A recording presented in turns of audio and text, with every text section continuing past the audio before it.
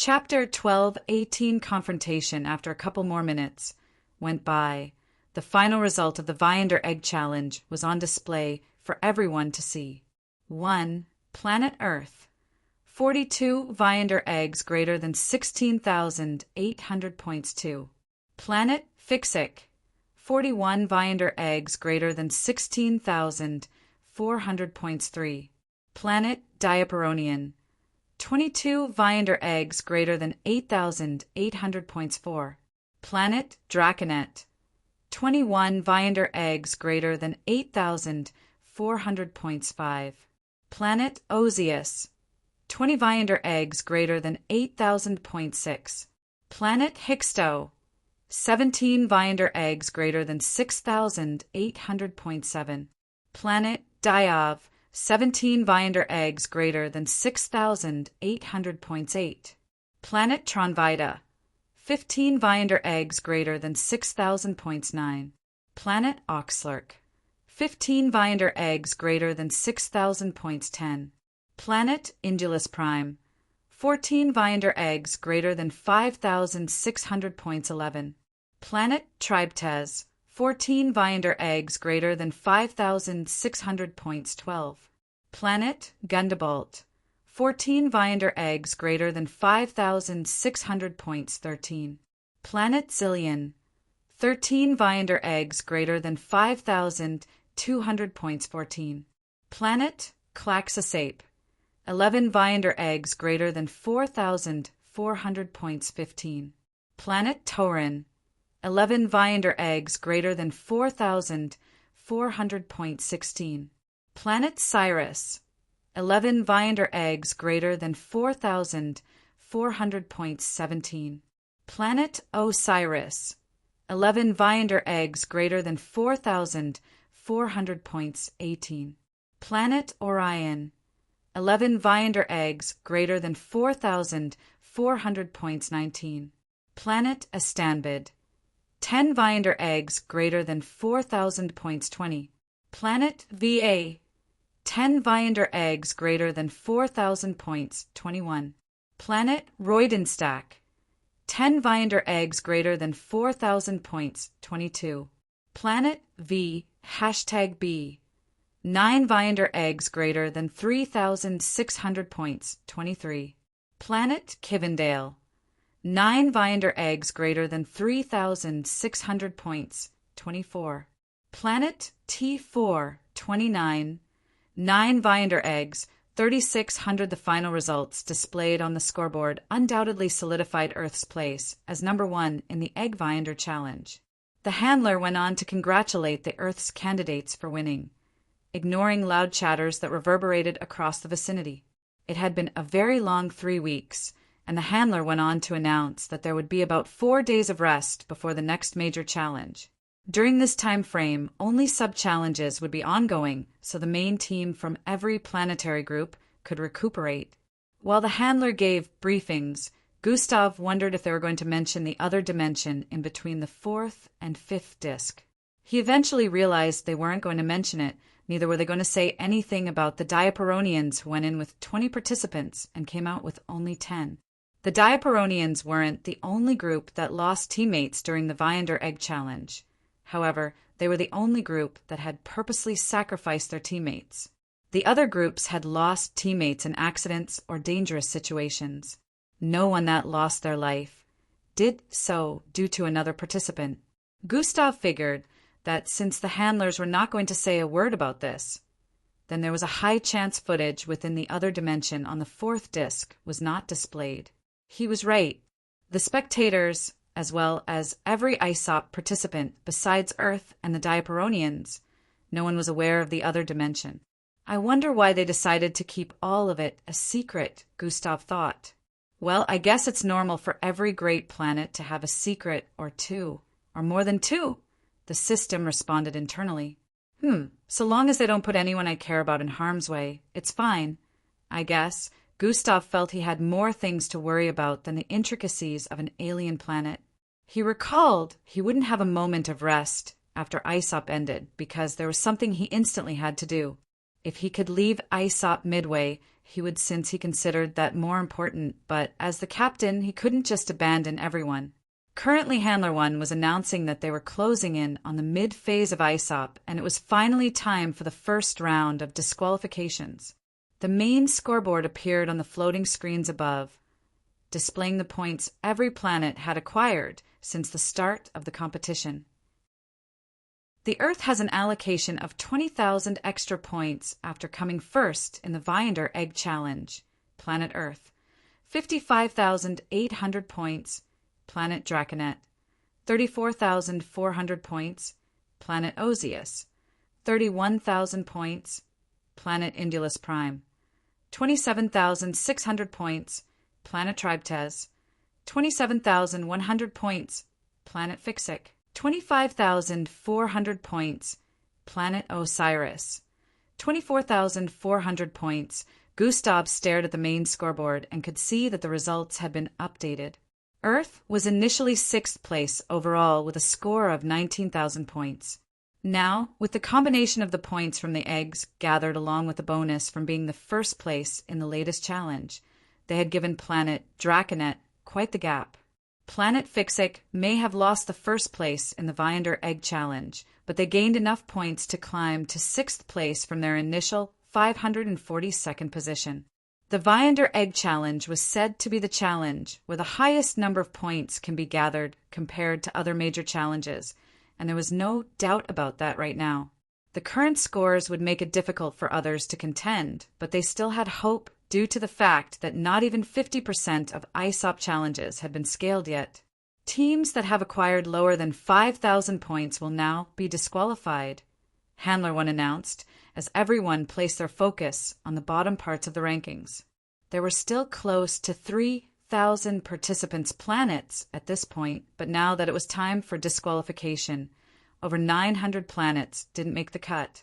At number 1927, Planet Vorisha was the last with the 5,000 points required. Every other number after had less than 5,000 points.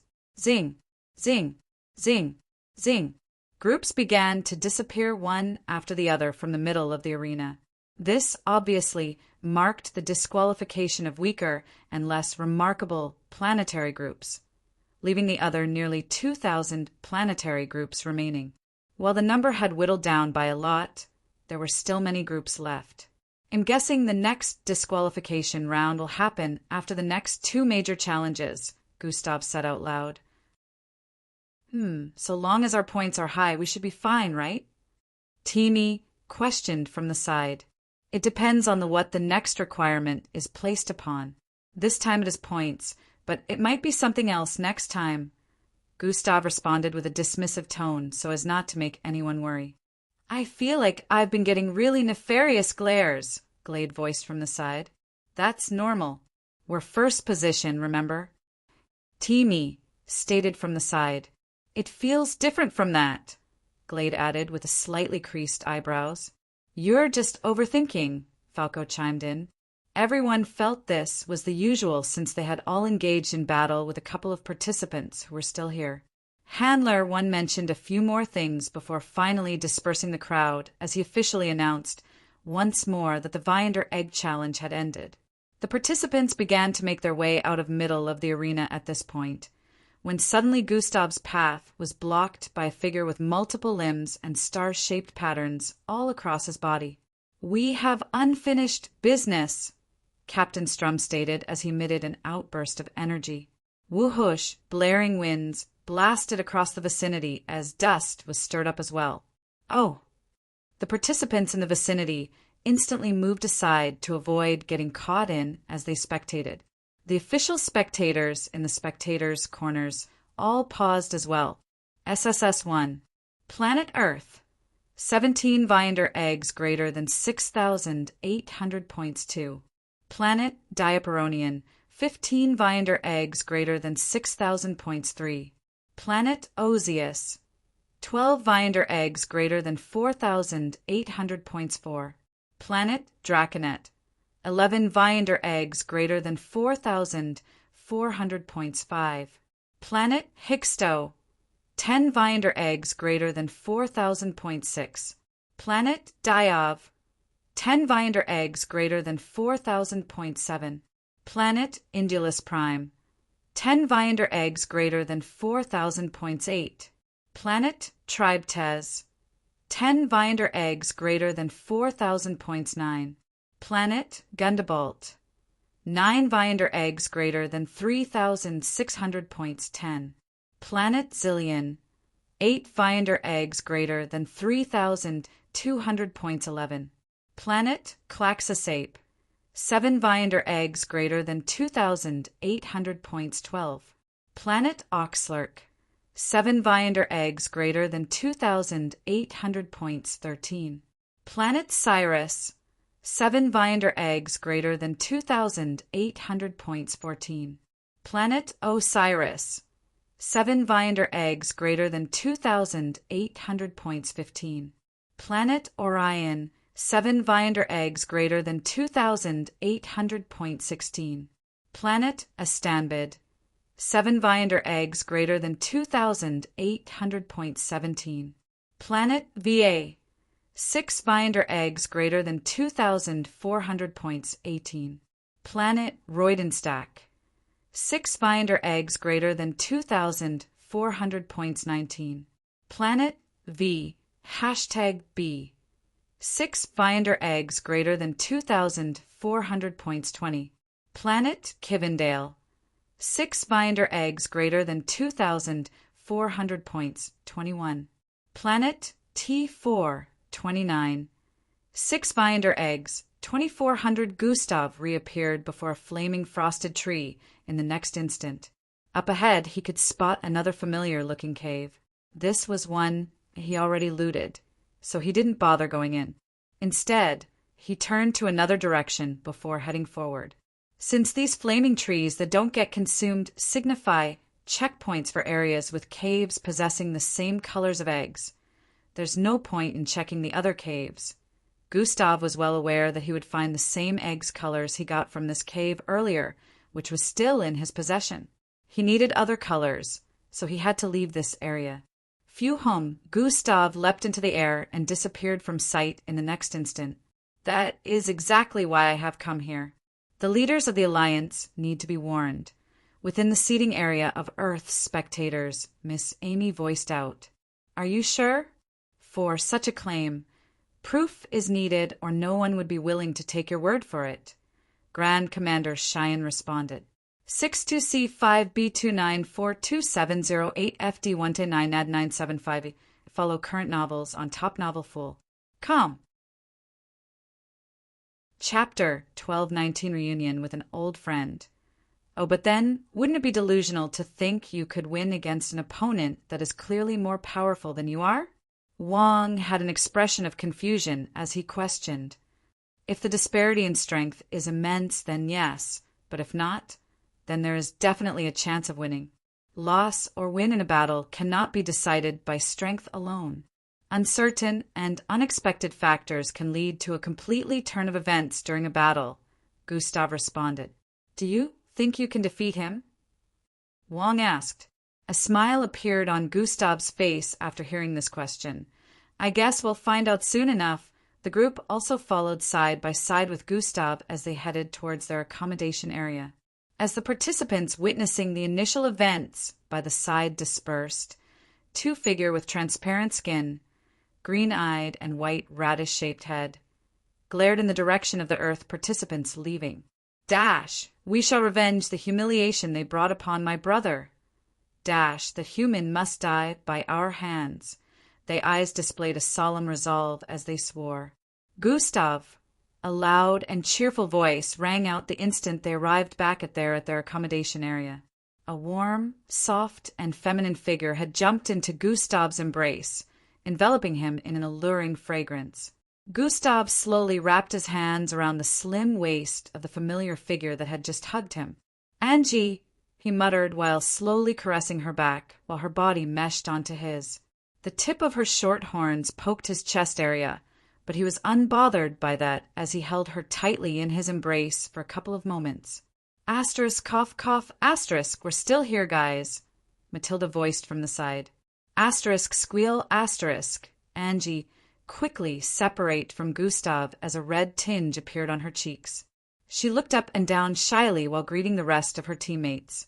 "Are you all right?" Matilda hugged Angie with a smile. "Oh, did you get larger?" Matilda voiced while cupping Angie's boobs and softly squishing them. "Eek! No." Angie scurried away like a flustered chicken while Gustav shifted his gaze. "You had us pretty worried when you passed out," Falco voiced from the side. "I just used something I wasn't supposed to," Angie replied. "We're glad you're all right, or homeboy here would have gone back to being grumpy and cold," he stated from the side as well while pointing at Gustav. The group laughed while Gustav ignored their taunts, taking his seat at the corner. The group seemed relieved that Angie was back. She was no doubt a valuable asset to the team as well as someone who was cared about by all. They hoped she would have recovered enough to join the next major challenge. "You guys won." Angie was both delighted and slightly low-spirited at the same time. The group can function well even with my absence. They don't need me, she thought. It was difficult without you. A hand that had reached out to touch her shoulder brought her out of her reverie. We had to put in more than 100% effort due to your absence, which is something we can't do all the time. The group is incomplete without you. It was as if Eldris had read her mind as he spoke with a warm smile. Angie's face lit up as she nodded in response. "Man, I need to take a shower. This is the first time I didn't take a bath in 3 weeks. He had a look of self-disgust as he voiced out. "Make that 2, Timmy yelled from the side. "Make that 3, Yonda stated as well. "Make that 4, make that 5, make that 6, make that 7. I'll just create a hot bath then." All the boys soon joined, turning to leave for the exit. "Are you not joining us, Gus?" Questioned. "It's a hot bath." "No," Gustav replied with a dismissive expression. Come on, man, don't be boring. Let's bask in nakedness together." Everyone turned to stare at Abestos with a suspicious expression as soon as he said that. He chuckled wryly. "You mean bask in dirtiness together." "Hard pass," Gustav waved his hand. Minutes later, Gustav sat in the hot bath together with the rest of the boys who were playing around and splashing water all across the place. "Why did I even agree to this?" he voiced in regret. "Lighten up." In a flash, 3 days had gone by, and during this time period, the Earth participants had spent their time recuperating and preparing for the next major challenge. Gustav had allocated the rest of the 30 substitutes to different subcategories to participate in. None of the main teammates took any part in the subcategories in the last 3 days. Gustav made sure to pick substitutes suiting for each sub-challenge, and even though a few of them failed, he wasn't bothered about it.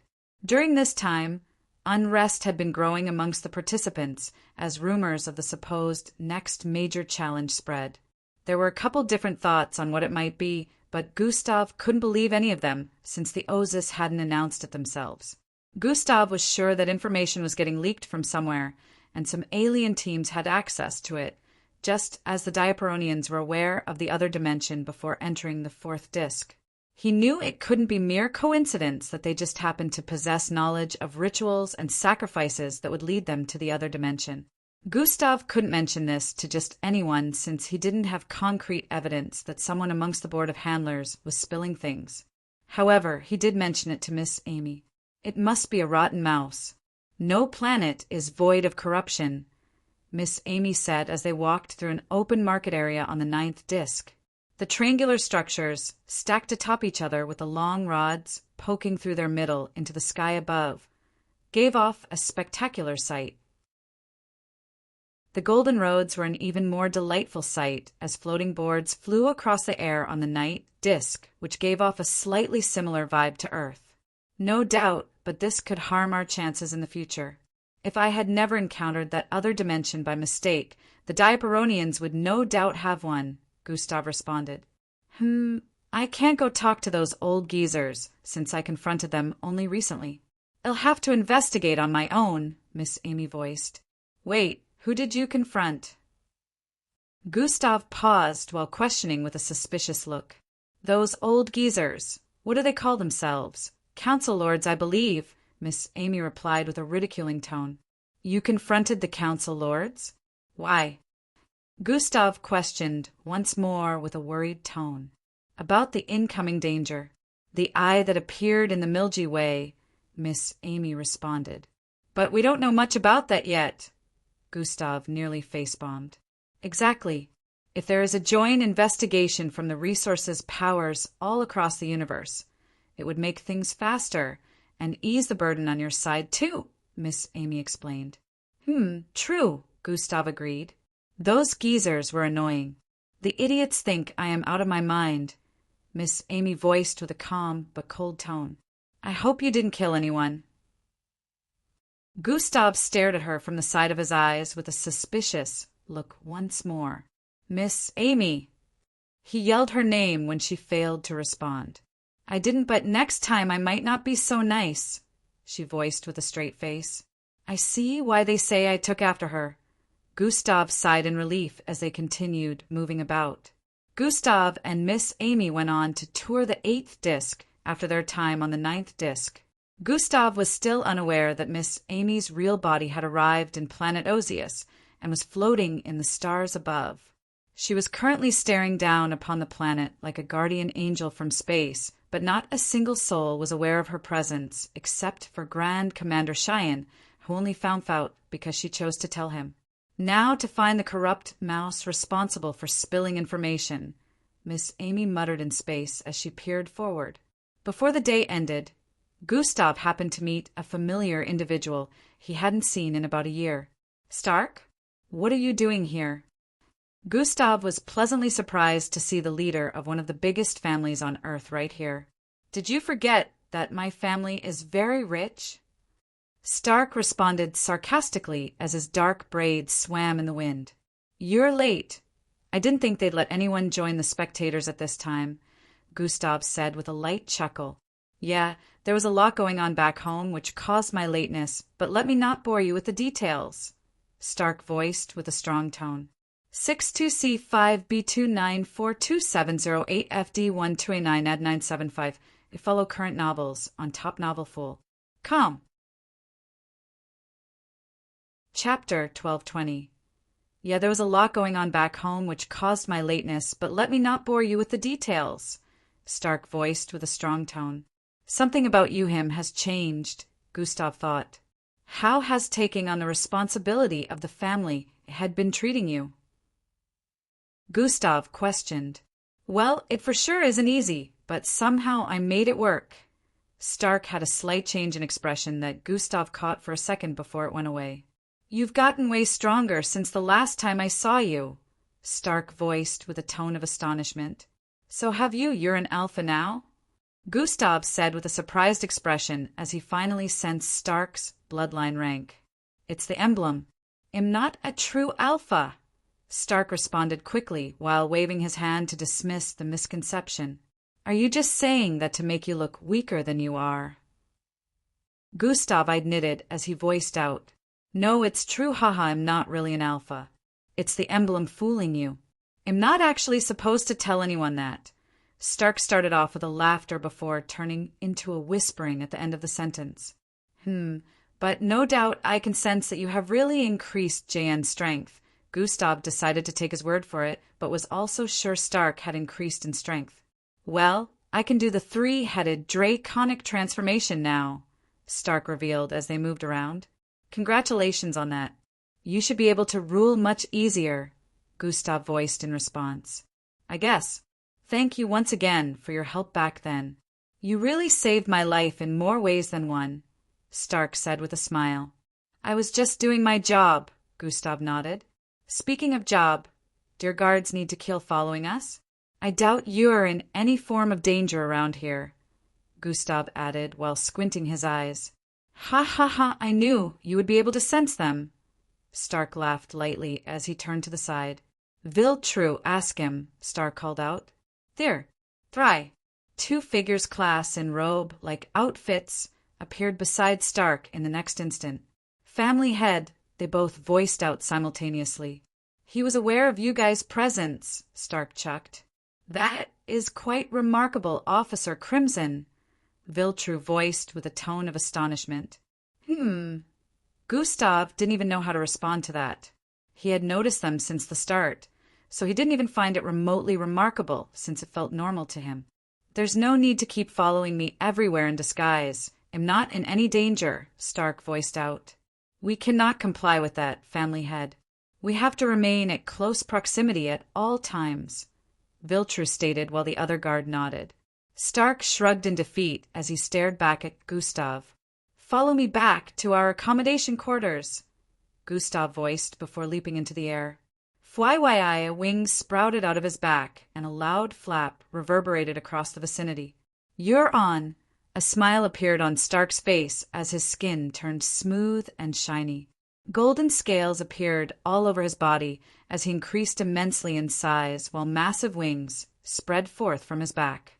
In a couple of moments, he had completely transformed into a nearly 30 feet large, draconic figure, with 3 heads, 16 horns, and blazing yellowish eyes. A powerful aura spread forth from his being across the vicinity, attracting the attention of everyone in the area as he flapped his wings. Fuhum's stark figure instantly ascended into the sky, disappearing into the distance as powerful winds blasted across the vicinity. He caught up with Gustav in barely a few moments. You're still slower than me, his deep and menacing voice was heard along with a light chuckle. I let you catch up, Gustav responded from the side. Then by all means go all out. Stark kicked his draconic feet in midair like an excited little child as he spoke. We're here, Gustav voiced before pausing his flight in midair. Oh, that was short, Stark responded as he quickly made a turn in midair after flying past the structure below. Within an unknown accommodation area, a group of 5 could be seen having a meeting of sorts. They all had similar body features: transparent skins, green eyes, and an oddly shaped reddish-like head. One of the members within the gathering seemed to be currently speaking. She humiliated my brother. He is still recovering and cannot join us for the next major challenge. Even after ISOP is over, this humiliation will follow him for the rest of his days. Everyone witnessed what he became after that Earthling used her power on him. They witnessed his utter nakedness and the form he would take in old age. His tafaka out on display. He will never be the same. Never. The person speaking happened to be seething with rage. And that is why she must pay, he added, with her life. The problem is we cannot kill a participant on purpose without getting disqualified, another one of them voiced. Then we shan't kill them on purpose, or at least we will have to make it look like it wasn't on purpose. Roalpha Dialpha and Nuam, you're right, Yuziki. We still haven't paid their captain for what he did to Unda. Let's see how he feels after he loses one of his teammates. The first one responded. How can we make it look like it is not on purpose? Last I checked, the Earthlings are very strong, so killing any one of them without getting into a fight where attacks are traded doesn't seem possible. One of them stated, there's only one way. It had to be done in a single attack. We have to make sure that Earthling loses her life with a single attack. That way we can pretend it was a mistake, especially since the mixed blood Earthlings are known to be quite durable, Orimon voiced. If that is the case, we need an ultimate killing attack. One that will guarantee instant death, no matter how powerful the opponent is. One that cannot be guarded against, Yuziki voiced. We have to ask Master Sherman for help without letting the captain know. In another accommodation area, a group of 20 formed a circle. They all had bandage-like black clothes wrapped around their bodies from bottom to top, leaving only their eyes exposed. However, even their eyes were pitch black and soulless-looking. They stood in place for a bit with dark mist emitting from their figures. In their midst, the dark mist formed a pair of one-shaped green eyeballs that seemed to be speaking. Have you made confirmation? We need more time prime Vessel G. The captain spoke with a raspy tone. The kid, is he worthy? He is fighting the possession of the crown. The next day arrived very quickly, and the ISOP participants began to make their way across to the arena. SSS. Anyone would think they have arrived at the edge of the fourth disc if they saw this, Gustav muttered. Indeed, however, you and I are aware that there is something down there, the system added. It is pretty deep, though, Gustav's eyes squinted. There was no way to tell if anyone was down there from this height, but Gustav's intuition told him there was definitely danger and fortune at the bottom, or at least on the way to it. You're not telling me everything again, right? Gustav said with a suspicious tone. Since you already know how things are, why do you still bother asking? The system retorted. TCH. Gustav proceeded to step forward at this point. Fwai, his body began to rapidly fall through the air into the depths of the unknown. Surprisingly, as he descended, the darkness had reduced due to the glowing lines which he occasionally phased through during his descent. However, mist became visible upon further descent, which became denser and denser, impairing visual capabilities. The mist around him had become too dense that one couldn't even see their own body, but Gustav's high perception made it, so this wasn't a problem. 10,000 feet, 20,000 feet, 30,000 feet, 40,000 feet, 50,000 feet. It felt like Gustav had been falling for ages, but he didn't wish to increase his speed just yet because he was unaware of what to expect. Alpha Delta Theta Nu Epsilon, 110,000 feet, 120,000 feet, 140,000 feet, 160,000 feet, 200,000 feet, 300,000 feet. As Gustav continued to descend, he began to feel moist. Usually the dense fog was enough to make one feel moist, but this was different. Lash, his body began to rapidly fall through the air into the depths of the unknown. Surprisingly, as he descended, the darkness had reduced due to the glowing lines which he occasionally phased through during his descent. However, mist became visible upon further descent, which became denser and denser, impairing visual capabilities. The mist around him had become too dense that one couldn't even see their own body, but Gustav's high perception made it, so this wasn't a problem. 10,000 feet, 20,000 feet, 30,000 feet, 40,000 feet, 50,000 feet. Chapter 1221. Beast Haven Survival Challenges. Upon Handler 1 appearance, the arena quietened. It was time for the briefing of the next major challenge. Welcome back to you all, and I commend the lots of you that have made it this far. I believe you are all ready to dive into the next challenge as well. Handler 1 began with this, as everyone focused their attention on him. The participants, who were over 60,000 in total initially, were now around 40,000 down there. The arena, without a doubt, was still large enough to accommodate them all.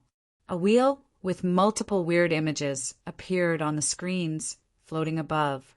Some of the images happened to be crossed out as the ISOP candidates already participated in these challenges. It turned out that they were going to use the wheel to decide the next major challenge. This was contrary to the rumors that had been flying around, since the next challenge would practically be decided on a random. Handler 1 gave the other for the wheel to spin, and it began rotating immediately. The arrow placed in the middle signified that the wheel had stopped before a challenge that had already been scaled through in the past. After 2 more tries, the arrow tip was finally pointed at a different image. This happened to look like a bunch of unknown creatures stacked together. Survival in the Beast Haven. Handler 1 voiced with an interesting tone. This one seems interesting. He voiced from the side. Survival? Doesn't seem thrilling to me. Timmy shook his head. As for this challenge, participants are required to survive in the Beast Haven for a particular amount of time. As the name implies, you shall try to escape the onslaught of thousands upon thousands of beasts gathered from all across the universe. The versatility of species makes things more interesting, as the beasts have different capabilities and traits that makes them dangerous. To add, the supernatural abilities of all participants shall be restricted, Handler 1 stated. See, I just knew it couldn't be good, Timmy nearly yelled out as he heard the last sentence. Our abilities will be restricted. Meanwhile, we have to survive being in the same space with a bunch of beasts from all across the universe. Voiced from the side. That seems unfair, Sheila complained, but instantly turned excited. This will be fun. You're crazy, Glade stated. Only my hubby can call me that, Sheila responded while staring at Endrick with a loving gaze. Pedo. There are 3 zones within the Beast Haven. Handler 1 went on to continue explaining. The participants listened carefully as it seemed like this Beast Haven survival challenge was more tricky than it seemed on the surface. Participants shall be provided with an Eye of Bracelet. This bracelet helps you with 2 things. First, gathering life points. Second is the possession of 3 random generated attacks that might assist you in a dangerous situation. Only 3 random attacks are stored within the bracelet, and after the usage of all 3, your bracelet will only be useful for gathering life points unless you manage to acquire an attack crate, which is usually located in the red zones. Handler 1 kept explaining to them about the entirety of the challenge and all they needed to do while it was ongoing. He didn't skip any details and informed them properly of what they were meant to look out for. While it seemed like a very dangerous challenge, there were still a couple of safety measures put in place. Zing, zing, zing, zing, zing, zing, zing, zing, zing. A purplish-plated bracelet with 3 glowing red dots on its surface began appearing before everyone. The participants figured that this was the Eye of Bracelet and wasted no time in equipping it. A protective purplish helmet of sorts appeared on their faces after they equipped it. As for the alien participants who didn't have a face, it appeared on the parts of their bodies that were capable of air inhalation. A red, like hueish glow covered everyone's figure as well, and a numeric figure appeared above their heads. This numerical figures were also displayed on the screens of their helmets from within, so they could see it in their line of sight like how Gustav would usually see notification panels. 00125 points. Everyone had the same figures, and according to the handler, this was called life points, which would have a 5-point deduction after every hour spent in the Beast Haven. If all points were deducted before the challenge came to an end, it automatically meant disqualification. Handler 1 also happened to mention that attacks from the beasts caused deduction in life points, so of course the participants had to be careful. Handler 1 explained a few more things to the participants before officially announcing that the challenge would begin in 30 seconds. Is there a plan, Captain?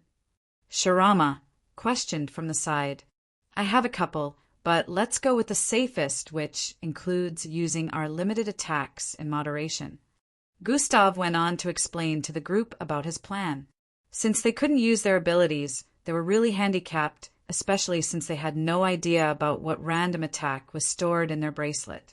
There was no tell if it would be useful in the whatever future scenarios they might find themselves. The main aim was to stick with a large group, especially if they left the green zone. The Beast Haven Survival Challenge will commence now. A loud automated voice rang out across the 9th disc. In the next instant, the participants were teleported out of the arena. They reappeared on a particular location on the 6th disc afterwards. Everyone had been briefed, so they were instantly aware that they were in the Beast Haven. We were teleported to a green zone. It looks like we might not need to move for a while, Ealdris voiced as he looked around. Gustav could see that they were currently at the summit of a pillar like black rock that was 2,000 feet tall. The top of this rock was circular but covered a small radius of around 300 feet. The summit emitted a green light from the ground, which obviously meant they were in a green zone. Anyone could easily fall off due to the number of participants that had gotten teleported here. However, one could instantly tell that not every participant was teleported to the top of this particular rock. In this area, there happened to be hundreds of similar-looking pilar-like rocks scattered across the place. They protruded from the ground below like they were pieces of massive nails. The ground was quite the distance away, and no one could leap off this giant piece of nail-like rock without breaking their bodies to pieces, since supernatural abilities were restricted. Luckily, we all appeared on the same place, since we were close to each other.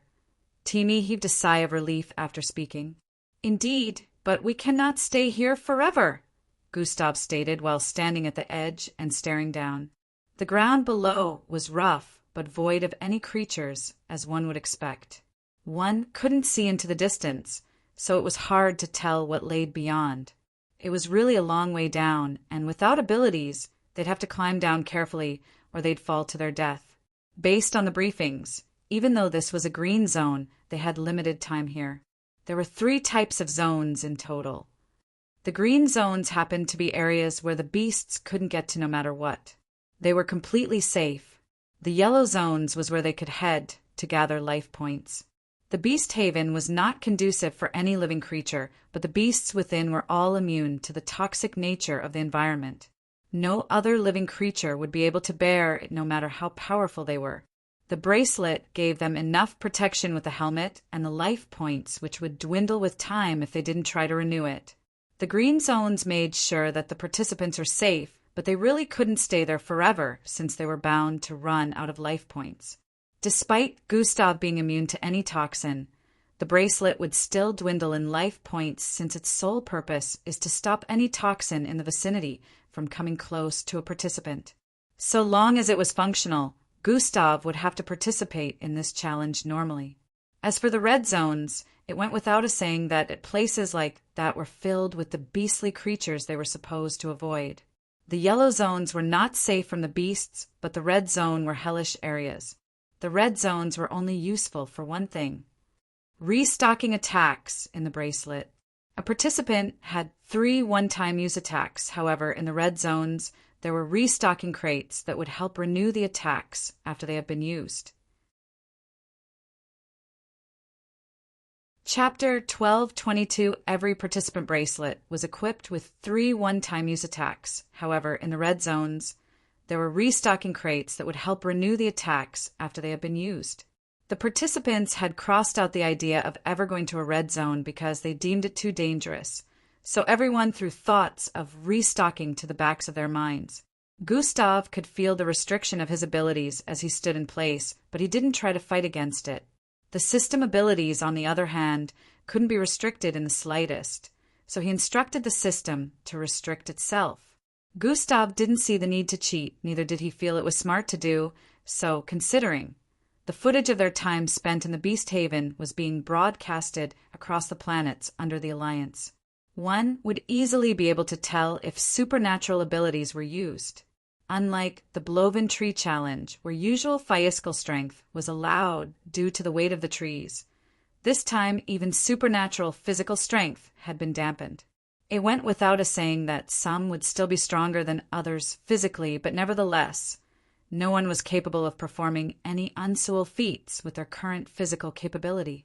71, 55, 27, the timer could be spotted in the eastern skies, which of course was quite darkened.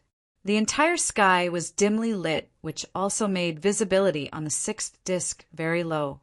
It was said to always be like this. Gwar! A loud roar suddenly rang out from the northwest area downwards. This drew the attention of everyone, who instantly turned to stare in that direction. We should be safe here, right? Matilda voiced with a wary tone. That's what the handlers said, so I believe we are, Timi replied from the side. Alpha Dialphaedathate to New Epsilon, Thruram.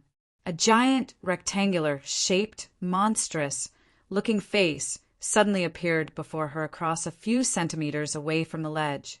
Kaiar! Matilda screamed in terror as she fell backwards and quickly crawled away from the ledge. The other participants, close to the ledge, instantly moved away from it as well upon the sighting of this creature. It had appeared so suddenly that everyone had been completely startled due to their slower reaction speed after getting restricted. Gustav could tell what exactly happened even though he was restricted just like the others. This creature had green, rough, patchy-like skin, rectangular head with a massive yellow eye that covered a third of its head, and red, like glowing strains extending from its eyeball to its entire lizard-like body. Its 20 feet long tail, which had spikes covering its entirety, was currently extended above the creature's head, rotating with intense speed that allowed the creature to levitate in front of the ledge. The creature was currently like a chopper with its tail rotating like a blade, which was obviously responsible for its ability to fly. The creature had flown from the distance below to the top of this rock at a speed Gustav wouldn't have considered incredible if he had his supernatural abilities. Gustav remained in place, standing before the ledge as he inspected the creature, while the beast also tilted its head sideways. It almost looked like they were checking each other out. This will be troublesome, a flying beast. If there are more like this, it would make things even more difficult, Gustav thought. Bang! The creature suddenly swiped its claws forward in a bid to decapitate Gustav when a green wall of light stopped the attack. Bang! The force of impact was redirected at the creature, who ended up getting blasted across the air with 3 claw marks appearing on its body. Key! The creature shrieked before its rotating tail tilted in a direction, and it flew off. Do you recognize that creature? Falco questioned after it had flown away. Unfortunately, I do not, Gustav shook his head. This was to be expected since the beasts here were said to have been gathered from all across the universe. Gustav, not having any information on one or more of them, would absolutely be normal. Roel Fidialfa and Nuam. Would we even avoid a creature that has flight abilities? Fildhor questioned from the side. We'll have to be careful when leaving the green zone, Gustav stated while bringing up the map of the Beast Haven with his bracelet. The terrain is what matters. We have to pick rough routes that lead to the yellow zone. Routes that make hiding possible, just in case we encounter any of these beasts, Gustav added while staring at the map which had green, red, and yellow spots. Heaven-piercing rocks, the name of their current location, was displayed on the map, and they could see how much ground it covered. Gustav proceeded to reiterate the plan as he explained why some terrains will be favorable for passage than others. But it's faster to go this way. It would take around 2 hours of hiking to go back and forth with this one. The passage you're suggesting will take us at least 5 hours, Yonda voiced. It is safer. We will have more spots to hide so as to avoid detection, Gustav stated. Gustav was loud enough while concocting this plan for everyone around to hear, but at certain times he would speak very low, restricting the others around from knowing his full plans. There were about 400 participants on this heaven-piercing rock in particular, but a couple of groups were incomplete since they were close to the ledge upon arrival here. It would seem their teammates had been teleported elsewhere. Can we join? This question was what Gustav had been waiting for this entire time. He hid his smirk while turning around. Why would we want to help anyone besides ourselves? It is a survival match, and I don't intend for my group to lose, Gustav voiced with a tone of disinterest. It's a survival match, but it doesn't matter if more than a single group remains after the timer counts down completely. We will all just receive points, the reddish 5-foot-tall leaf-like figure spoke with a logical tone. It turned out only himself and 2 more of its teammates were on this platform currently. Then if you wish for me to agree, you must surrender one of your 3 attacks as contribution to the team. You can use the other 2 as you will, but whenever I demand for you to make use of one, you must do as I ask, Gustav demanded with a serious expression. The 3 reddish leaf-like creatures went silent for a bit before moving aside to chat privately for some time. We agree, but you must ensure that we will all move in one accord. The first reddish leaf-like creature who spoke voiced out once more. Not a problem, Gustav agreed. After this, a couple more participants asked to join as well, and Gustav gave them the same offer. In a couple of minutes, the group had grown from 20 to 53. More bodies to be sacrificed if push comes to shove. Things were going exactly as Gustav had planned, unbeknownst to everyone. Some of the teammates were not stoked about having others join them, but Gustav was the captain after all. His decision was ultimate. For hours, 20 minutes of traveling back and forth, but just in case of any issues, let's bump that up to 6 hours, Falco voiced from the side. We are all restricted currently, so fatigue is to be expected, and a couple other inconveniences as well, Eldris nodded.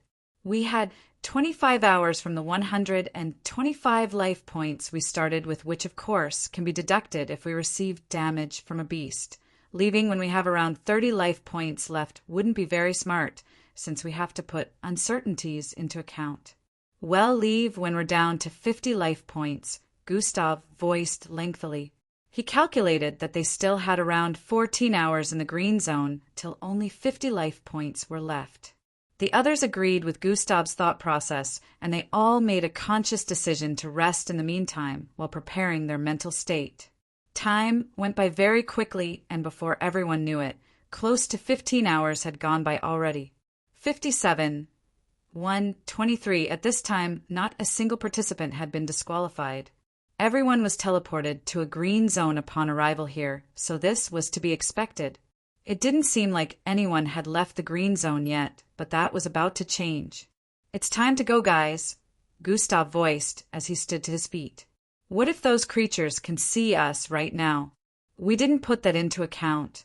Matilda still seemed scared. "It doesn't matter whether or not they can see us. We can't stay here forever, or we will lose," Gustav responded while moving towards the southern ledge of the tall black rock. Chapter 12:23, Crossing the Sinking Highlands. "Whether or not they can see us, we can't stay here forever, or we will lose," Gustav responded while moving towards the southern ledge of the tall black rock. At this point, everyone had gotten up as well and began making their way to the ledge Gustav stood before. Gustav slowly lowered his figure and turned around while firmly holding onto the ledge. He made sure to position his feet properly on the rough parts of the rocks, protruding out than normal, before slowly letting go of the ledge. "We don't have all day, guys," Gustav voiced out while looking up, after noticing no one else had gone over the ledge like him. "Technically, we have over a day." "Shut up, E. You know what I mean." The group began to carefully climb down along with Gustav at this point. They descended as quietly as they could. "It's good that we're picking a different zone to hide out after stacking life points. Climbing back up, this would be death," Timmy voiced with both frustration and relief. The group was climbing down the back of the rock, which was in the opposite direction of where the beast that gave them a jump scare approached from. Minutes into the descent, Yonda Fingers pulled out a small pointy rock he had held onto for support. Clack! His body nearly slipped as he struggled to hold on while his lower body dangled due to sudden imbalance. Clack! Clack! "Hey, what the hell?" Rhea yelled from below as some of the small rocks that pulled out slammed onto his head and that of a few others. "My bad," Yonda voiced as he tried to place his hand on another protruding rock, only for the same occurrence to repeat itself. Clack! Clack! Bam! Bam! Bam! Some of the rocks slammed into Rhea's forehead, causing him to completely slip as more rocks rolled out making loud noises. "Arf!" Rhea yelled as his body fell through the air. "Woohoo!" Gustav quickly reached out and grabbed Rhea the instant he descended to his height. "I got you," Gustav consoled as his left arm trembled from Rhea's weight. Rhea swiftly reached out and clamped onto the rough rocks with his limbs. Gustav's arms were finally free from the weight, but he felt like his shoulder was a little out of place. Getting a feeling of déjà vu here, Gustav thought as he shook his left arm before placing it back on the rough parts of the rock. Kyr! An incredibly loud screech suddenly rang in their ears, announcing the approach of an incoming beast. Everyone, SHHSHH. Gustav voiced internally with an expression that demanded silence. Everyone paused at this point, holding onto the rock firmly and completely keeping quiet. There was no doubt that the rocks that had pulled out of the surface of this giant rock had attracted the attention of whatever beast made that noise. Bang! The rock trembled a little as something rammed into it at the bottom, but the tremor was so light it could easily be ignored. Gustav could tell that it wasn't because whatever rammed into the rock was weak. It was because this was a green zone and the heaven rocks were very sturdy. The beast at the bottom must have gotten blasted away after ramming into a green zone, so Gustav had a look of relief at this point. "Let's keep going," Gustav voiced with a low tone. The group resumed climbing down at this point and tried not to make any noise this time. In about 30 minutes' time, the group finally reached the bottom. Now that they were on the ground, they could see how tall the heaven-piercing rocks in the area were. It was like staring at a bunch of skyscrapers scattered all across the place with only around 20 feet distance away from each other. The visibility seemed even worse at the bottom as the towering rocks hindered proper vision. Fortunately, the map helped with this situation. The group began making their way forward quickly but carefully. Around 40 minutes of their time had already been spent climbing down the rocks, so they had only a little over 5 hours left.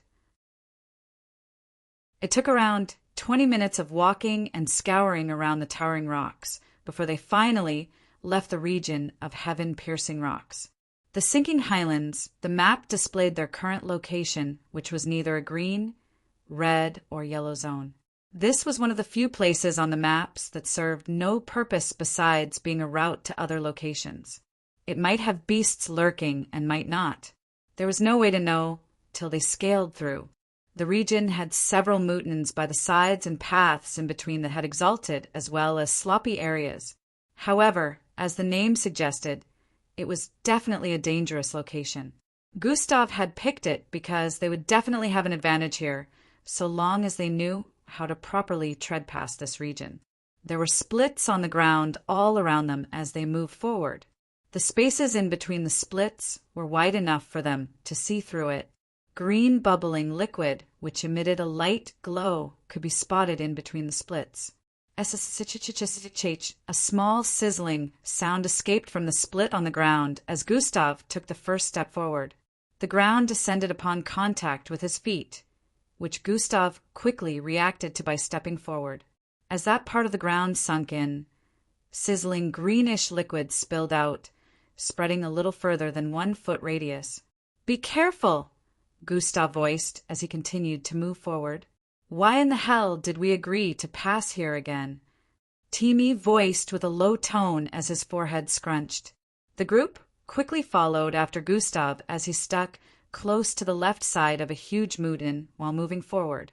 They did their possible best to avoid sinking into the green liquid below with the ground.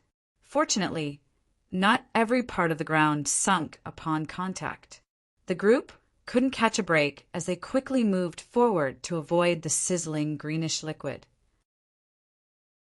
Over 20 minutes went by, and the group luckily had not encountered any beast in the area as they moved forward. They had made it more than halfway past the region at this point, and it looked like they would be out soon. "Stop!" Gustav suddenly voiced out after a few minutes of movement. The group quickly paused as they moved to the sides upon Gustav gestured to hide. Since there were a couple of rocky areas, they had places that could conceal their figures. Up ahead was a group of 4 beastly-looking creatures who seemed to have not discovered their presence. These creatures stood on 4s with 3 square, shaped pointy heads that made it look like their faces were drills. These creatures had eyes at the tip of their horns, which were curved backwards, along with a 14 ET long body and very short tail. Compared to a lot of creatures Gustav had seen in the past, these looked less scary, but that didn't mean they should be underestimated. Gustav was about to give an instruction when a loud yell rang out behind him. "Arg! Shit!" One of the one-legged aliens behind them screamed out as they jumped away from a sinking land. The participant happened to have side-stepped subconsciously, causing the ground to sink as a small portion of green liquid made contact with their leg. "Kia!" The creatures ahead were instantly aware of their presence and turned around. "Go! Go! Go!" Gustav yelled as he quickly turned to the side and began running. The group of 50 also followed suit as the beasts began to give chase. "You just couldn't keep your goddamned mouth shut." Yonda yelled with a tone of anguish as they ignored the sinking terrain while running at full speed. "Thuam!" One of the 4 beasts suddenly leapt forward, completely flying above their heads before landing a couple of feet in front of them. "Gustav!" Eldris yelled from the side. Gustav nodded and grabbed onto a mini boulder-sized rock by the side. Eldris grabbed hold of this rock as well, and they both struggled to lift it. They successfully tossed the rock forward together as the beast charged forward while swinging its claws. The group behind found their action completely stupid, as due to weakness, they could only toss the rock a few feet forward, which was not even far enough to make contact with the beast. However, at the same moment the rock landed on the ground, the beast also stepped on that piece of land with its left upper body foot. Dihian, that part of its body, instantly sank into the ground, dipping into the greenish, sizzling liquid below, like chicken strips in hot sauce. Kaya! The creature screamed in pain as it quickly yanked its left leg out and fell to the side. That leg was already a pile of bones, but Gustav and Eldris didn't wait to witness this. 62C5B29427008FD129AD975 follow current novels on Top Novel Full. Com.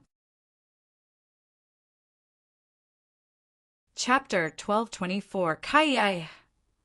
The creature screamed in pain as it quickly yanked its left leg out and fell to the side. That leg was already a pile of bones, but Gustav and Eldris didn't wait to witness this. They had kept on charging forward and even used the creature's body as land as they ran across it. The group behind didn't let their astonishment slow them down as they kept running forward as well, since there were still 3 more beasts chasing them. While they were curious about how Gustav and Eldris were so synchronized that they managed to pull that off, they would need a miracle to deter the rest of the 3 beasts. The beasts weren't slow, however. Due to the terrain, they were more likely to sink, especially with their size and weight. This was the major reason they hadn't caught up to the group. The sinking highlands wasn't just dangerous to the participants, it was also dangerous to beasts. At this rate, they'll catch up to us. We need to separate, Gustav voiced out as they kept running. Separate, but one of them wanted to retort when Gustav continued. If we separate into 3, the beasts will be forced to split as well, and then each group can find a way to deter the beast chasing them. There's a better chance of doing so with separation, Gustav stated. Then we all can circle back and meet on the path that leads to the yellow zone after this, or we meet at the yellow zone, Eldris voiced in agreement. Chatter. A lot of them seemed reluctant, but Gustav's plan was making sense. It'll go east, Endrik voiced as he turned to the side, breaking off from the main team. Who's with me? Endrik questioned as he ran off. One of the beasts paused at this point while the others kept chasing Gustav and the rest. A small chunk from the team quickly broke off to follow Endrik.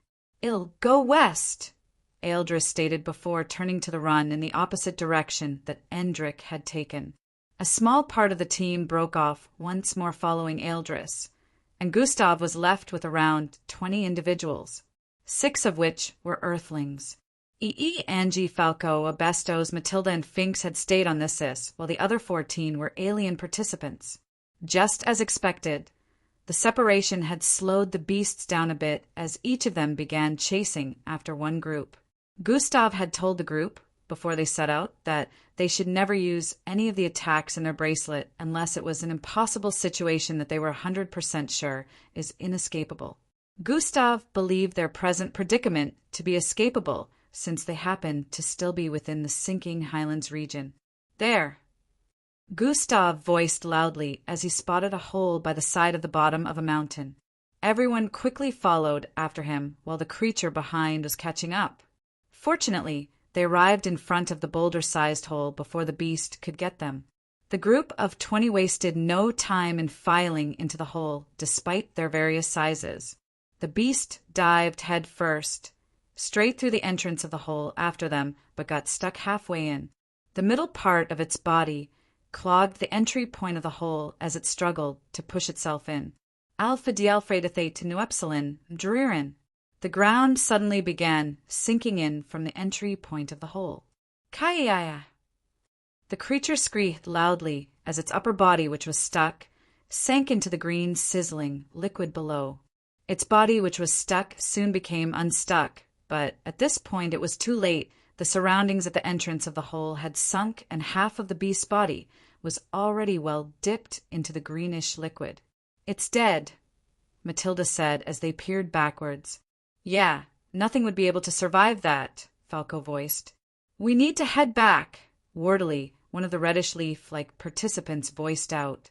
Turning to stare forward, the space in the hole was very tiny, but it seemed to extend further ahead.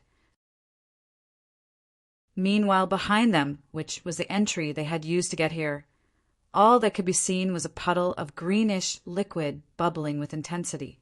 Since none of them currently had supernatural abilities, avoiding the greenish puddle up ahead while trying to leave through the entry point would be impossible.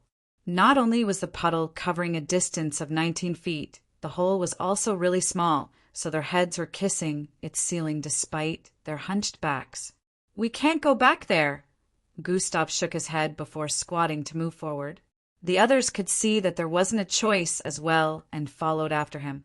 The hole was getting much smaller the further they moved that at some point they began to crawl on fours. Minutes later, crawling on fours had turned to crawling on their belly for the Earth participants, and for the others, they had to lay completely on the ground. The group could only hope that they wouldn't come into contact with a sinking area, or it would be really difficult to escape the greenish liquid due to their crawling speed. "We've arrived at the end," Gustav voiced from up ahead. Rho Alpha D Alpha and Nu finally, the group voiced with tones of relief after hearing that. "There is no way out." Their relief was short-lasting, disappearing the instant Gustav made this announcement. "What do you mean there's no way out?" one of them asked from behind. Gustav tilted his body to the side for everyone behind to see. It was just as he stated. They had arrived at a dead end which was completely sealed up with the same composition the mountain was made up of. "Try hitting it, maybe it's soft," one of them suggested. Gustav shook his head before knocking on the mountain wall up ahead. From the sound of collision, it was obviously a strongly sealed wall. "Dash, what do we do now? We can't go back, and we can't go forward. Dash, are we stuck here?" "Dash, so this is where it ends." The group soon descended into despair upon realization of being stuck here. "Hold on, guys!" Gustav, whose expression had been indifferent this whole time, called their attention as he voiced out. "Before we got into the hole, I took note of the size of the mountain. Height and width," he began speaking. "Based on my estimation, we have crossed 835 feet since we went in the hole. I also estimated that were we to travel in a straight line through the mountain, we'd reach the other side after 800 feet. We crossed 830 feet, and from the structure of the path within the hole, it's not completely straightforward. It's a little snaky at some areas, which would also mean we'd cross longer than... Where are you going with this?" Everyone was getting really anxious, so Finks cut Gustav off, seeing as he was taking really long explaining. "What I'm saying is we should be very close to the other side of the bottom of the mountain. There is a high possibility that what awaits after the wall before us is escape from the encompassment of the mountain," Gustav stated. "Are you saying that if we could find a way to get past this wall here, would be out of the mountains?" one of the alien participants questioned. "The possibility is very high, yes," Gustav responded. "This is where the agreement we had at the top of the rock comes in," Gustav added while staring at the additions to their group. "Oh, has it left?" "I can still hear its footsteps. I think we should wait." Behind a stack of rocks positioned atop a highland area, a group of around 15 people could be seen squatting. They seemed to be hiding from a menacing-looking beast parading the vicinity. "We can't stay here forever," one of them voiced. "We also can't just go out there while it's still around." "We have to be patient," Endrick voiced. "Listen to my hubby, he knows what he's talking about," Sheila voiced with twinkling eyes. One of them was about to retort again when a loud explosion went off. Boom! It caused a minor tremor which they felt from their position. This proved it happened quite a distance away from them. However, it was loud enough to attract the attention of the beast roaming about. The group could hear the footsteps of the beast slowly reducing in volume before completely disappearing. "Dash, finally! Dash! I thought it would never leave! Dash, we got lucky!" The group expressed their relaxation after hiding here for nearly 30 minutes. "Let's go before it comes back," Endrick voiced while standing upright. The group checked their map and began making their way northwards as quickly as they could. "Dash, we're alive!" "Dash, phew, that was quite the explosion!" Chapter 1225. The group checked their map and began making their way northwards as quickly as they could. Dash, we're alive. Dash, phew, that was quite the explosion. The individuals with Gustav wiped dust off their body as they stood to their feet. They were on the other side of the mountain, and although a hole was blasted through to help them escape, they had nearly gotten buried in. Fwaiwai. Gustav and Angie pulled out the last individual in their group from the sand coverings, who also began clearing the dust from their body. According to the agreement Gustav had with the others who had joined them, they each owed Gustav an attack from their Eye of Bracelet. Gustav had made one of them use an attack from their bracelet to create an opening for them to escape. Before the participant made use of it, Gustav instructed everyone to hold on to the participant in front of them, so it would make it easier to get pulled out if the ones behind got buried, since the ceiling of the hole they were trapped in would most likely cave in. Fortunately, things had gone exactly as Gustav predicted, and everyone survived, but now they needed to get out of here. "Let's go!" Gustav voiced before turning around and running off. The group followed right after him. They hurriedly moved at fast pace, which made sinking into the ground avoidable. About 20 minutes later, the group had arrived at the outskirts of the sinking highlands. They were only a mile away from the path that led to the yellow zone they were heading to at this point. They had managed to avoid a couple more beasts they came across along the way. Fortunately, these beasts didn't notice them and couldn't sense their presence when they hid from sight, so they were able to take detours around. "Are we going to wait for them?"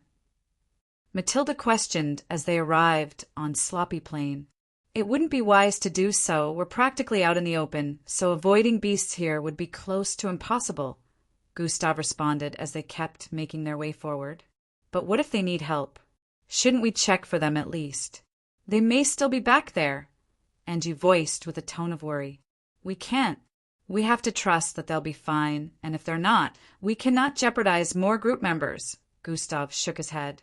His thought process was, even if they got caught by any of the beasts and lost all their life points, they would just get disqualified and teleported out of the 6th disc. So long as the others from Earth Group were still safe, they would still be participating in the challenge. Since it was a survival challenge, a planet group wouldn't be disqualified unless all its 20 participants lost their life points. Gustav's decision to split them was also based on all of these. "They'll meet us on the charred wasteland then," Falco noted. The group continued to head forward along this sloppy path. Although visibility in the Beast Haven was limited, the current location happened to be a wide open space, so they watched out for the others. Soon enough, they spotted a small group ahead of them, and Gustav was able to recognize the body features of some of them from behind. Since the group was trying to maintain quietness so as not to draw any beasts to themselves, they chose not to call out to them. Gustav could tell that those were the participants that went with Eldris. He had used this to confirm Eldris and the rest's safety, but he was still unaware about that of Endrix. The group had already spent over 2 hours journeying from the Heaven-Piercing Rock region to their current location. This meant they had a little over 3 hours of life points left. They should have spent only 2 hours, but due to all of the disturbances they faced on the way, they spent longer. They continued to follow behind as silently as they could, heading down the sloppy path. "It's finally in sight," Angie announced after a couple of minutes. In the distance, the group could spot a tar-like terrain with dense purplish dried-up-looking trees standing firmly in multiple areas. These trees looked extremely dried up with purplish outer covering, yet they had blood-red leaves sprouting from their branches. The ground of the tar-like terrain emitted a faint yellow glow, depicting that this was a yellow zone. They had finally arrived here. The charred wasteland, the map displayed its name as they approached it with expressions of relief. "Gustav!" Eldris called from up ahead as the two groups finally reconnected with the exception of Endrix. "Glad to see that you got here safely," he said with a smile. "Likewise," Gustav responded as they stepped onto the yellow zone.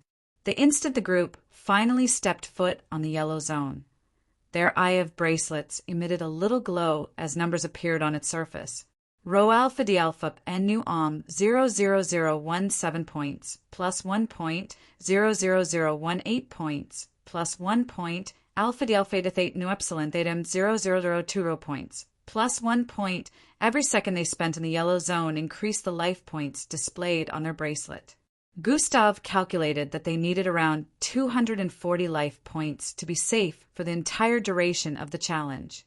If they managed to fill up that much and found their way back to a green zone, they would be safe till the timer counted down completely. For minutes. Let's make sure to watch out for beasts. Gustav knew the vicinity was not safe, so even a single minute seemed like a stretch. About 1 minute in, they spotted a group approaching from up ahead. Endrick, looks like they're safe, Matilda voiced with a tone of relief. Endrick and the others from his side soon arrived, and the whole group of 50 were completely reunited. Some of them recounted their experiences, relaying how dangerous each of their predicaments were. 00127 points, plus 1 point. Gustav stared at his eye of bracelet with a calm look, but internally he felt impatient. Only 2 minutes had gone by since they arrived here from the looks of things.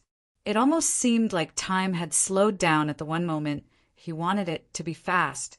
His eyes suddenly knitted as the sound of loud footsteps drifted into their ears. The group turned around to stare in the direction of the incoming footsteps. As a group of alien participants appeared in their line of sight, the group emitted a look of relief. "Looks like we're not the only ones who picked this place to recharge," Vildhor voiced. "Run." The yell from one of the approaching group caused their already calm nerves to rise. "What do you mean by—" This was when they noticed that the approaching alien participants were not walking. Instead, they were running. Gustav's forehead scrunched as he set his sights on what lay behind the approaching alien participants. "Go! Everyone move now!" Gustav yelled as he turned eastwards. "Oh shit!" He yelled as he also spotted the multiple beasts chasing the participants from behind. The group quickly reacted by turning around and running as fast as their legs could take them. "Arf!"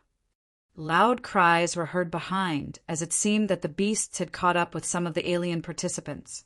Thuam! A mechanical-looking ape-like creature leapt into the air and suddenly landed in the midst of Gustav and the others. Its red, glowing eyes flashed with violence, leaving the participants with no time to react.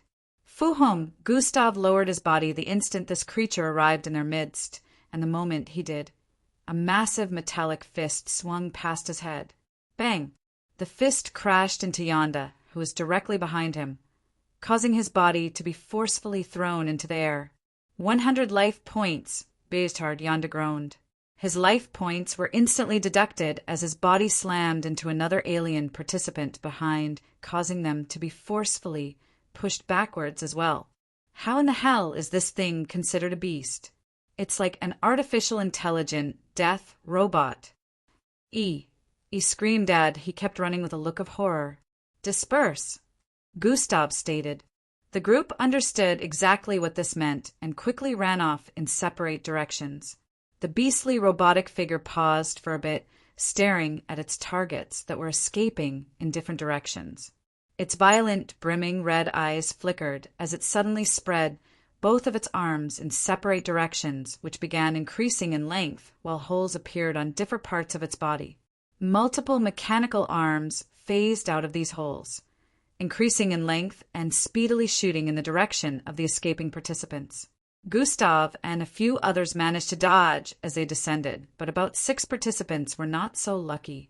The multiple arms that had extended grabbed hold of them and yanked them towards the mechanical beast.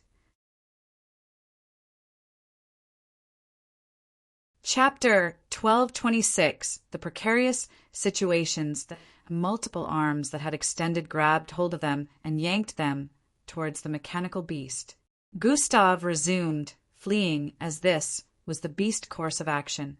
This beast wasn't the only one on their tail. Other beasts had began chasing after them, and these ones had flesh. "If I'm going to get disqualified here, I might as well make use of them," Yonda cursed as he tapped on his eye of bracelet. A mechanical arm was about to grab Finks when a massive green energy beam slammed into the mechanical beast, sending it flying across the air. Bang! That's what you get for messing with me, bastard. Yonda yelled with a look of delight as he lowered his left hand. The beasts in the vicinity were instantly alarmed by this action and turned to glare at him. Oh! He turned around and began running. Some of the beasts instantly gave chase, while others still went after the rest of the participants in the vicinity.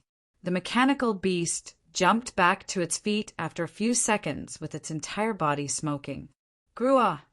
It growled, causing the entire vicinity to radiate loudly. That is going to attract more beasts. Keep running, Gustav voiced to the participants around him as they stormed off into the unknown.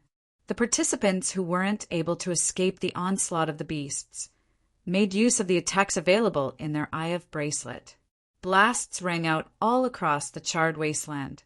Unfortunately, some participants didn't get to use their attacks before the beasts' ambush laid waste to all of their life points. Currently, a couple of participants in the charred wasteland had gotten disqualified from the attacks. However, this wasn't the only location where such scenario was playing out. Since only around 3 hours were left till the life points that were originally imbued in the Eye of Bracelet would be depleted, every single participant was currently on the move. After leaving the green zone, safety was no longer guaranteed for anyone. At this same moment, participants in multiple locations were getting jumped by all sorts of beasts that were kept here. Handler 1 hadn't given them much information on the types of beasts they'd encounter here, but he mentioned one in particular that they should be wary of. He mentioned that should they come across this one, disqualification is certain. However, on the bright side, it only lurked around the red zones. Gustav arrived under a canopy of rocks that were stuck in between the large walls of 2 mountains.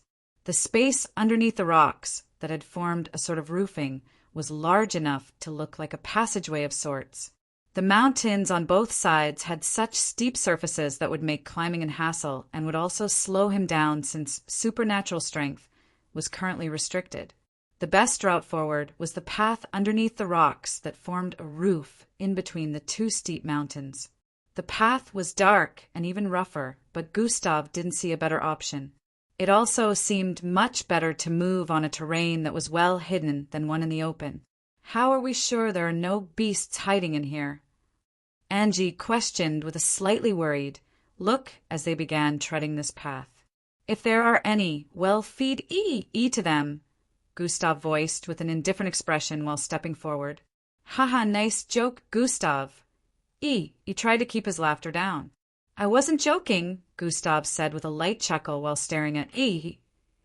Suddenly it's not so funny anymore. E paused while displaying his set of white teeth with a grimacing expression. Lighten up. Hi. Angie chuckled while tapping E as her face threatened to burst with laughter. This wasn't the time to be making jokes since they just got out of a precarious situation, but Gustav's short dialogue with E and the expression he displayed on his face after Gustav's statement was just so hilarious that Angie found it extremely difficult to hold back laughter. Yo, why can't we just feed Angie to the beasts instead of me? E complained while Angie kept laughing. Because she's my girlfriend. Come on, man. Bros before. Don't you dare finish that sentence. The initially gloomy air and dreadful aura around had dissipated at this point due to Gustav and E.'s presence. Gustav, Angie, and E had ran off in the same direction during the scuffle with the beasts, so they just kept moving together at this point. It was unknown if the whole group, minus the ones who were already disqualified, would reunite. However, the green zone they were supposed to head to together was where this trio were currently headed. The triangular waterfalls, that was close. Timmy sat in a body of water while breathing heavily as the noise of water falling from the air reverberated across the vicinity. If we had been any slower, we would have gotten disqualified by now, Endrick, who seemed to be in a much calmer state, said with a look of relief. Just like how Gustav, Angie, and E had moved in the same direction, so did he and Timmy. Both of them were initially being chased by a beast who had specifically chosen to follow only them out of the many others. Teamy had cursed their luck repeat fly as they nearly lost all of Outweet the Beast for long enough, till they arrived in a green zone. The direction they stormed off and happened to be very close to their life points due to this beast. Fortunately, they were able to outweet the beast for long enough, till they arrived in a green zone. The direction they stormed off and happened to be very close to a green zone, so they were the first amongst the group to arrive in a green zone. This was the same green zone Gustav had picked that they would head to after stacking up enough life points in the yellow zone. The Triangular Waterfalls. This location happened to have a small circular breach in space a couple 1,000 feet above. The breach happened to be the source of the waterfall, which descended upon the place in the form of a triangle. If one were to look at this location from afar, the triangular descent of the waterfall seemed quite spectacular. Its tip pierced the skies while its lower parts spread like the tail of the peacock, cascading down with intensity that defied the laws of physics. This, of course, had formed a body of water, which currently emitted a green glow, depicting that this was a green zone. There was no danger staying in the water body, since it was quite shallow. Even while sitting in it, the surface of the water body only reached Teamy's belly area. Will the others be fine? I'm a little worried, Teamy voiced as he sat upright. That isn't what we should be worrying about right now, Endrick replied while looking around. Teamy, too, had noticed it at this point and squinted his eyes in suspicion. Surrounding the body of water were a couple of beasts who stayed put. They had kept some distance between themselves and the entry point of the green zone, but they remained in place like guards. It almost felt like they knew exactly what was going on. If these beasts stay here, we won't be able to leave the green zone, Teamy voiced out. And we only have enough life points to last us for another one day, Endrick stated. They would get disqualified if the beasts stayed here for longer than their life points could sustain them. They definitely can't stay here for an entire day, right? Teamy said with a look of hope. I don't know about that. They seem intelligent, Endrick responded while pointing in a direction. Right before their very eyes, a beast smiled at them while shooting them a condescending gaze. Teamy gulped down saliva. We might be screwed. It looked like the creatures were going to stick around, knowing that staying in the green zone would cause them to run out of life points, and coming out would mean facing an onslaught from them. It was a lose-lose situation. To make matters worse, more beasts kept arriving as time passed. What do we do? Teamy asked. For now, we wait, Endrick voiced in response. It's going to take us another 3 hours of non-stop moving to get there, he voiced with a slightly disturbed look as he stared at the map. They were currently transversing across an area with uncountable number of mammoth pot-sized holes on the ground. They, of course, avoiding falling into the holes as they walked in their midst. I know, but right now we're in danger until we get to a green zone. If the others are there, we could all move together in large numbers. Gustav still felt that moving in large numbers would make it easier to have fodder in precarious situations. The large numbers quite literally saved them in the charred wasteland, since things would be way worse if Earth participants had gone alone. They might have gotten wiped out there. Chapter 1227 Difficult Decision. The large numbers quite literally saved them in the charred wasteland, since things would be way worse if Earth participants had gone alone. They might have been all wiped out there. A yellow zone is 2 hours away. Wouldn't it be more sensible to head there instead and gather enough points? Angie voiced out what was on EE's mind. Exactly, EE stated. Yes, but then it would be safer if we reunited with the others and then went there, Gustav responded. But you said that so long as any one of us managed to remain, we'd still be fine as a group. We don't even know if the others made it there. Wouldn't it be a waste to head there and meet it empty only for us to double back to the closest yellow zone, which would now take us 5 hours if our journey is uninterrupted? Angie voiced out lengthily. You make a good point, but like I said, safety. If we're the only ones left, heading to the yellow zone immediately might not be the best option. It would be better to find a safe haven and then make proper infallible plans before heading out. But, like you said, the time well spent doubling back would increase him. Gustav had to admit that Angie was making sense, but it was really a tough decision. If they headed left now, after 3 hours of uninterrupted hiking, they'd arrive at the closest green zone. However, if they headed right, after 2 hours of uninterrupted hiking, they would arrive in another yellow zone. The choice had to be made now. SSS, he wasn't even aware that she was conscious or would be able to see through the structure and discover his existence. It took him completely by surprise. "Stop whatever it is you're doing and let me go," Gustav spoke in his mind. "Please save me." "I'll free you if you promise to save me," the Diaperonian voiced. "Let me go now while you still have the chance. You can get yourself out of whatever pickle you got yourself into." "It is none of my business," Gustav replied. "Please save me. They will turn me into a sacrifice. Please save me. Save me. Save me. Save me. Save me. Save me. Save me." Her voice kept ringing in Gustav's head, causing him headache. His face squeezed up with annoyance. "Enough!" Gustav yelled as a small pink and reddish glow emitted from his being. Thisk! He was instantly freed from the hold of the Diaperonian. "You just ruined your chances of getting saved. Do it yourself," Gustav stated before stamping an invisibility button on his forehead.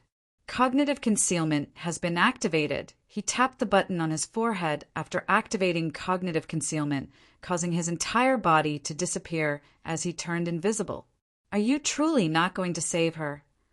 the system inquired. "TCH, why should I?" Gustav said internally before swooping downwards.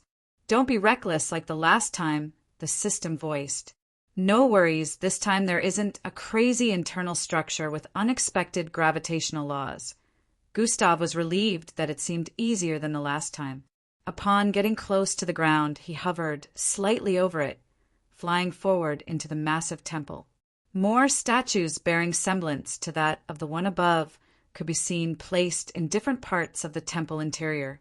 Although smaller in size, they seemed to be arranged in a way meant to beautify the temple. However, some of these statues were in compromising positions, some with weapons jarring through their head or chest. Real internal organs planted in different corners as well. Gustav could easily tell. Weird rocks that Gustav had never seen before could also be spotted, which made him wonder how their sense of beautification worked. Any normal person that stumbled into this temple would be scared out of their wits instead of standing there and praising the design. Gustav immediately arrived before the altar area after avoiding the multiple creatures moving about the place. The system had once again revealed the name of this species to Gustav, but he wasn't interested in that right now. He just wanted to get the Viander egg and move out of this territory as soon as possible. "I'll alert these creatures about your existence if you don't help me right now." He suddenly heard the voice of the Diaperonian in his mind the instant he reached out to touch the Viander egg. She looked even more slimy and gooey in closer proximity. Gustav only took a glance at her and the binds surrounding her figure. "No, they'll be out of here before they can even do anything," Gustav responded while grabbing the Viander egg. "Please, I'll owe you one. I'm a princess. I'll give something back in return." "Anything you want," the Diaperonian participant begged. "Why can't you just slither your way out of that thing? You're practically liquid," Gustav questioned. "The bind stopped me from dematerializing," she voiced. "I promise to do anything. Please just free me," she added. Gustav paused at this point. "Anything?" he questioned internally. "Yes, anything. You have my word," she voiced. "You have limited time before they discover your presence," the system reminded. "We have a deal," Gustav said internally before letting go of the Viander egg. "Didn't you say you weren't going to help her?" The system wanted to facepalm at this point. Gustav ignored the system and stared at the invisible lines surrounding the Diaperonian, who was still bound. He had seen the lines around her when he activated God Eyes initially and assumed it was some kind of trigger, but didn't understand why they didn't put it around the egg. The lines are ritualistic design which would have sucked out her life force upon activation, the system stated. "Looks like it's not a trigger like I thought," Explains why they didn't put it around the egg. Are they really that confident that no one would be able to get it? Gustav wondered internally. It would still cause a trigger if you tried to save her, though, the system voiced. Yeah, it'll just disintegrate it then, Gustav decided while activating atomic manipulation. Atomic manipulation has been activated. He tapped his right feet on the altar, and a milky, glowing line spread from his feet to the lines surrounding the Diaperonian. A circular decline was instantly formed on the altar. The ritualistic lines had completely disappeared. However, the creatures in the vicinity had been alerted.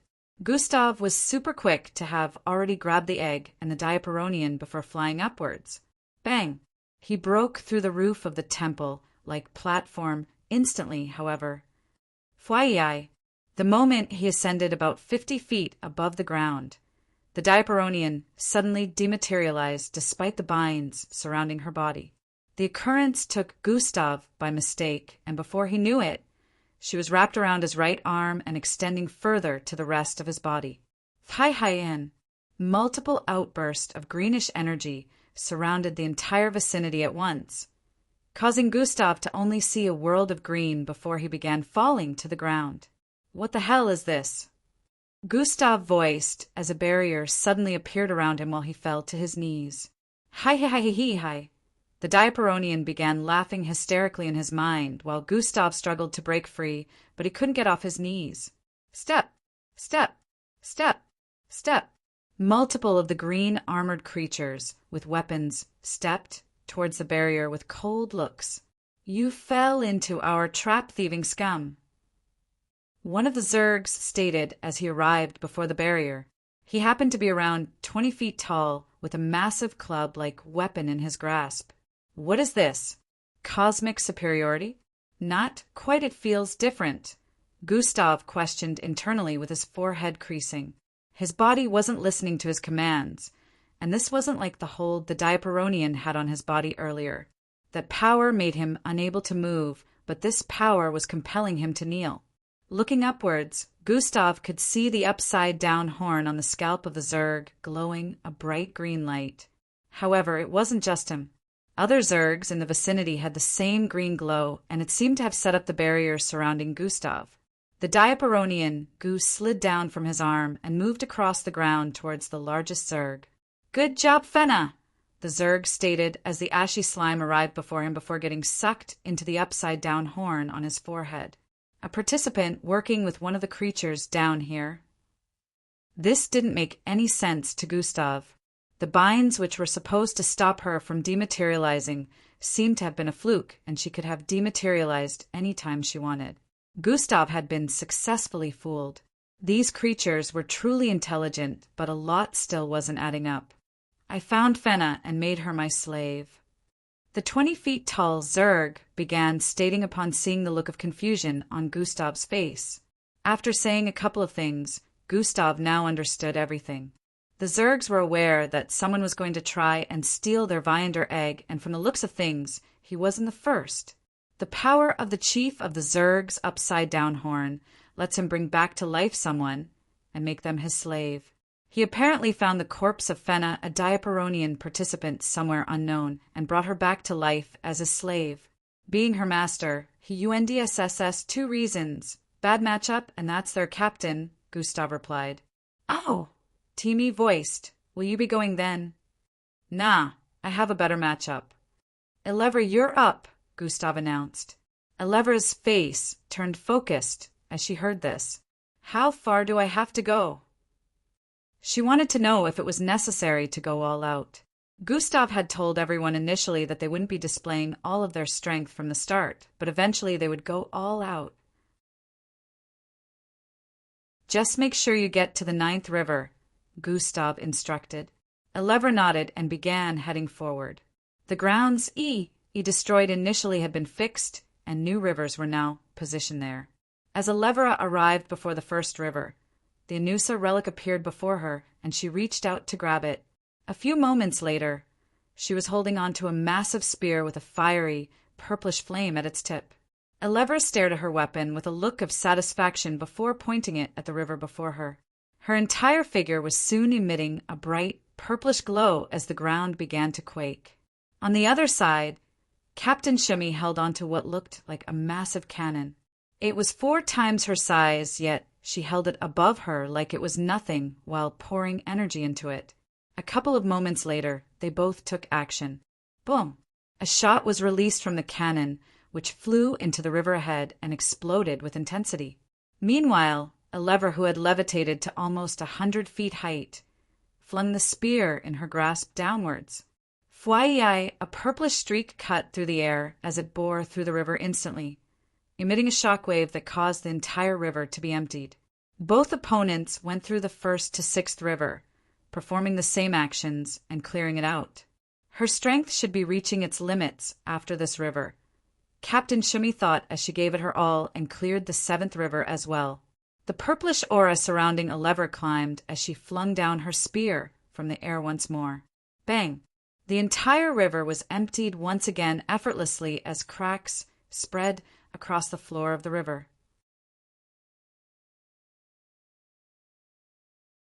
Chapter 1228. Above the surface, right before their very eyes, which was filled with uttermost bewilderment, Gustav stood to his feet, no longer hindered by their abilities. What? How are you doing this, thieving scum? The chief of the Zergs voiced. It's just a Yarky dupe. Gustav muttered as he stepped forward and grabbed the Viander egg. Gustav barely activated cosmic superiority, since he didn't want to bring any attention to himself.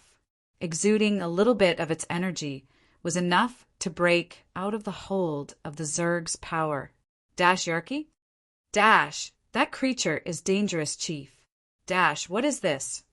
The Zergs were already astonished and wary upon witnessing Gustav's feat, but in the next instant he suddenly disappeared from sight.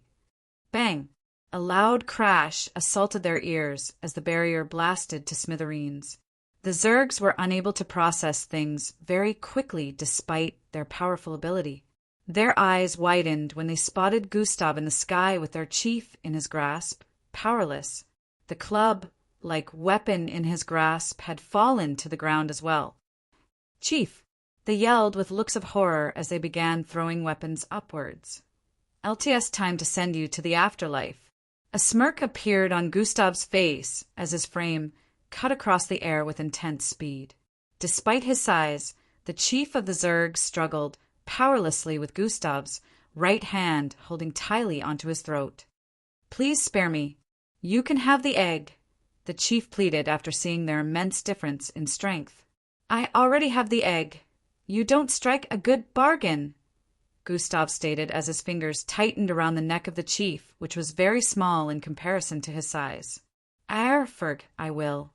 I have a better bargain, PL. Ease, spree e. The chief of the Zergs pleaded.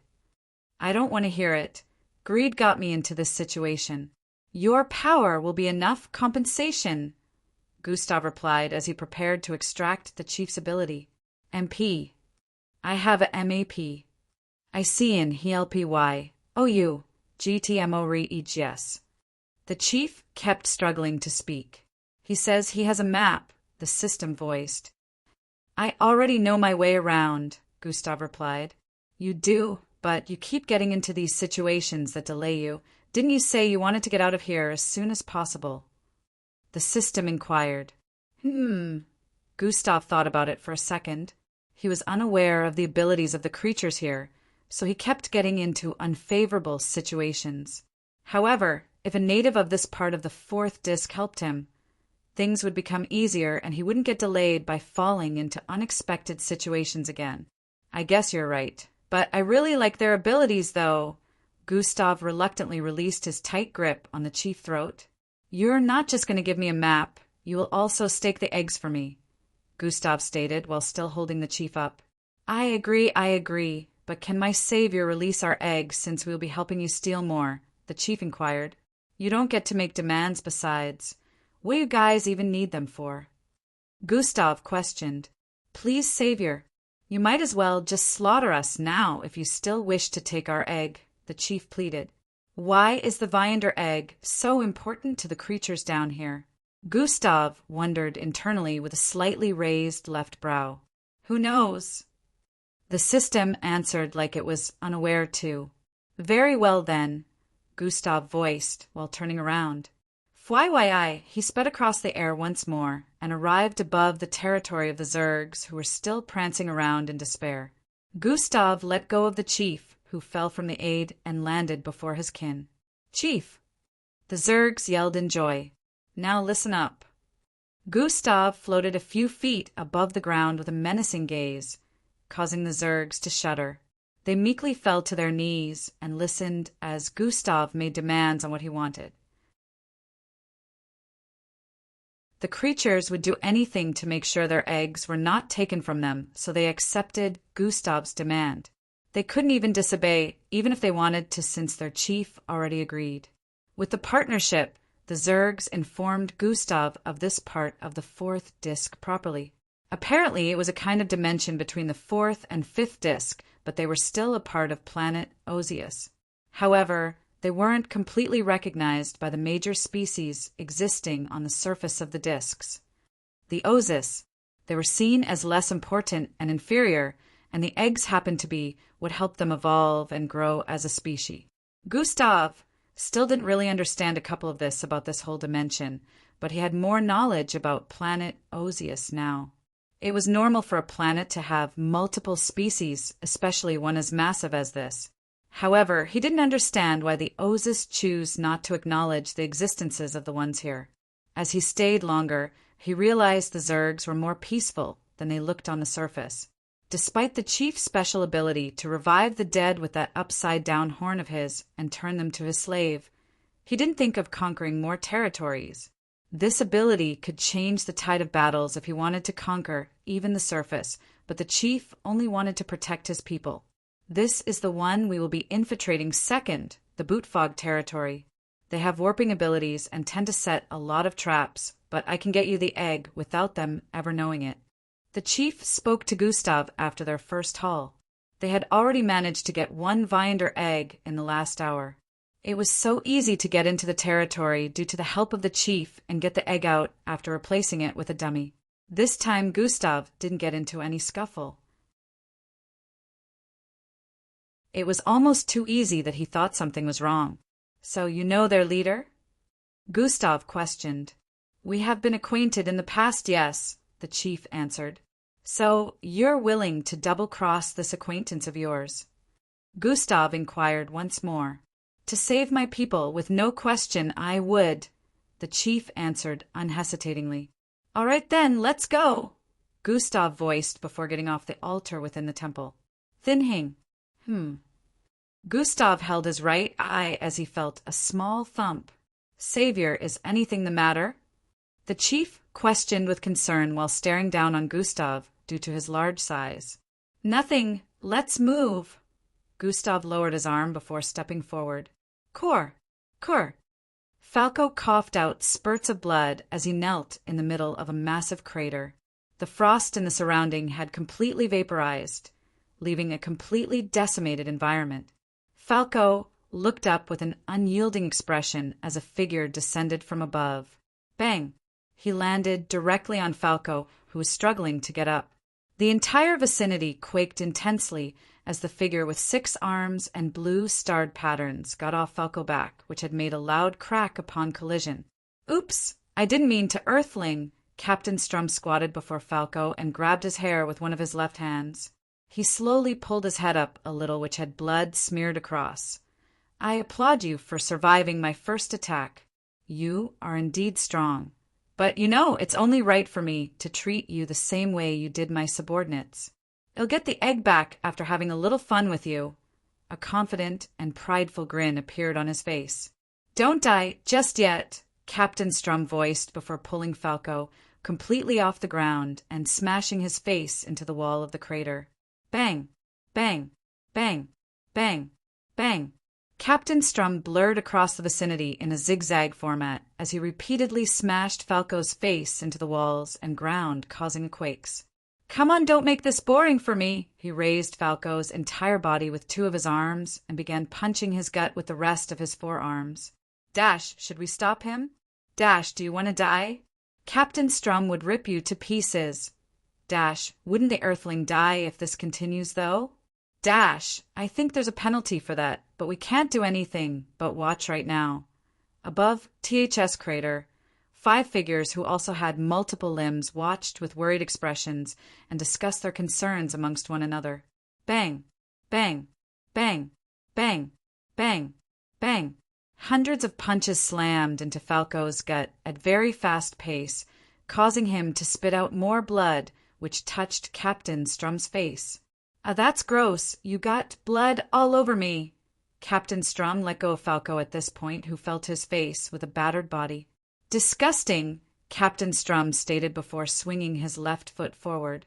Bang! His foot collided with Falco's face, sending him flying out of the crater. Bang! Bang! Bang! Falco slammed into the ground and repeatedly ricocheted off it, sweeping across the ground for hundreds of feet. SSS telekinetic split, universal separation. He muttered as a wave of energy was released from the blade of the katana. Tweeish.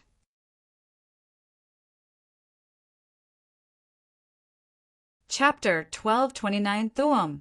A jet of yellow flames bursted forth with intensity, slamming into the creature ahead and sending it flying. Taea.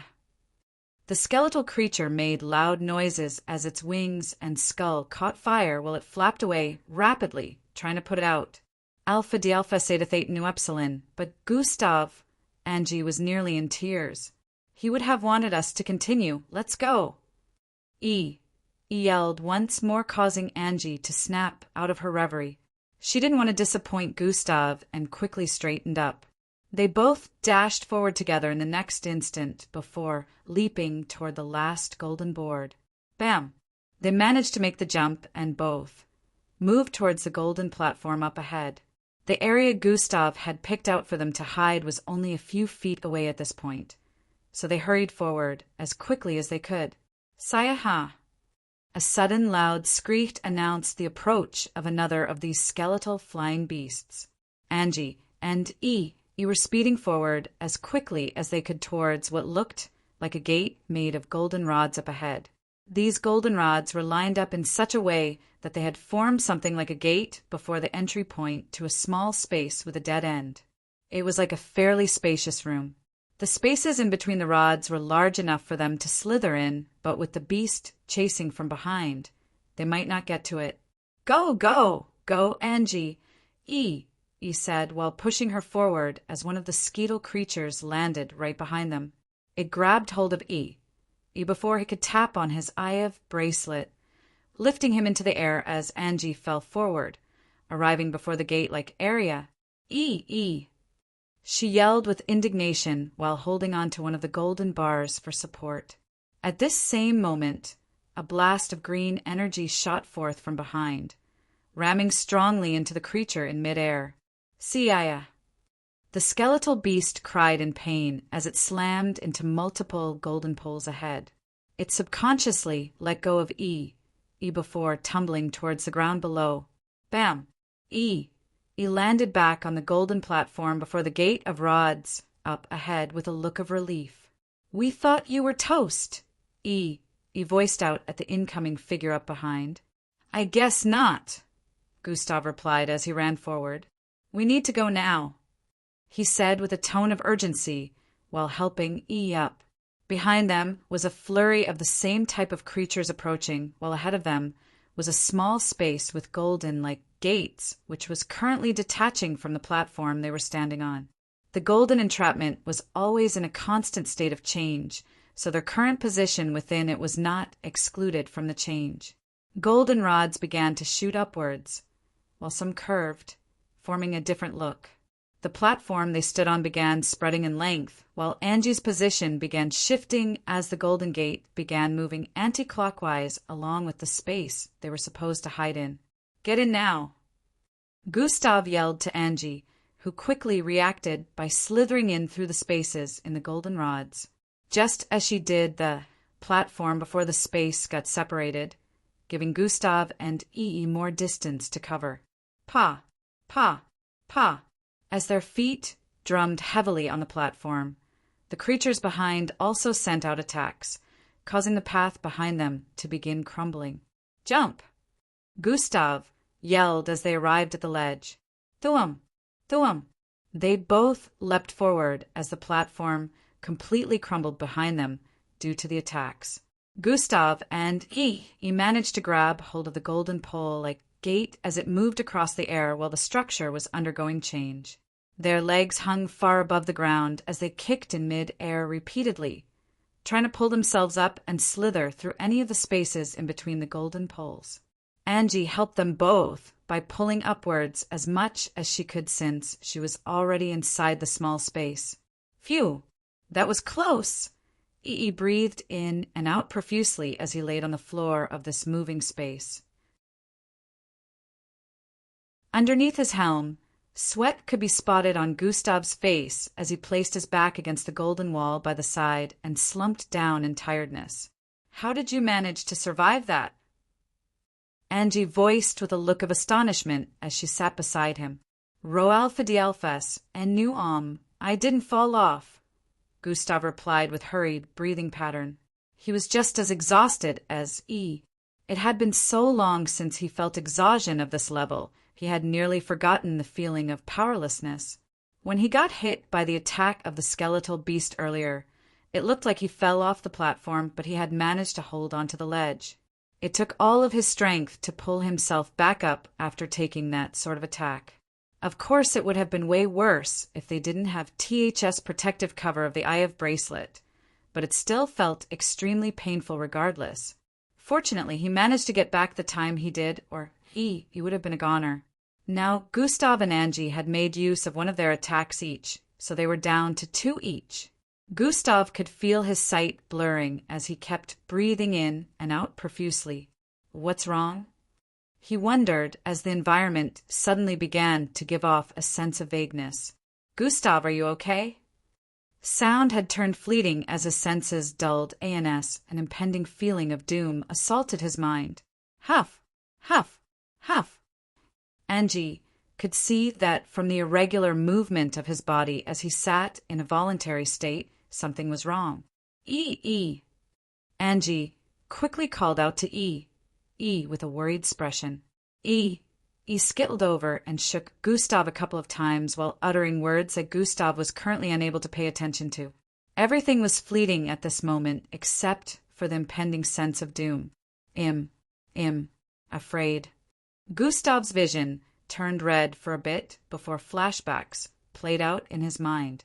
"It's a panic attack. He's having a panic attack."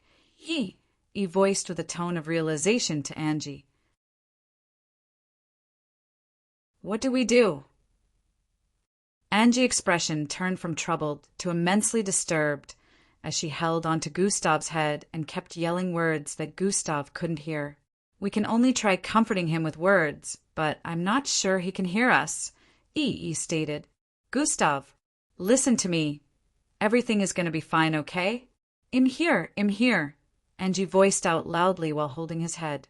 She proceeded to hug him to her body, placing his head right on her chest while patting his back softly and rhythmically. Gustav's body was still jerking back and forth due to his erratic breathing pattern, but soon he began to feel the sense of doom rescind. Pat, pat, pat. The gentle pats on his back slowly caused him to regain a bit of clarity as his mind, which was initially running with a lot of thoughts, began to calm. Like a baby who had relaxed in the arms of its mother, Gustav remained in place, laying on Angie as minutes went by. "Phew!" He relaxed as he noticed that Gustav had calmed and stood up to stare at the gate like entry point of the small space. Bang! The instant he was 1 feet away, the massive skeletal face of a beast appeared. Its dark wings flapped repeatedly as its body floated before the structure. "CI." Upon releasing a loud scree, it began attacking the golden-colored gate like poles repeatedly. Clang! Clang! E quickly swerved out of the way as purplish arcs slammed against the poles and some busted into the small space. Its claws repeatedly slashed against the gate like poles, but there was no damage. However, He didn't want the noise to attract the others or have one of the residue energy from its attacks hit Gustav and Angie. He quickly stepped forward after moving out of the way initially. See-ha! The skeletal beast screeched loudly again, causing its mouth to open wide as purplish light gathered within it. Ugly. Your breath stinks. Do you use that to talk to your mother? He voiced as he tapped on his Eye of bracelet. Black Bolt Transporter. The name of the attack appeared on ES bracelet as he stretched forth his left arm. Tuin. A black circular beam shot forward, encapsulating the entire of the creature ahead. The creature was startled and began attacking the circular black barrier surrounding it, frantically. However, this was to no avail as the space within the black beam shrinked and it ascended further into the air. Few home, the circular beam flew off into the distance with the beast within, returning a bit of tranquility to the environment.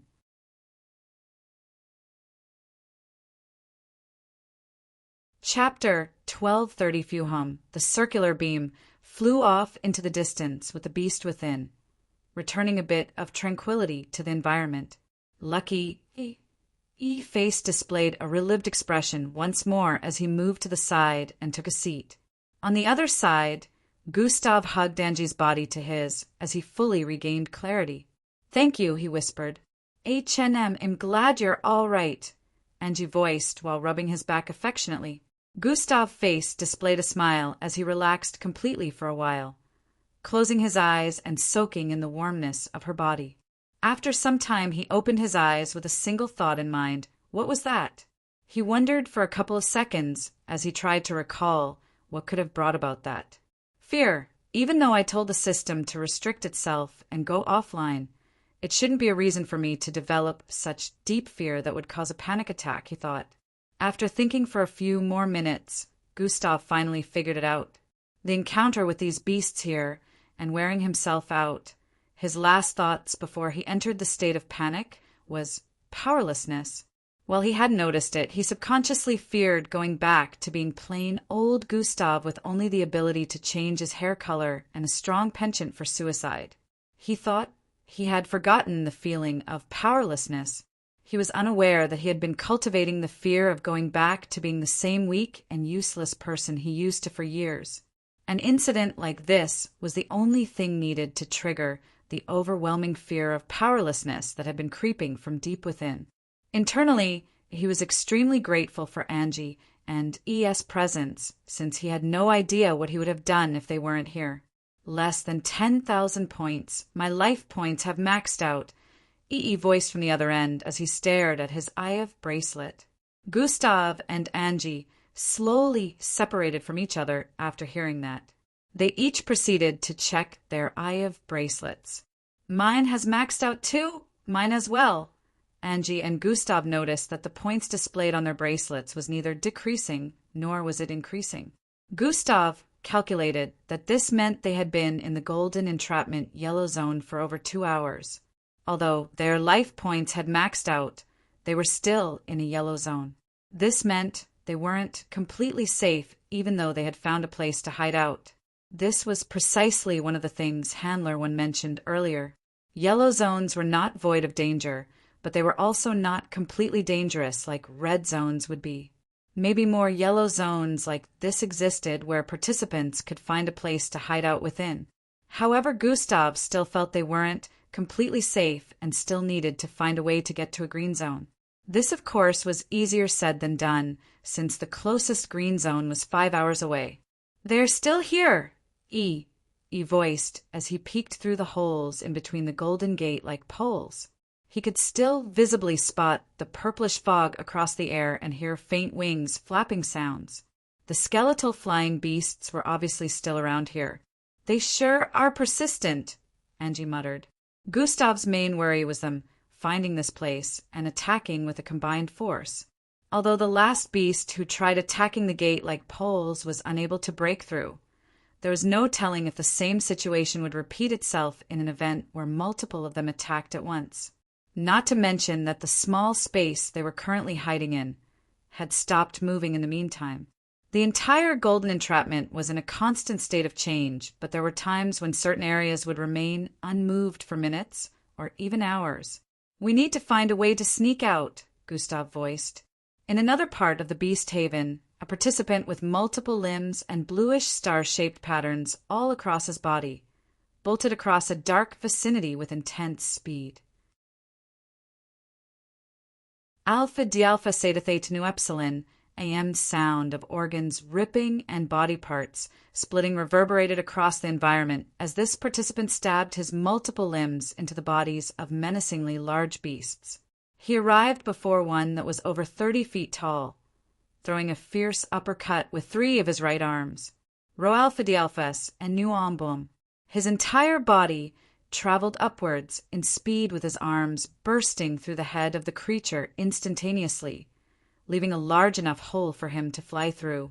4 seconds, 3 seconds, fountain of blood and brain matter splattered across the place as a timer counted down on this particular Eye of Bracelet.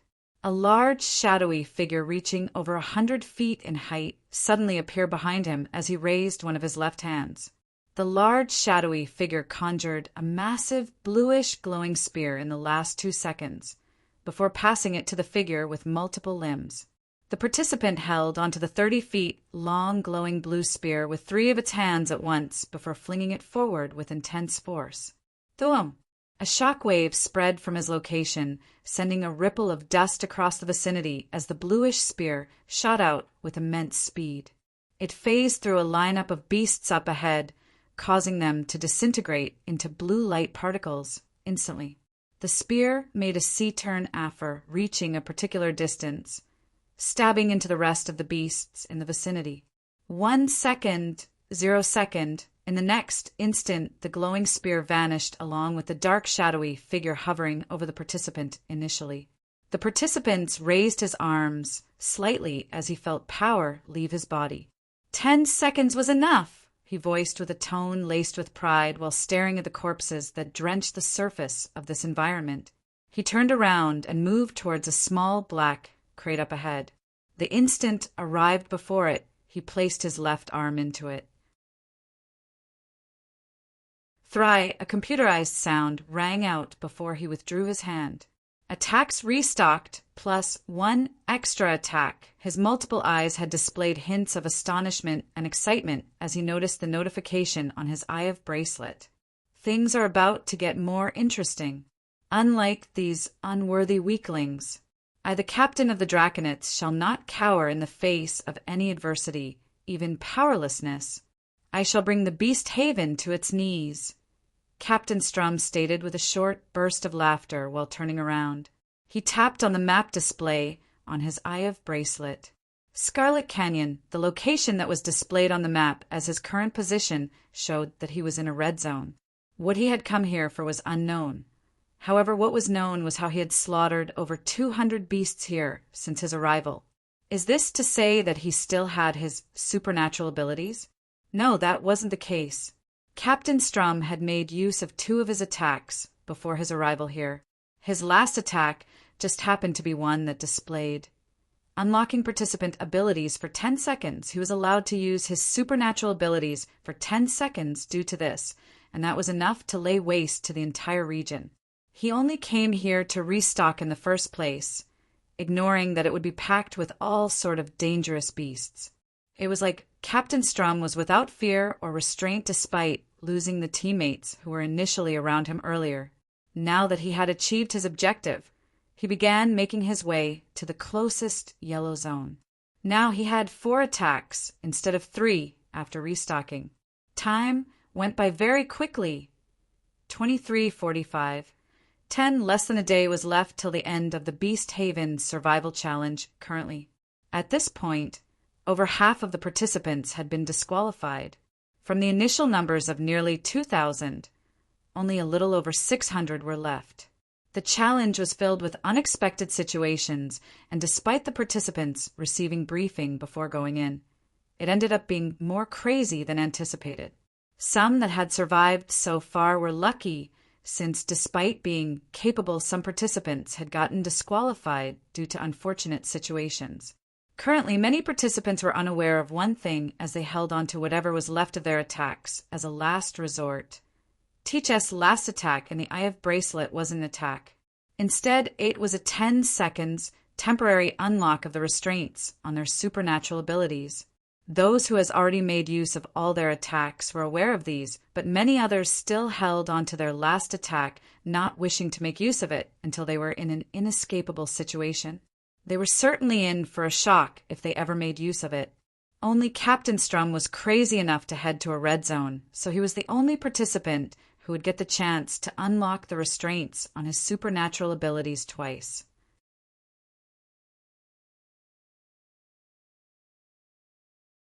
Chapter 1231. Only Captain Strum was crazy enough to head to a red zone, so he was the only participant who would get the chance to unlock the restraints on his supernatural abilities twice. Gustav peeked through the spaces in between the gate like poles with keen eyes. Alpha Dialpha Sedathate Nu Epsilon. I'm not entirely sure if it's a good idea to leave now, E voiced from the side. I agree with E. We've already been here for so long, and we survived. I'm sure we only need to be here for less than a day more before the challenge comes to an end, Angie voiced. Gustav had a look of contemplation as he turned to face them. You two certainly have a point, especially now, since it looks like they have left. From Gustav's manner of speaking, it felt like there was a but coming. He turned to stare at the entry point barricaded by the gate like golden poles. This looks to me like we're at one of the edges of this yellow zone. The view through the spaces in between the bars showed that they were currently on the ground, and there was no crazy-looking structures and immensely long golden poles extending out of the ground up ahead. It looked like the constant transformation of the zone had put them in a position that was close to the edge of the zone and on the ground nonetheless. If any beast should wander past this zone by coincidence, we stand a high chance of being spotted, Gustav added. We could just wait till this part of the structure moves again, Angie stated. Gustav thought about it again for a couple of seconds. The structure had remained this way for the last hour, and he was starting to worry. According to the map, the direction they were currently facing would lead back to the region with holes all over the ground. This was the same direction they came from. Just as Gustav was about to make a decision, a small rumble caused him to pause in place. The space they were currently situated in began to move. They soon ascended as the entire structure began to undergo change once more. There's our answer, Angie smiled while voicing out. All right, I guess we can keep staying here, Gustav stated before sitting beside Angie. As the structure underwent change, the golden poles that had formed a gate before the entry point to this space all shifted away as well and got replaced with a massive golden board. In a couple of seconds, the entry point to the small space had been completely sealed without a single ray of lighting penetrating through. The internal structure of the small space became even more dimly lit than before. The trio could only see each other due to the sensors from the purple helm formed from the Eye of Bracelet. Why does this place even exist? E suddenly questioned. What do you mean? Angie inquired. Were the leaders of Ozius bored and decided they needed to create a beast haven for fun, then bring in all sorts of creatures? E elaborated. That's true. Even creating complex areas such as this within the beast haven as well, or maybe they just did this for Aesop. Angie curiosity piqued after hearing E bring this up. What do you think, Gus? E asked. I think... Gustav paused for a bit, causing both of them to stare in his direction with focused expressions as well as interest. No matter how much we try, we want to understand what they were thinking when they created this, Gustav shrugged. They both drew back with a slight expression of disappointment. I thought you were about to give me the answer, but I guess you're right, E voiced. I don't have all the answers in the universe, but that's a pretty interesting thought you have there. Maybe we should ask the Ozus later. Gustav had a slight look of intrigue as he stated. I leaning on boredom then, Angie voiced from the side. For me, I'm leaning on Aesop, E said. They both called dibs on what the reason for the creation of the Beast Haven was and stared at Gustav, waiting for him to pick a side. What about you, Gus? E voiced. None of the two, Gustav answered with a smirk. Huh. Impinging on the fact that it has been in existence since and wasn't created due to boredom or ISOP. Embedding on the fact that they use the Beast Haven for competitive competitions between natives or punishment for criminals. Gustav elaboration caused both of them to open their mouths.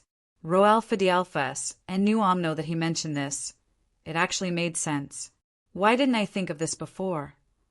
Nearly cussed. You were holding out on us before, right?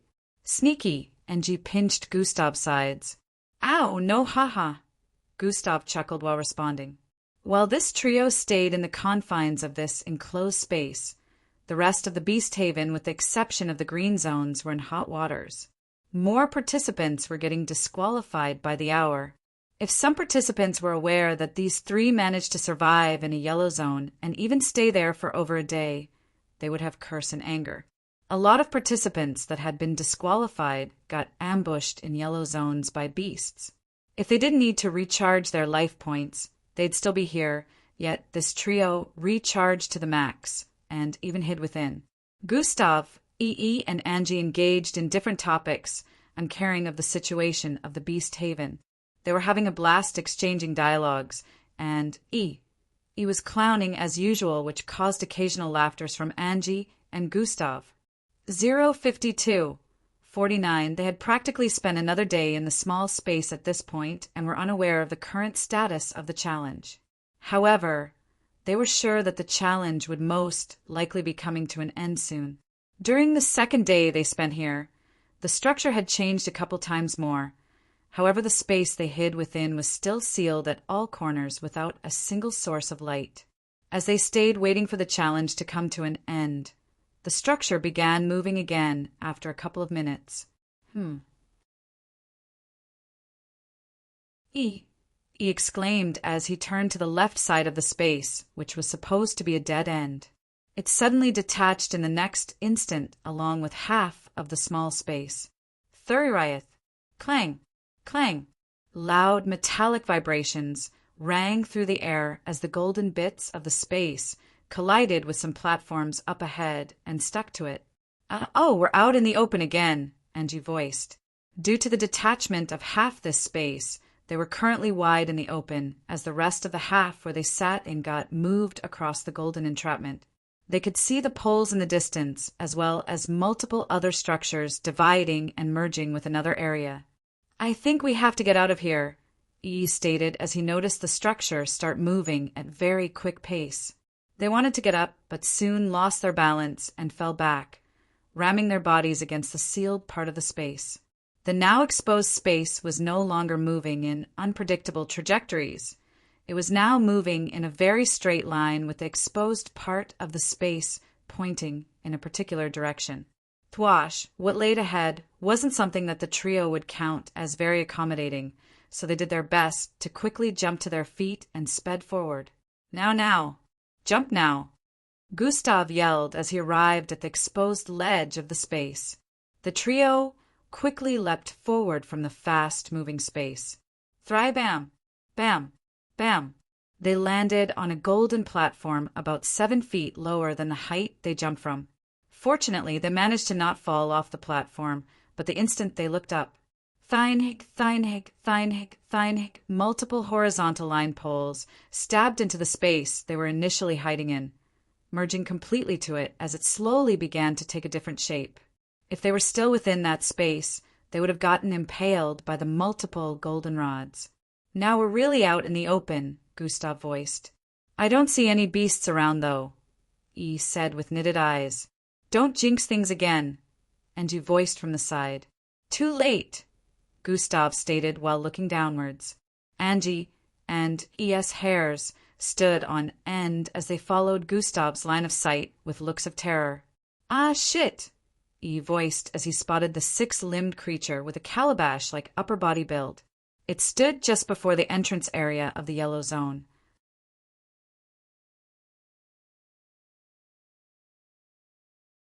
Chapter 1232. Ah shit, E voiced as he spotted the 6-limbed creature with a calabash-like upper body build.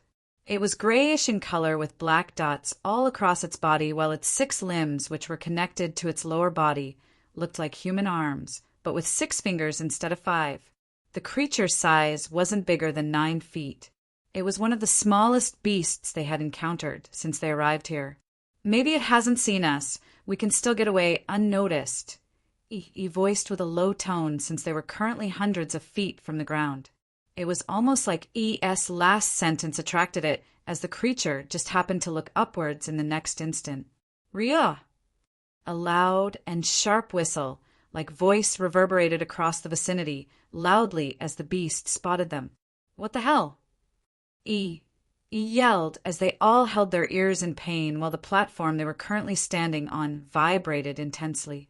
"You just had to jinx it, didn't you?" Gustav voiced. "It's a small beast, and it's just one. We can still get away."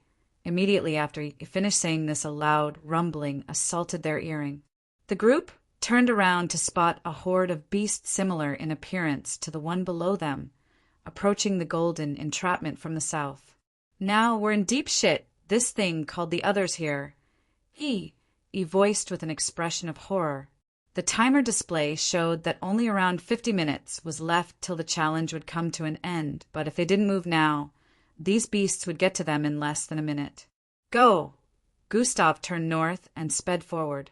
Angie and E followed after him, and immediately jumped forward the instant they arrived at the ledge.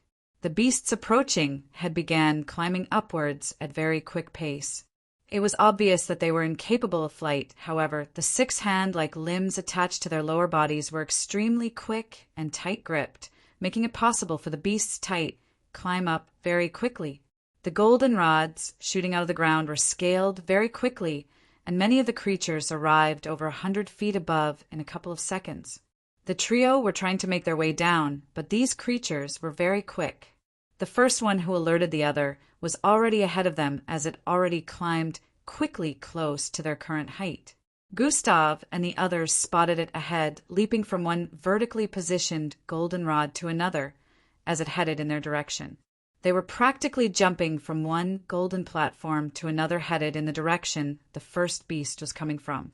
The instant arrived at an area of goldenrods positoned vertically and horizontally.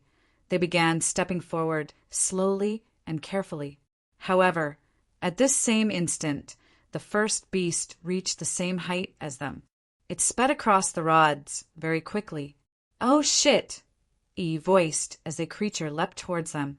"Sweewee-eye, down!" Gustav voiced and jumped from the horizontal goldenrod they were currently walking on. The trio followed Gustav, wasting no time in jumping after him. The beast missed them as it leapt past their initial spot, landing on a golden platform ahead. After dropping past a certain point, Gustav grabbed an horizontal positioned rod tightly, causing his entire body to come to a stop. Angie and E, who were falling from the air after him, were unaware of his plans before jumping. They only blindly followed him, not caring about what would happen. Gustav reached out and grabbed hold of E's right arm. E in turn reached out and grabbed Angie's, causing all 3 of them to be suspended in the air with Gustav's right arm doing all the work. Their abilities might have been restricted, but Gustav could still do this much. He groaned while pulling upwards with all his might. E's right arm leveled with the golden pole as Gustav placed his hand right before it. He quickly wrapped his hand around the golden pole and pulled Angie upwards as well. They all climbed to the top of the horizontally inclined golden pole and began moving forward across it. As they were headed for the golden platform up ahead, the beasts had arrived at the position the trio were initially. "Rhea!" The whistled voices of the beasts rang out again, and in unison, this time upon spotting their preys below. The trio held their ears as they speedily made their way across, trying to get out of the zone as quickly as they could. The beasts began jumping from place to place as they made their way downwards again, not willing to let the trio get away. The trio arrived at a steep golden platform that extended to the bottom of the golden entrapment. Gustav wasted no time in diving forward and landing ahead before taking a crouch. Roal Fidelfas and Naomi's entire figure began sliding downwards at quick pace. Angie and E E wasted no time in moving forward and sliding across the smoothened golden platform as the beasts also hurried down from the height they climbed to. Go, go, go! Gustav yelled as they arrived at the bottom.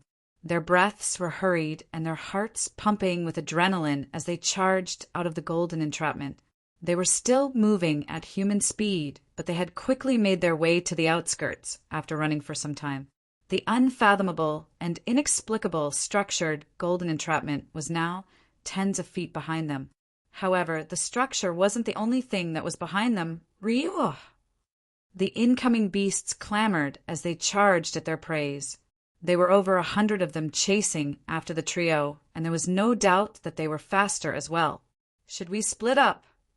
E questioned as they began to make their way across the sandy area with multiple holes in the ground. No, let's keep going, Gustav responded as they swerved across large holes to avoid falling in.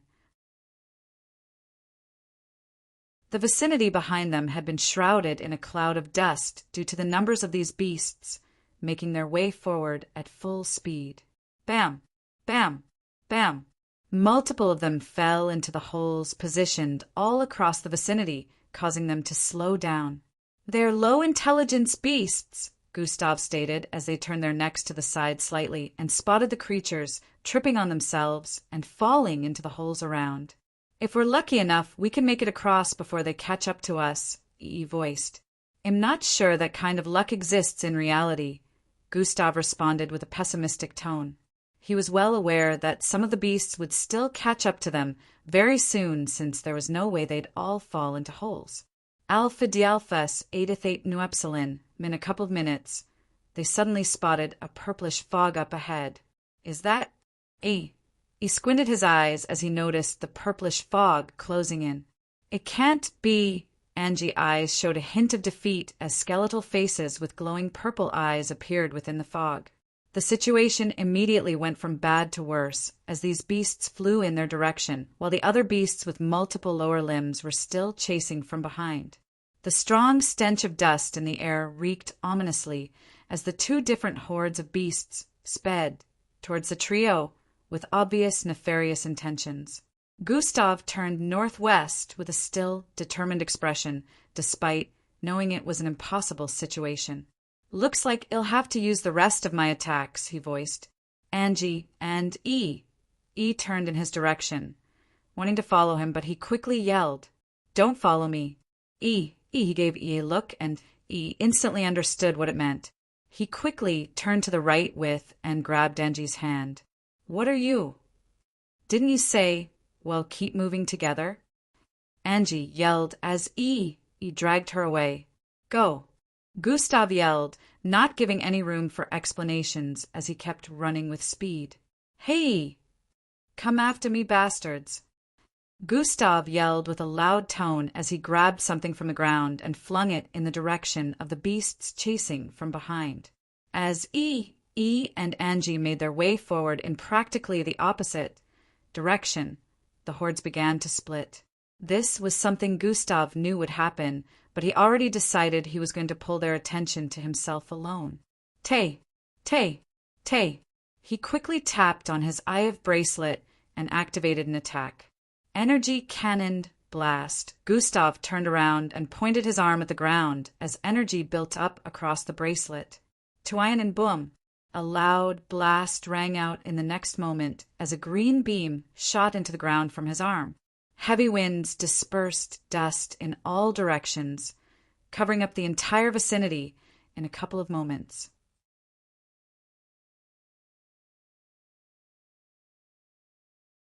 Chapter 1233 Heavy winds dispersed dust in all directions, covering up the entire vicinity in a couple of moments.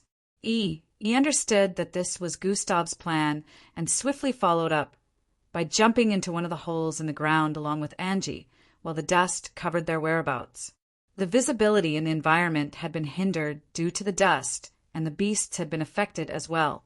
Fortunately, Angie and EW were not noticed when they jumped into one of the holes to hide. However, on the other side, Gustav didn't try to hide in the cloud of dust. This was a part of his plan. Fly, Gustav's frame sped out of a corner of the cloud of the dust, instantly becoming visible to the beasts outside of the dust-covered area. Ria! See. The beasts' loud voices rang out across the vicinity, alerting the others of the position of their prey. The skeletal flying beasts, as well as the multiple lower-limbed beasts, all turned in the direction of the others, alerting them from outside the cloud of dust. Since Gustav was the only visible one of the three, they all rushed at him while moving further and further away from Angie and EES position. Gustav kept running as fast as he could to garner more distance between himself and the area where E and Angie had separated with him. No matter how fast he went, he was still no match for the speed of the flying and land beasts who were catching up at frightening pace. In less than a minute, some of the skeletal flying creatures arrived behind Gustav, sweeping their wings forward. Fushii, Gustav jumped into one of the holes at a timely manzer, barely dodging the purplish sharp waves that blasted forward with intensity. With a speed that was only a little faster than the average human, Gustav was still hit by some of the residue energy, causing him to slam face down into the bottom of the hole. 50 life points. I still got a lot of that to go around, Gustav muttered as he arduously pushed himself back up, ignoring the raging pain in his joints. One of the skeletal beasts swooped down with speed at this point while baring its talons in a bid to land on Gustav. However, he managed to pull himself out of the hole in the last second. Bang! A small wave of dust spread forth from the hole as the creature landed within, and Gustav resumed running forward. The beasts were closing in from every direction at this point, and it seemed like Gustav wouldn't be able to evade them for more than a few minutes if he was lucky. Gustav knew there was no way out of this, but he wanted to make sure he brought the beasts a safe distance away from E and Angie so they could get away without being noticed. Alpha Dialpha Sedathe to New Epsilon, Swywe. Gustav was doing his possible best to escape the attacks descended from above, but no matter how much he tried, he would still get hit by parts of the blasts. He could make calculations on their trajectory and how far he would have to move to completely escape the purplish arcs generated from the wings of the skeletal beasts, but it still took speed to actually execute such successfully. SS 100 life points, 50 life points, 150 life points, 70 life points. He was losing life points at a very high rate and his ears were ringing intensely, but he didn't stop. He would get blasted across the air for tens of feet, crash onto the ground, and slide for a couple more feet, yet Gustav remained unrelenting. He would pick himself up again and keep running despite feeling blood rushing to his head. He felt like his limbs would disconnect from each other and fall off despite still having over 8,000 life points. Some of the multiple lower-limbed beasts had arrived before him at this point and were jumping onto him and raining kicks on his body. Gustav couldn't evade these ones and rolled on the ground, falling into a hole ahead which helped him to slip out of their grasp. 100 life points, Roalpha Dialphas and Nuam. 100 life points, 100 life points, 100 life points. He was still losing life points at an insane rate due to attacks were coming from every direction. Fortunately, due to their high numbers, the attacks from above was slamming into the multiple lower-limbed beasts as well. So it turned out to be a win-lose situation at this point. Gustav had not been completely caught due to this, but he was running out of steam. His nose was running, his entire body was sweaty, and his vision was starting to turn blurry. He felt he must have gone far enough at this point, but kept going, deciding that he wouldn't stop till he could no longer stop moving. Fly. A couple of seconds later, the skeletal creatures were swooping down from above in tens, while the lower-limbed beasts were leaping towards Gustav at the same time in high numbers. They approached in waves unlike before, where some of them hadn't managed to meet up, descending in such high numbers that it looked like a swarm of darkness. Gustav was unable to take another step forward as they landed on him in droves, completely covering him up. Their weight pressed against him like the weight of a mountain as his face kissed the ground. All that could be seen before him was darkness, along with the small glow of the computerized internal helm the Eye of bracelet created. Gustav was losing hundreds of life points in a second and reckoned that it would take less than 3 minutes before his life points were depleted to 0. He struggled to reach his left arm, barely tapping on it despite not being able to raise his face from the ground. He had no idea what was currently displayed on the surface of the Eye of bracelet. He could only hope he was tapping on the functions he had in mind. If I'm going to get disqualified, I might as well take as many of these bastards with me as I can. Gustav managed to curse under his hurried breath as he pressed his Eye of bracelet surface against the ground with his last strength.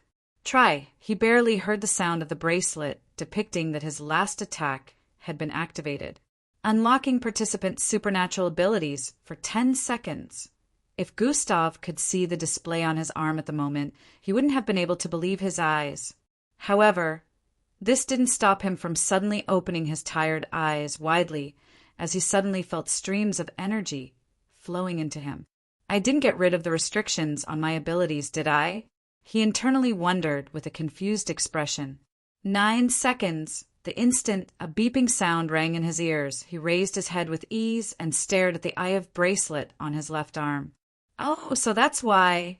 Gustav immediately understood as his fatigue disappeared along with all of the pains he had been afflicted from the barrages of attacks. The view from above displayed hundreds of beasts' bodies gathered in a particular area, like a hill. They had piled on Gustav, and from anyone's point of view, it seemed like he was done for. Boom! A loud blast suddenly rang out as a reddish wave of energy spread forth from Gustav being. Bang! Bang! Bang! Bang!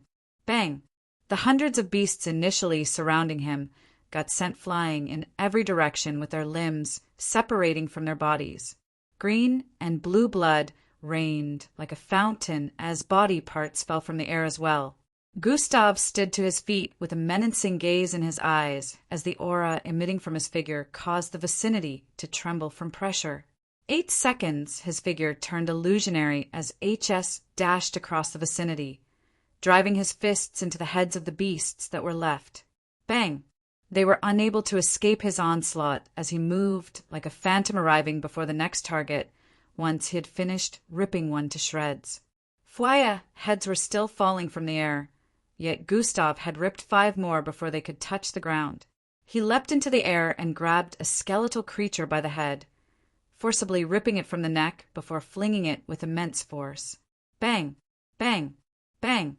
A line of 4 skeletal creatures were instantly burrowed with holes as the head turned into a projectile that tore through them mercilessly.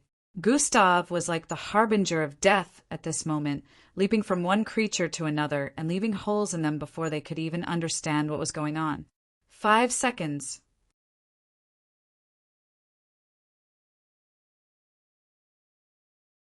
Chapter 1234S. 5 seconds.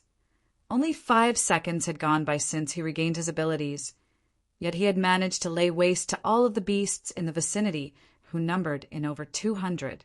Gustav turned his head in a particular direction as he sped sideways, managing to evade a pouring body parts that landed exactly in the position he initially was. Swoosh! He arrived thousands of feet away from his initial location, standing before a hole. Gustav. 2 familiar voices rang out from within. Knowing there was limited time left, Gustav grabbed hold of Angie and swiftly and pulled him out of the hole. Fush'em! He leapt into the air with both of them in his grasp, leaving them with tons of questions which he was currently unable to answer. Large bat-like wings sprouted out of Gustav's back as he ascended into the air with speed. He dived forward with the wings, flapped powerfully. They tore through the air at intense speed, leaving afterimages across it and crossing 2 regions in a matter of seconds. 1 second, bam! Gustav landed heavily on a grassy patch of land in the last second, before slowly dropping Angie, and 0 seconds he felt his supernatural strength and abilities, leaving once more, but fortunately they had served their purpose. Phew! Gustav sighed in relief as he crouched, before taking a seat on this patchy grassland. How the hell did you manage to use your powers? Questioned with a tone of utter astonishment and confusion. You even got us to a green zone. Angie was just as shocked. The last attack on the Eye of Bracelet wasn't an attack, Gustav answered. It unlocked my abilities for 10 seconds, he added. Both of them had looks of understanding upon hearing this. They initially thought Gustav had found a way to cheat, but now it made sense. For Gustav, crossing a distance that would take them up to 5 hours of hiking with human capabilities would take him 5 seconds if he was unrestrained. 0:31. 25, 31 minutes left few. I thought we were toast, EE voiced as he checked the bracelet. This isn't the green zone we were headed. Did you change direction? Angie questioned as she noticed the name on the map was different. Yeah, there was really no time. I just went in any direction and landed us here, Gustav responded. Who cares anyways, so long as we're safe, E. He slumped onto the land and closed his eyes with a relaxed expression. I'm down to around 1,000 life points, but it is more than enough to make it through 30 minutes, Gustav stated. Only 337 participants managed to make it this far, he added, causing E and Angie to stare at him with looks of curiosity. I expected more, Angie voiced. Especially since the Beast Haven is very large, E added. When Gustav's abilities were unrestricted momentarily, his perception had combed through the entirety of the Beast Haven. Due to this, he had managed to perceive the precise number of participants left when the horde of beasts were stacked atop of him. He happened to see a particular one that made him a little surprised due to the action they were engaging in at that moment. However, Gustav didn't think much of this as he was busy trying to make the best use of his 10 seconds. The number of beasts are too high for participants not to fall into unfortunate scenarios, Gustav reminded, hinting that they barely managed to get through one themselves. The trio agreed with Gustav as they recalled all they had been through in the last 3 days. They continued chatting as they waited for the rest of the time to pass, so the challenge could come to an end. 00, 004, 00, 003, 00, 002, 00, 001, 00, 00, 00, the Beast Haven challenge has come to a finish. A loud electronic voice reverberated across the 9th disc and the location of the Beast Haven. After the announcement, a scoreboard was displayed on the floating screens, showing how many planets had participants left. It turned out that out of over 1,000 planets, only a little over 200 managed to have participants that made it to the end. Planet Rudenberg, 2 participants, Planet Osius. 5 participants, Planet Gundabalt. 3 participants, Planet Indulus Prime. 6 participants, Roalfa Dialphas and Nuam, Planet Draconet. 1 participant, Planet Oxlurk. 7 participants, Planet Claxosape. 10 participants, Planet Fixic. 2 participants, Planet Earth. 5 participants, Planet Zionsi. 1 participant, Planet Higsto. 1 participant, Planet Tronvita. 1 participant, Planet Tribetez. 12 party pants. The results had both the spectators and participants astonished as they took note of the winning planets. Dash. Only the Draconet captain managed to make it all the way through. Dash, that's the fruit of recklessness. Dash, they still passed though. Dash, who else thought Earth would have the highest number left? Alpha Dialphas, Eidathate Nu Epsilon, Thetam, Dash, Planet Tribetez were the most organized. That's why they have the highest number of participants left. The spectators debated about how the results turned out like they didn't witness the happenings with their eyes. Their reactions were to be expected, since a lot of them couldn't keep eyes on all the screens at the same time. There was no way to observe the activities of every location within the Beast Haven at the same time. Zing, zing, zing, zing, zing, zing, zing, zing. The participants within the Beast Haven began to appear back within the arena on the 9th disc in successions. Yo man, did you make it? E voiced out as soon as they reunited with the others on the arena. No, I got disqualified with Glade and Yonda. Eldris chuckled wryly. Oh, you? I thought you were one of the last 2 who finished with us. He was quite surprised since everyone knew how capable Eldris was, with or without supernatural abilities. He glanced at Yonda in suspicion, who in turn looked away guiltily. I was watching and rooting for you guys from here. Endrick and Teamy were the last two besides you guys, Ealdris voiced while using his thumbs to point in the direction of Endrick and Teamy, who had just appeared right behind them. Good one, guys. He chuckled while raising his right hand. Pa, pa. He gave them both high fives, and the group began catching up with each other. SS, if they want to steal from us, we'll steal from them instead, Gustav stated. Yeehaha, those motherfuck asterisk. RS can bring it on.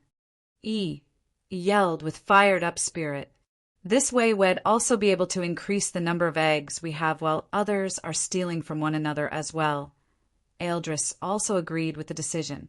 Are you up for it? Gustav asked Falco while placing a hand on his shoulder. Of course, why not? Falco responded with a wry smile. Good, Gustav voiced. Falco walked away with a contemplative look to wait for the others outside the Iroh silk cover. Darko, where the hell are you? He wondered internally as he raised his right palm. He isn't all right, the system voiced in Gustav's mind while he deactivated the Iroh silk. I know, but I won't push it unless he asks for my help, Gustav replied internally. Guys, shall we? He proceeded to conjure a large vortex. The group proceeded to move into the vortex and reappeared a great distance away. ES spatial abilities had become so powerful that he could open a vortex in space while standing on the surface of a planet. His range had improved a great deal, as well as many other aspects since their time at the Oasis. The group wasted no time in searching for eggs upon arriving at a new environment. This was a sparse forest of frosty trees, which happened to have a sloppy terrain. Gustav's first action was scanning the entire vicinity and telling his teammates which direction to head in to gather eggs. They soon cleared the area of required colored eggs and moved on to the next. He ensured to conjure a vortex that was close to 1,000 miles away just to make sure they were away from the vicinity completely. Gustav would always make sure to spread his senses around so he could inform the group when there was nothing left. Occasionally, they came across different participants of other planets, but they continued on with their business, and only left if Gustav sensed that there was no eggs around. After many hours had gone by, they arrived in another area that happened to be silent and very gloomy. What stood out to them were the massive statue towers arranged in rows and columns across the surroundings. These statues were around 3,000 feet in height, and each of them looked similar to handlers with insect-like head and antennas that held their eyeballs. However, each of these frosty statues held on to different weapons, each just as massive as they were, and Gustav calculated that there were at least 10,000 statues. Since the statues were lined up in rows and columns, there were passable spaces in between them, despite their figures covering up the entire vicinity.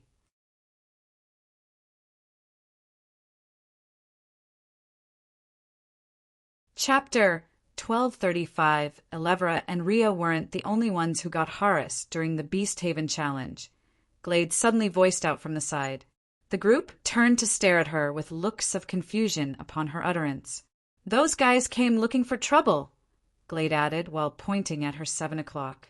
There were all sort of participants from different groups all around them, so it was hard to make out the exact individuals she was referring to. Which one of them? Teamy questioned. Those guys we met during the Viander Egg Challenge that Gustav also had issues with. Glade didn't seem to recall the name of their species, as she explained. The Zionsis? Gustav voiced with a slightly surprised expression. Yes, them, the transparent-skinned weirdos, Glade responded with an irritated expression. Glade and he had a knack for insulting other species that irked them in the most natural way possible, but no one took heed of her subtle word jab at the moment. They were more interested in how her encounter had gone with them. 2 of them I came across ambushed me and are also responsible causing my disqualification, Glade stated. You just bumped into them on a random, I bumped into them on a random, and they were out to get me at the cost of getting disqualified because of their teammate I and Falco battled the other time, Glade went on to narrate her experience and how she had to make use of her attacks to protect herself from them. They acted like a deranged bunch, coming at me with so much animosity. Glade finished recounting her experience, causing the others to shoot intense glares in the direction of the Zionsis. "I suddenly feel uncomfortable," one of the Zionsis voiced while rubbing his skin.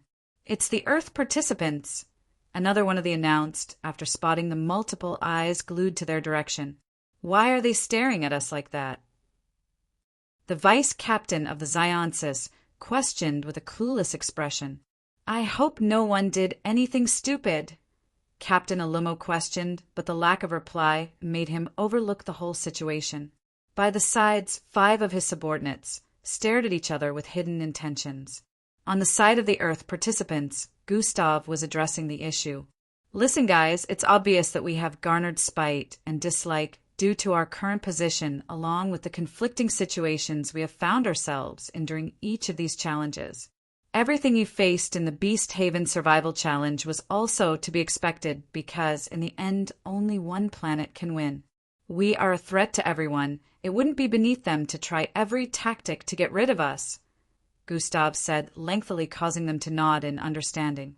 "However, since you all know me well, you should also know that I won't let the latest events go by without appropriate payback. The Zionsis will be dealt with first. As for Captain Strum, I'll take care of him when the time comes," Gustav added. "How are we dealing with the Zionsis?" Glade questioned while squeezing her fist. She was just as angry as Alevra and wasn't interested in letting things slide. "Attention participants," Handler 1 began, addressing the bunch from the platform above. "I'll brief you guys later," Gustav stated. "Alpha Dialphas Edathate Nu Epsilon," and they couldn't ignore it or such would continue. It was also obvious that Glade wasn't the only one being targeted by the Zionsis. Teamy had also been a part of the battle where he had given one of their teammates an injury they still hadn't recovered from completely till now. Gustav felt they were out to get both of them, and he wasn't willing to let anything of the sorts happen to Teamy. 5,000 points to all teams that survived till the end of the challenge, as well as 100 points addition for each team member left. Handler 1 continued briefing them on the gains gotten from finishing the challenge. He congratulated the groups that managed to make it to the end as the scoreboard displayed the additional points added to every group based on the number of teammates they had left at the ending. Gustav already suspected that something like this might happen, but there was no helping it since only 5 teammates, himself included, managed to make it to the end. He wasn't too bothered about it, since it was only 100 extra points per head. Earth had gained 5,500 points in total after the tallying of points. Planet Tribetez had extra 1,200 points due to the number of participants that finished, bringing them to a total of 6,200 points acquired. They gained the highest in this challenge, while many planets had only 100 extra points due to having just one participant left at the end. The Draconites especially were feeling bashful at the current turn of events and internally blamed their captain, since a lot of them got disqualified due to his unbrazen acts. This is nothing but a victory for cowards. Be proud that we shamed not our great planet. Captain Strum voiced strongly, causing everyone to display looks of disgust and discomfort. Those who had gotten disqualified earlier had witnessed how Captain Strum laid waste to a lot of the beasts within the haven. He was no doubt one of the strongest captains, but they also felt he was too prideful and hot-headed. Roel Fidialfas and New Omit was only a matter of time before that caught up with him, according to their thoughts. The main scoreboard was displayed a few seconds later, showing the current change in scores of every planetary group. Earth remained number 1, while a few others beneath had changed places due to the current addition in scores. Planet Tribet had climbed to 4th place by a couple of points, but it seemed like Earth's number 1 position was still indisputable. Handler 1 made it clear that they had just finished the first half of ISOP, and the next challenge would be the start of the second half of the competition. Performing their best in the second half and being above Earth in almost all major challenges was really the only way to surpass Earth's current number of points for those below, based on the image Earth had built for themselves. It was looking like a difficult task. However, the moment the next challenge was announced, everyone began to see a glimmer of hope. The next major challenge has already been predetermined, Handler One announced. Everyone paid even more attention after hearing this. It was no doubt that predetermined major challenges were usually more complicated and had the best gains, like the Viander challenge. They knew it most likely wouldn't be as lengthy, but they were looking forward to it, as they knew acquiring a lot of points would be possible if they performed well. Points acquisition versus matches, Handler One announced with a loud voice. Chatter, chatter, chatter, chatter. It will hold the day after tomorrow. And as for the information on everything you need to know about this challenge, I will of course be explaining everything on that day, Handler One added. This caused another loud ruckus across the arena. SSI am aware, and you're not helping. Gustav's only reason for attacking the balls were to deter them and avoid making any contact. He was never trying to destroy them in the first place. Fwihai. As the group made it past a quarter of the statue challenge terrain, the statues behind suddenly stabbed their weapons downwards. Bang, bang, bang, bang, bang, bang. The statues behind, lined in a horizontal format, blocked the path with their weapons slamming into the ground. The ice balls chasing after Gustav and the others were completely blocked off and could no longer chase them. Phew, that was something. He heaved a sigh of relief as the group came together once more. Man, you didn't even have any issues, Timmy voiced with a slight tone of annoyance. Gustav, are you okay? Vera questioned as they stared at Gustav standing with a single leg and missing an arm as well. It will grow back, Gustav stated. Don't let your guard down. We're not out of the clear yet, he quickly added before the group could ask any more questions. We've definitely entered another stage of the challenge, Eldris stated as they peered forward with intrigued and wary gazes. We should, just as Falco was about to suggest something, the ground began caving in around them. KRRYYCCC Dai. As the icy, sloppy ground caved in around them, they were forced to head towards the middle path as it seemed to be the only unaffected area. The statues remained standing in the vicinity despite the crumbling grounds. The team arrived in the middle path, which was large enough for them to stand side by side. Looking over the edge, they could see a water body hundreds of feet below where the grounds had caved in. God Eyes has been activated. It is, as I suspected, the water below us is not ordinary, Gustav informed the others the instant he inspected the liquid below.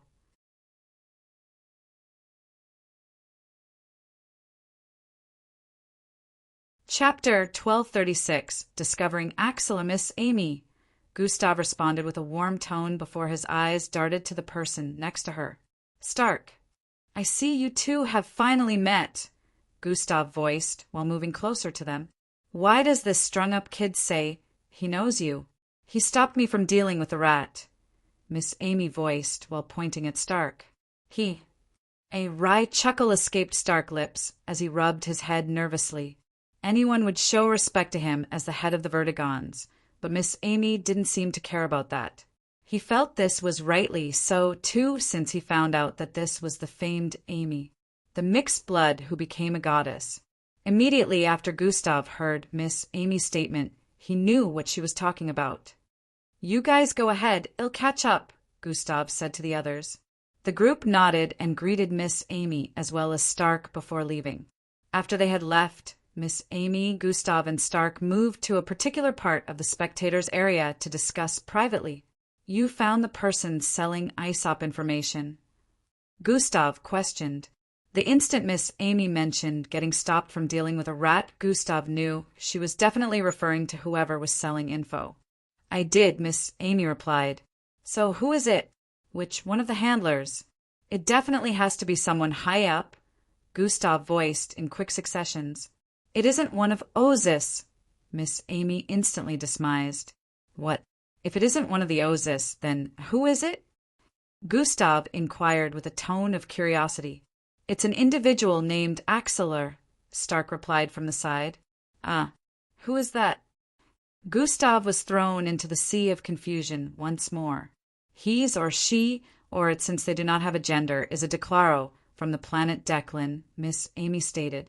Declan, the planet that got destroyed due to the intergalactic war against the Fixians about 500 years ago. Gustav recalled this from one of the books he read within the MBO camp over a year ago. Yes, their species, or what is left of it, is now scattered across the universe, since they no longer have a place to call their home, Miss Amy voiced in confirmation. This one in particular, Axeler, is a well-known intergalactic trader, guide and collector who is wanted in 4 different planets under the Alliance. Some of the activities it engages in are not entirely legal, but at the same time, it is still well known in many places as its endeavors had spread across galaxies. It is said to possess many unique collections from all across the galaxies and have sold to both questionable and authoritative figures. I've been given a mission in the past to capture it due to one of the planets after him asking for Earth's help in catching him. Miss Amy's last sentence piqued the interests of both of them as she gave them information on Axeler. You didn't manage to catch him? Gustav questioned with a look of surprise. Of course I did, Miss Amy responded. Gustav's face at this moment was one that without a doubt displayed what he was thinking. Then how is he still at large? They let Axeler go. My job was only to catch him and hand him over, which I did. I wasn't going to concern myself with whatever they chose to do to it. What I do remember is, despite being wanted, Axeler is also protected by powerful figures all across the galaxies, so I'm sure they found a way to free him, Miss Amy explained. Gustav wouldn't have believed it if Miss Amy had failed to catch Axeler. The whole scenario made more sense now. He doesn't sound like someone that would be allowed to attend ISOP, Gustav said with a look of confoundment. Because it isn't. It came here disguised as someone else. I'm not surprised it managed to sneak in undetected. One of Axeler's strong suit is getting into any place he wishes to, no matter how protected or dangerous such a place is. That's why he's one of the most famous collectors all across galaxies today, Miss Amy replied with faint admiration, despite the status of the Declaro. And by now you would have caught him again if it wasn't for Stark, right? Gustav tried to piece things together based on what he had heard so far. That is right. It possesses what is known as a sentient level breach artifact. This item is the stuff of legends, as many intergalactic travelers who also bear the title of collectors have tried to acquire it for themselves and failed. Turns out it succeeded, and is also using that to figure out information on ISOP challenges before they are issued. He sells the information here on the 9th disc to participating planets who are able to afford it. That little critter is still as greedy as I remember, Miss Amy voiced lengthily. Identified Axeler from up there and swooped down to capture him, but your friend here stopped me from taking Axeler at the last minute, saying you wouldn't have wanted things to go that way, Miss Amy added. Ah, Stark, why DJD you stop her? Gustav questioned while turning to face Stark. Because I have a preposition, Stark voiced with an insightful expression. Instead of capturing him and handing him over to the handlers, why don't we use him to our advantage? Stark added.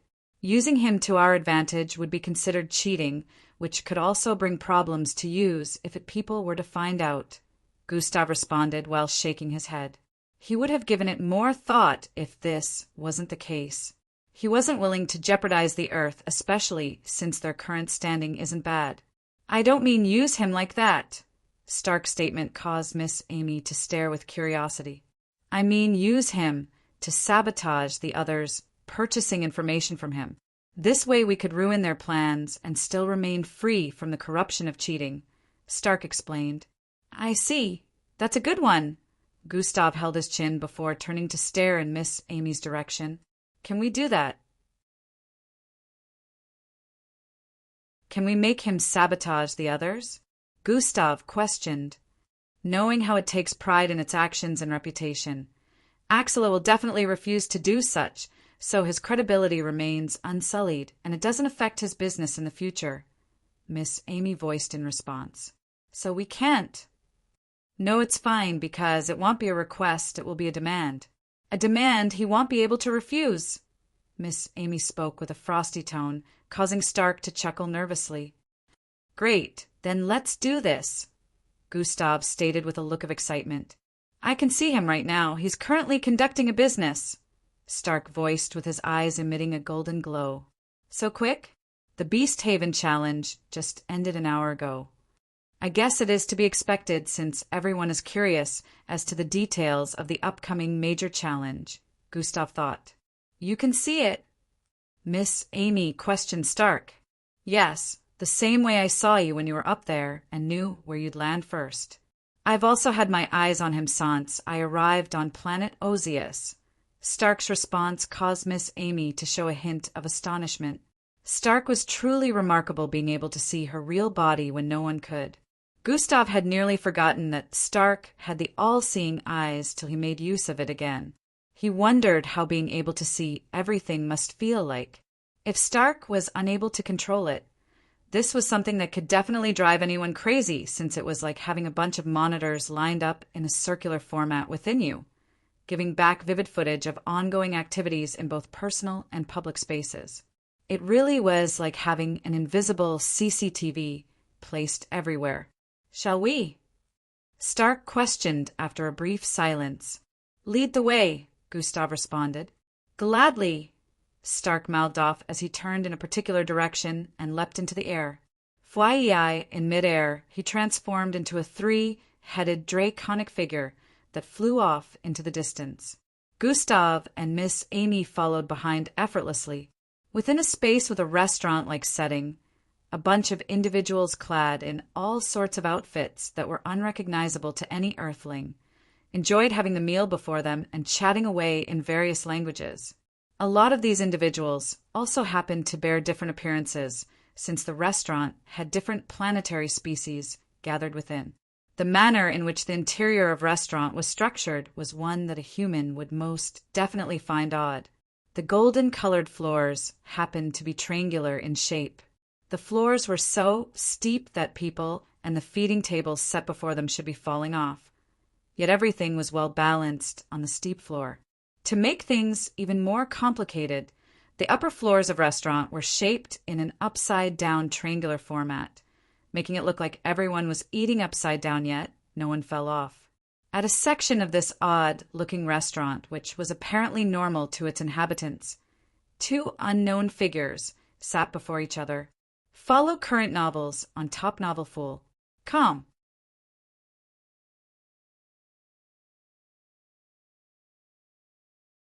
Chapter 1237 set a section of this odd-looking restaurant, which was apparently normal to its inhabitants. Two unknown figures sat before each other. One had an armadillo-shaped face with brownish scales, all over with a humanoid structured full body. The one on the other side had a transparent, like skin, that looked like a layer of water with weird, reddish markings on his face. He had an extremely serious expression as he spoke, while Guy Armadillo-shaped faced creature on the other and looked like he was in a silly, goofy mood. I really need it. Please help, the transparent-skinned being begged. HNMHOEU, the armadillo-faced like creature exclaimed pleasurably as it chewed on the contents of the plate before it. Oh, mine, this dish is definitely amongst my top 10 now. It replaces the Humor Special at number 10. Planet Ozius truly lives up to its reputation as one of the leaders of the Alliance. Really top-tier food quality here, it added while grabbing another piece of the purplish dripping wormy, like eyeball on the table. This is serious. It is a matter of life and death, the transparent-skinned being stated with a strong tone while looking around as he tried not to speak too loud. It is a matter of life and death that I finish this dish, the armadillo-faced being exclaimed, pleasurable again, as it downed another mouthful of the dish before it. Ugh, the transparent-skinned being did his best not to lose his temper as he sat in place for a second, watching the creature before him gobble down chunks after chunks. Sherman, you haven't, gulps, touched your food, the armadillo-faced being voiced amidst his chews. I am not hungry. This is a ma. The transparent-skinned being hadn't managed to complete his sentence when the armadillo-faced being cut him off. Then can I have it? It questioned. Fine, you can have it. Sherman folded his arms and leaned backwards with a tired expression while the armadillo-faced creature kept devouring everything in sight. Thank you, Sherman, it voiced joyously. About a minute later, it had devoured every piece of food on the table completely and began cleaning its hands. Why do you have a scowl on your face? Oh, that's right, a matter of life and death, the armadillo-faced creature said with an empathetic tone. Yes, will you help me now? Sherman questioned. From what you told me, it seems like you folks are the ones that want to sentence someone to death, the armadillo-faced creature voiced with a tone of awareness. It is still life and death. The other party deserves it, Sherman responded. Haha, when you put that way, you're not entirely wrong. I have something for your young sapling that would work, but it will work just once and can never be reused afterwards, the armadillo-faced creature stated while raising its right paw-like hand and tapping on a necklace around its chest. Ting, a small trinket that looked like a mix between a ring and a necklace appeared in its grasp.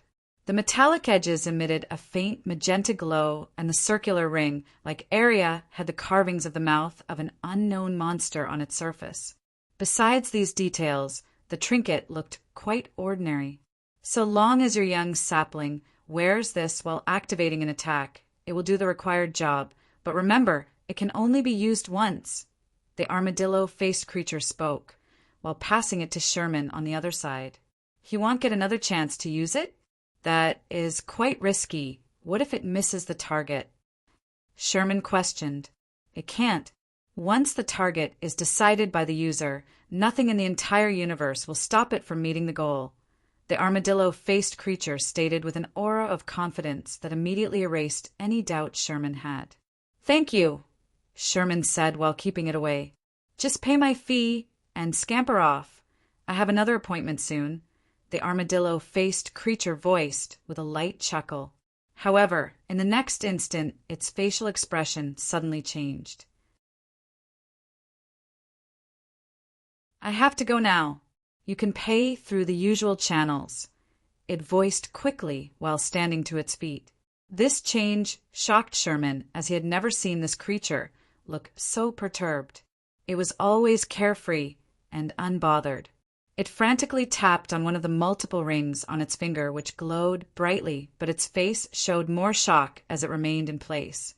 You cannot run from me. A loud and powerful feminine voice reverberated across the vicinity, causing its face to show even more fear. I think you should take a look at Panda's novel. Come, who said that? What in the world is going on? Sherman became instantly startled as he jumped to his feet as well. The armadillo-faced creature tapped on multiple buttons on its fabric very quickly as a loud hooting sound reverberated across the vicinity. Thang, a beam of light was emitted from his being as he vanished instantly. Meanwhile, two individuals arrived in place of where the armadillo-faced creature had just vanished from. Sherman, who had already left the seating area when he noticed everything intensifying, could be seen leaving through the exit of the restaurant very quickly. One of the individuals with a 6'2" build, extremely charming face with a dirty blonde hair and well-chiseled upper body, was about to give chase when he felt a hand grab his shoulder. No need, he isn't who we're looking for, Stark voiced. Oh, I thought we might need him too, Gustav said while pausing in his tracks. Miss Amy is gone, Gustav noticed. She chased after Axeler, Stark voiced. Looks like he knew we were coming, Gustav said with a tone of realization, while the entirety of the individuals in the surroundings stared at them with expressions of confusion. They couldn't understand what was happening and why there was a popular ISOP participant here right now. She has Ka. Before Stark could complete his sentence, a figure flickered into existence right before their eyes. The powerful-looking figure in all white had the same armadillo-faced creature from before in her grasp as she floated slightly above the ground. GHT him, Stark finished his sentence after their appearance. He tried to escape in his spacecraft, hovering deep in space. Miss Amy voiced, while holding the armadillo-face creature above the ground effortlessly. Did both of them just bypass the planet's security in seconds, going back and forth within its orbit like it's nothing? Stark couldn't help but be astonished despite being aware that these were two legends in different fields. It was even crazier that they were undetected and he had seen Axeler flying away in his spacecraft already, but Miss Amy was just too powerful. She breached it and took him out forcefully before bringing him back to the 9th disc. All in less than 5 seconds. There was no doubt that had Gustav and Stark done this themselves without the help of Miss Amy, Axela would have been long gone already. It seemed like he was ready to leave instantly at the first sign of danger. However, since this was Miss Amy, he was completely out of luck. She had caught him in the past when she still took missions for the MBO. There was no doubt that she would capture him again, especially now that she was more powerful. AI. Amy, please spare me a he-I, Axeler shrieked in fear while begging. You shouldn't have tried to run then, Miss Amy voiced while expressing a smirk of depravity. It's reflex action, you can't blame me. Please let me go, I'll give you half, no, you can have all of my wealth, he begged frantically while recalling the past of how he suffered intensely in the hands of Miss Amy in the past. This woman was the devil to him. She imprinted a fear deep into his mind 5 years ago that he couldn't get rid of even till now. You know I need none of that. Even if you were to offer me your pitiful life, I wouldn't take it, Miss Amy replied while turning around. I have something else you can do for me instead, Miss Amy stated before flickering out of existence like she appeared here in the first place. This didn't mean Miss Amy had teleportation powers or anything. She was just so fast that it looked like she was vanishing when she moved. Miss Amy had grown so powerful that her rapid movements didn't have much effects on the surroundings, so everyone within the restaurant were barely affected. Panda's novel. Kampfwuhumsch, they sped out of the place, causing winds to blast in every direction as Osis law enforcement made their way to the location. What do you want from me this time? Please hand me over to the authorities here, Axeler voiced within a secluded dark space. He preferred being far away from Miss Amy, even if that meant getting locked up.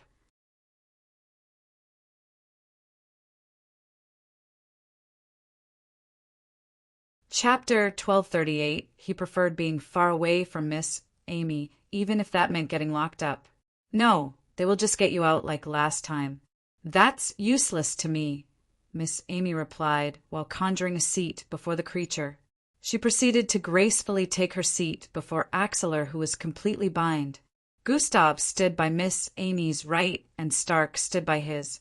I heard you've been selling information on Aesop using Ascension level breach artifact, Miss Amy voiced with a frosty tone as usual.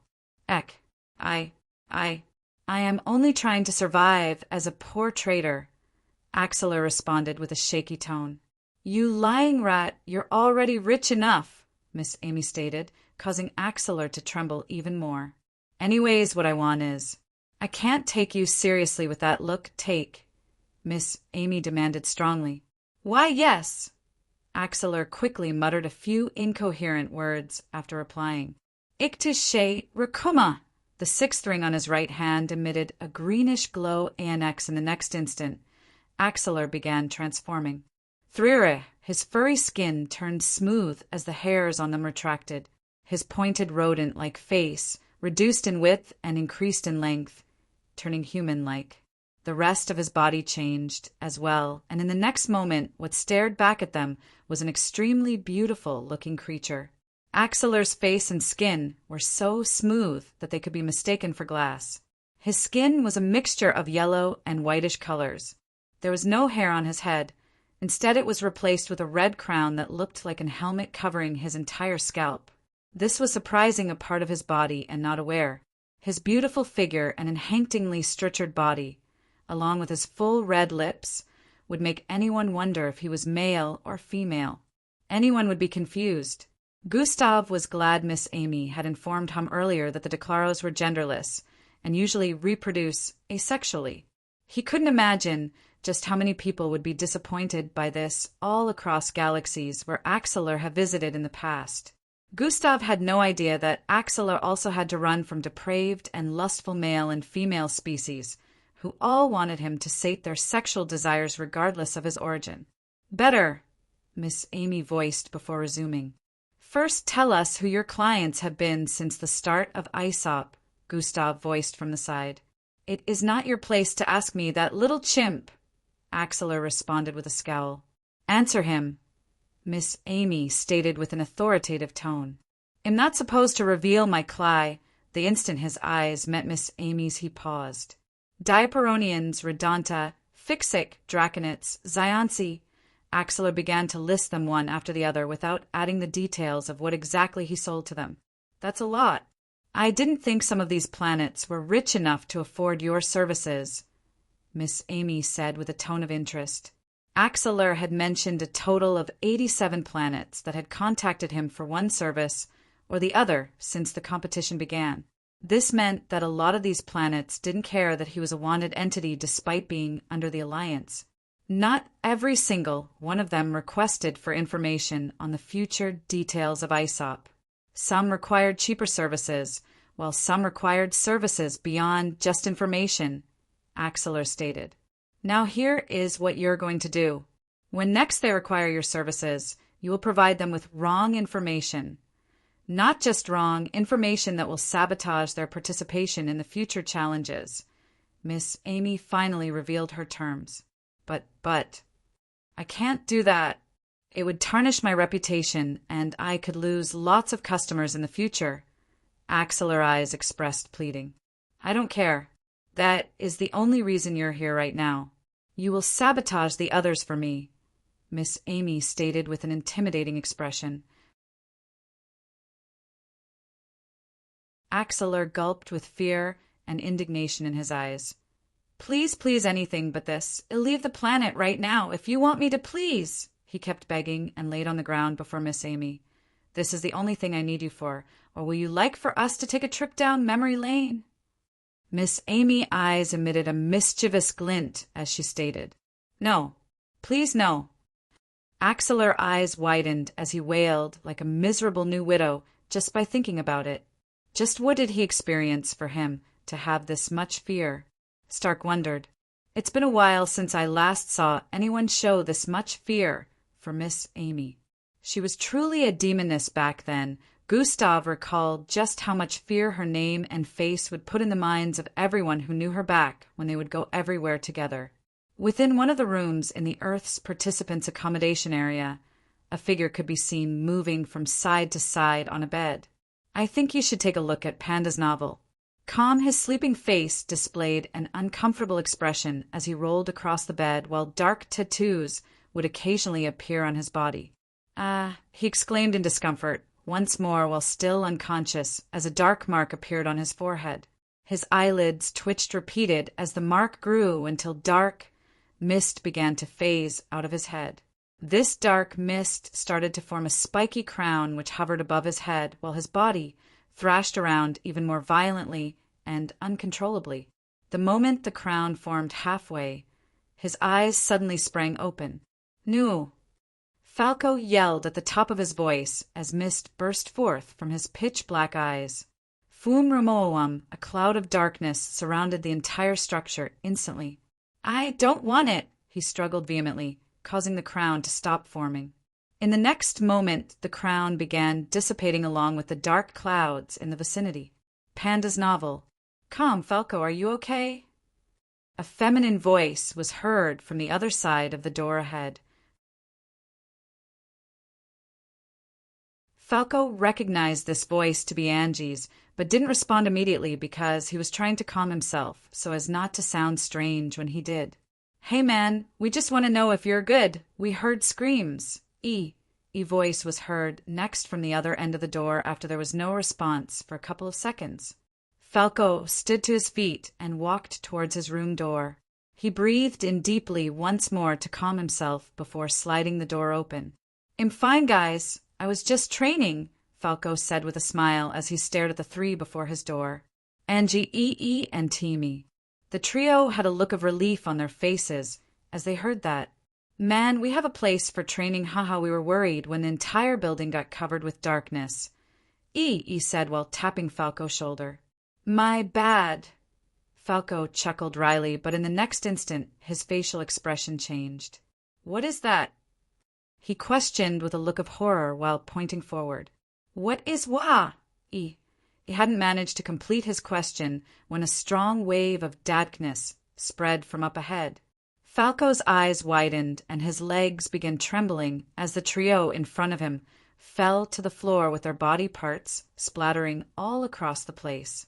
Angie's smiling face rolled to a corner as her head was cleanly decapitated.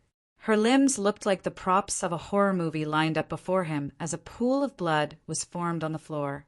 His mouth slowly began to open as his eyes widened even more.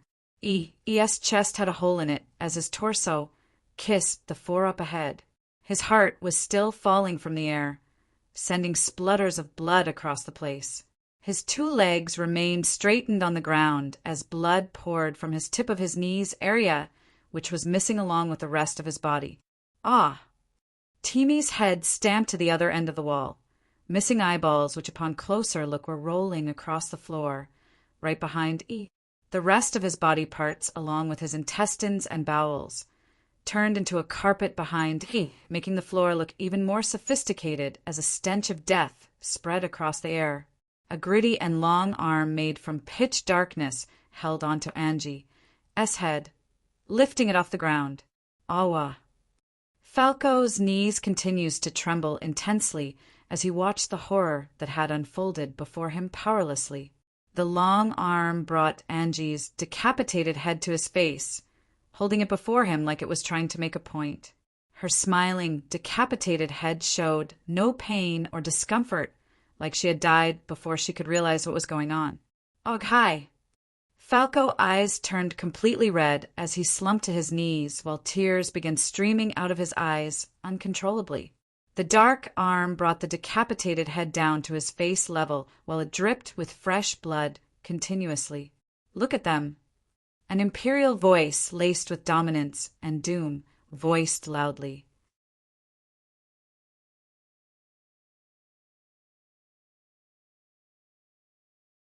Chapter 1239. The dark arm brought the decapitated head down to his face level while fresh blood dripped from it continuously.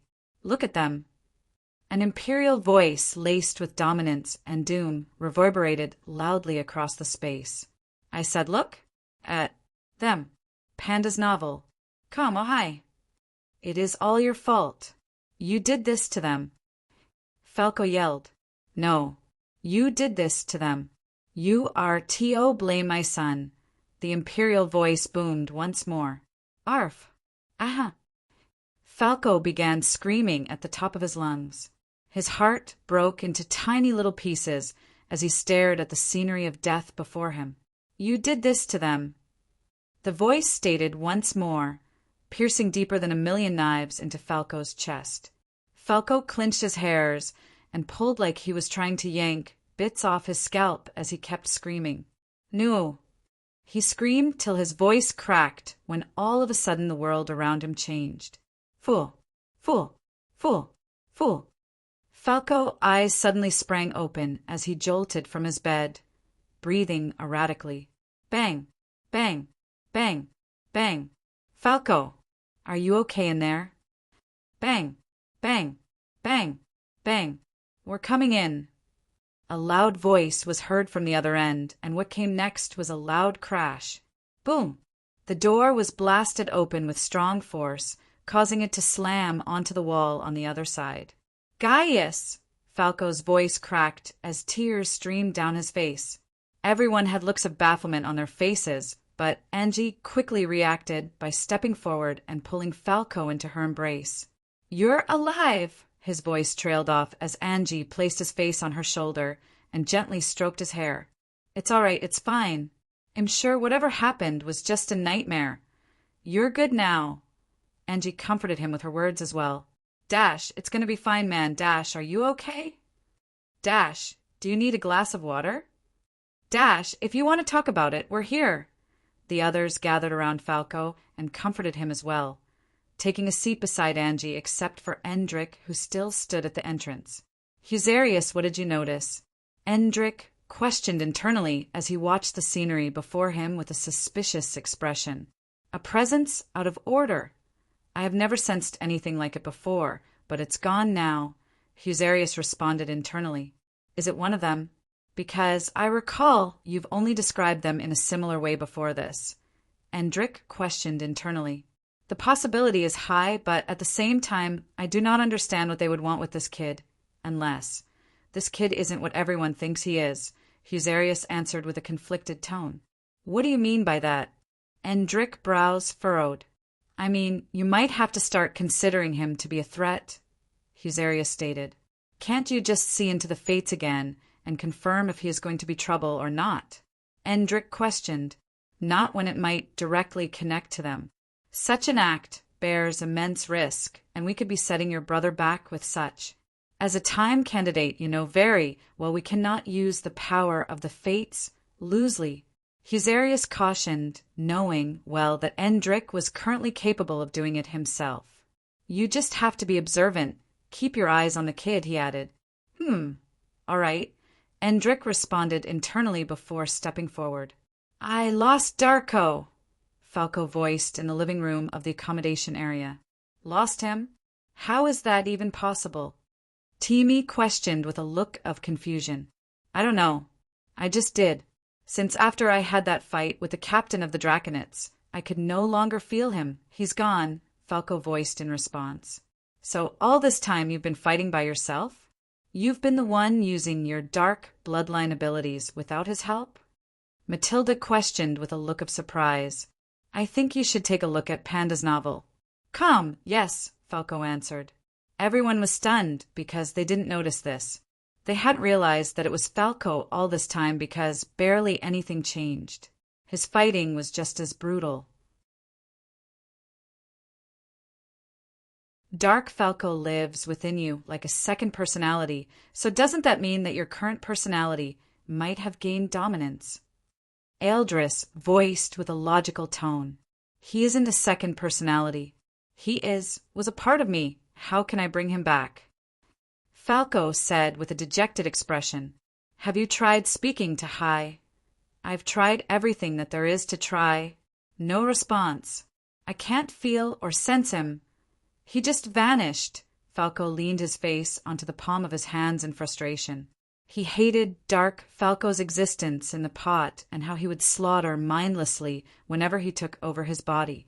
However, over time Falco had come to understand that despite how much Dark Falco insulted him, he was always doing all he could to protect. Falco was losing his mind since Dark Falco vanished, but he tried his best to be cool-headed. He couldn't handle what came with the power of darkness, the continuous urge to commit heinous acts and subject living beings to experiences of torture. It was driving him insane. Dark Falco seemed to handle it well, but he couldn't. It was even crazier now that he was having realistic nightmares. Falco's mind went back to earlier. You did this to them. You are to blame my son?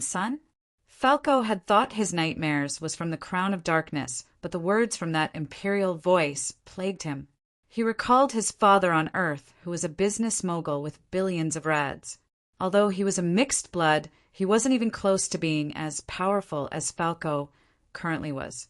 Dad couldn't even manage to pull something like this off, even if he tried. Why would that voice call me son? Is it another manipulation tactic?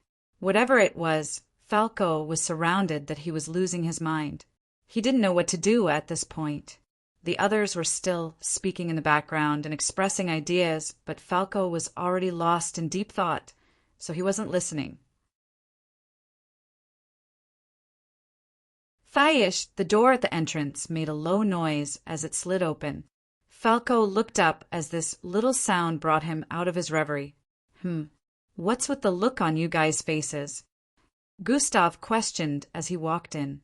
It's Falco, E said from the side. He's having really intense nightmares, Angie said while rubbing Falco's back gently. Gustav's mind was instantly plagued with a myriad of thoughts as he picked one and centered on it. This all started with that incident in Arabia City. I'm sure it has something to do with what Dark Falco told me, Gustav thought. He said Dark Falco is gone. He can't sense him anymore. Ealdris voiced as well. I know, Gustav responded. You do. The others were quite surprised that he was already aware. I sensed it from the time Falco got badly injured in the fight against Strum, Gustav stated. Nothing really gets past his eyes. Similar thoughts ran through their mind. Just as stated, Gustav was indeed aware that Falco had been battling all this time by himself. Despite all of Falco's actions to hide it, Gustav could still spot little differences between how they made use of the darkness bloodline. Why didn't you say anything? Angie questioned. I figured he'd ask when he needed help. I didn't want to pry. Gustav didn't add that he had closely watched over Falco as well, so he could act if things ever got to a level where Falco needed his help. The others were not too glad with the fact that Gustav was aware of this and didn't do anything to help. He's gone, Falco's voice trailed off as he spoke with a dejected tone. Falco, are you aware that you're not who you think you are? Gustav voiced as he stepped forward. Everyone's faces instantly lit up with confusion as they heard this, while Endrick's eyes emitted a glint of suspicion. It sounds like Big Brother knows something, Endrick thought. What do you mean? Are you talking about the crown? Falco asked while looking up. Crown? What are you two talking about? Timi asked the question on everyone's mind. I do recall the crown, but Dark Falco had also mentioned something back then when you were unconscious, Gustav stated. Everyone was still lost at the moment, not understanding what the two were talking about, and this was because none of them were present at the time. Even Falco was unconscious at the time. Dark Falco mentioned a couple of things back then, which I am not very clear on yet, but I am sure you know more by now. Another thing I'm sure of is that Dark Falco is not gone, Gustav said with a tone of certainty. Do you mean I can get him back?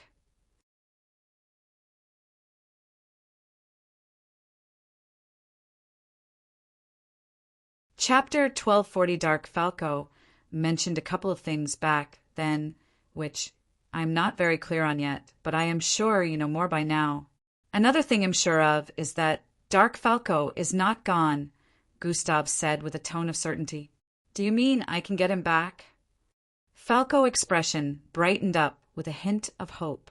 Yes, he isn't a personality. From my observations, he is a different entity that just so happens to share a body with you. You stopped sensing him after the battle with Strum, right? Gustav voiced. Yes, when I regained consciousness, I could no longer sense him, Falco replied. When did you awaken your bloodline? Gustav questioned.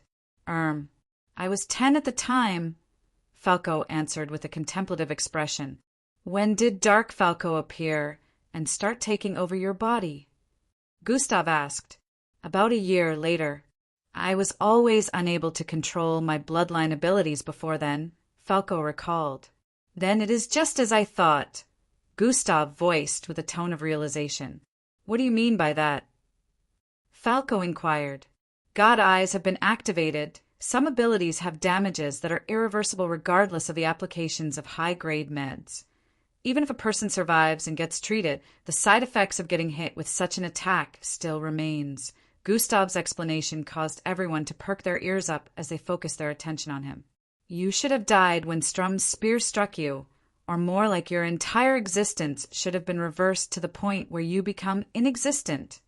As Gustav mentioned this, Falco's eyes widened slightly in realization. Captain Strum's spear ability is time-related, he voiced as his brain began piecing things together. Exactly. Dark Falco took most of the damage from that spear, and despite the fact that you've completely recovered, the effects still linger.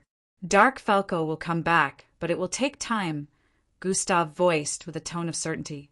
It was now apparent to everyone that this was a time reversal effect that was untreatable.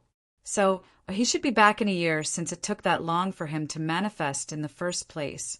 Falco had a look of relief for a split second before it turned back to despair. I can't handle this by myself for a whole year. Falco thought. It should be less than a year. That time your abilities were just manifesting. They were in no way as powerful as now. You should be able to bring him back faster, Gustav voiced in response. How? I've tried everything. Falco's hand turned shaky as he stretched the right forward. You haven't tried everything, Gustav said while shooting Falco a knowing glance. Falco's eyes widened in realization. I'm not trying that. I am never trying that. He yelled in fear. What is it? Everyone was still confused, even if they had a little grasp on the current predicament. Dark Falco said you'll become someone else if you were to transition completely and was against it at the time, but it is your power after all. You don't have to accept it completely. Maybe you can tap enough from it to bring Dark Falco back, Gustav voiced lengthily. No, I am never going to accept the crown. Falco yelled while holding his head as he recalled all that had happened in his nightmare prior to this. Maybe this too isn't real. You're fake, right? You're showing me another nightmare. Ha ha ha. You psycho. I want. Falco voiced like he was deranged while standing up and grabbing Gustav. You're not the real Gustav, are you? Who? Stop it, Gustav said while grabbing Falco's hands. I'm still in a nightmare. What's next, huh? Ha ha ha. I won't accept the crown. I won't accept it. I won't accept. I won't accept it. Aha. Falco kept screaming and pushing Gustav forward. Everyone had jumped to their feet at this point. Falco, calm down. It isn't a nightmare. He's only trying to help. This is real. I won't accept it. Don't you dare hurt my friends. Falco began screaming and crying at the same time. Okay, Falco, it's fine. You do not have to accept it, Gustav said while tapping on Falco's arms gently. Falco paused as he heard that and began letting out heavy breaths. I can't just... Tears began rolling out of his eyes once more. The situation seemed dire than expected since this was something that weighed heavy on Falco's mental state. I think you should take a look at Panda's novel. Kamenji moved forward to console Falco again and get him to clam down. Almost Iriwan assisted in getting him into his room to rest. Gustav stayed back with a couple others.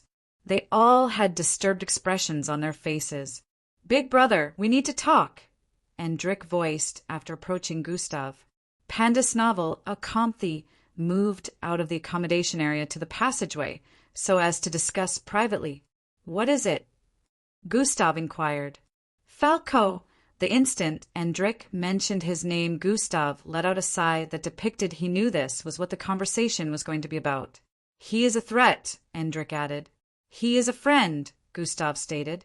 A friend who is a threat to your well-being as well as that of the others, Endrik said with a strong tone. I can handle myself, and he hasn't done anything that makes him a threat yet, so there is no reason to see him as one yet, Gustav responded. You're letting your emotional attachments blind your logical sense of reasoning. I know you saw something that everyone didn't, and you know more than we do, and I'm very sure that whatever you saw doesn't paint him in a very positive light. Yet you don't see him as a threat because of your emotions, Endrik pointed out with a strong tone once more. Stop it. You don't know Falco. He has the best interests of the people he loves in his heart. That is enough to give him the benefit of the doubt. Like I said, he hasn't done any wrong, Gustav stated. Yet, he hasn't done any wrong yet. Are you going to wait till he puts everyone at risk before considering him to be a threat? Endrik inquired with knitted eyebrows. And what do you suggest should be done? I should walk in there and slaughter him just because of your suspicions? And then tell the others, what? Endrik said he was a threat, so I killed him? Gustav stated with a slightly ridiculing tone. What is this really about? Gustav questioned. Is there something you figured out that you're not telling me? He added with a suspicious look. I am not sure yet, but I think he has managed to fall asleep. Angie approached from the accommodation area, interrupting Endrik's speech. We'll talk about this later, Gustav voiced before turning to the side. Gustav, Everyone is worried. We want to understand what is going on, Angie said. Gustav's face displayed a contemplative look before he began walking back to the accommodation area. Are you sure it is a good idea for Falco to fall asleep at the moment? Gustav questioned as they walked back into the accommodation area. There's nothing else we can do to make him calm down. Mara administered some medications to dampen brain activity and bloodline circulation, so it is very unlikely he'd have another nightmare, Angie explained. Gustav was still concerned, but he just had to let it be. With the current state of things, Falco seems unfit to join the next challenge. He'll be picking a substitute to fill his shoes tomorrow, Gustav announced to everyone. Who are you going to pick? Timmy asked. I haven't decided yet, Gustav responded. I believe we have a right to understand what's going on fully before we think of replacing him. Matilda chimed in while flaying her arms. Even I do not fully understand what is going on, so I suppose we will just have to wait and see, Gustav answered. But you do know more than we do. You just don't want to tell us, Glade stated. We have every right to know. He's our friend too, Rhea voiced. I hate to say it, but I agree with the man. What ain't you telling us? E added. Gustav moved to the side and took his seat before everyone. They all stared at him with looks of curiosity, waiting to hear what he had to say. I cannot speak on matters that I haven't fully grasped. I had kept what happened from you all because I haven't fully uncovered it as well, Gustav explained. Just tell us what happened in Arabia City, man. You seem to have witnessed something that we didn't, E voiced with a pleading tone. All right then. I don't want any stupid speculations from any of you after this. I will only tell you what happened when I found Falco in the upper district and what Dark Falco told me. Be careful with that. Within another accommodation area, a transparent-skinned individual with red markings on his forehead could be seen handing an item over to another transparent-skinned individual who looked comparably younger.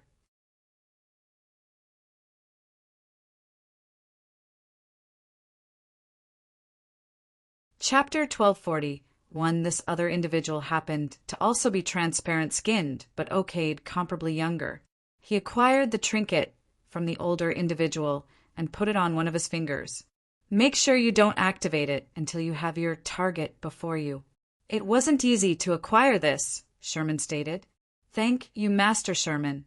Now I can finally take revenge for my brother, the younger individual voiced. One more thing, you can only use it once, so pick your target carefully, Sherman instructed. What, just one? But there's two of them, the younger individual said with a tone of dissatisfaction. You will have to pick one of them. You can't use it twice, Sherman shook his head. But Master Sherman, can't you just get another one? I want to take them both out, the younger individual voiced once more. Did you miss the part where I mentioned that I went to great lengths to get this?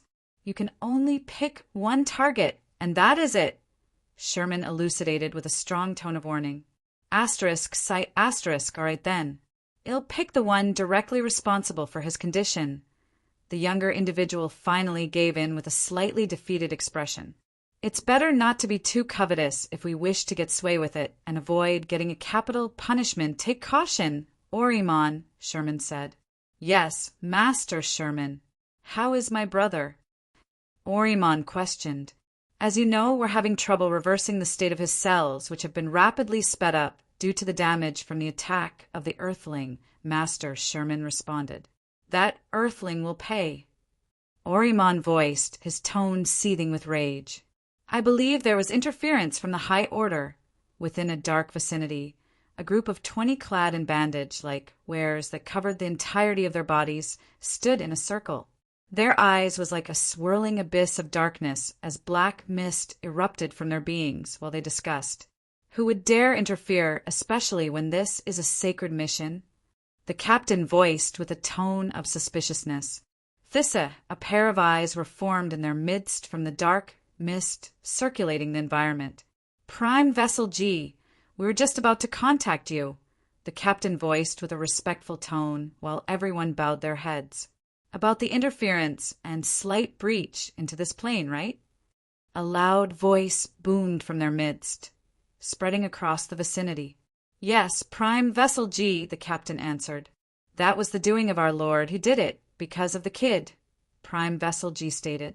Their eyes widened as they heard it. We had thought it was an interference from another prime vessel. We apologize, for we had no idea it was the Lord. The captain knelt along with everyone else. The confusion is understandable. Even I never expected the Lord to try such, almost jeopardizing. Ahem. Anyways, the Lord obviously has a special fondness for this one. Make sure he doesn't come to any harm till you leave this plane, Prime Vessel G instructed. But you said to kill him if he doesn't accept the crown before this competition comes to an end. I know what I said. This is my new decision. If you don't want our souls to be tortured for eternity at the hands of the Lord, Prime Vessel G voiced. I understand, the captain stated in response. Any new information on the outworldly yet?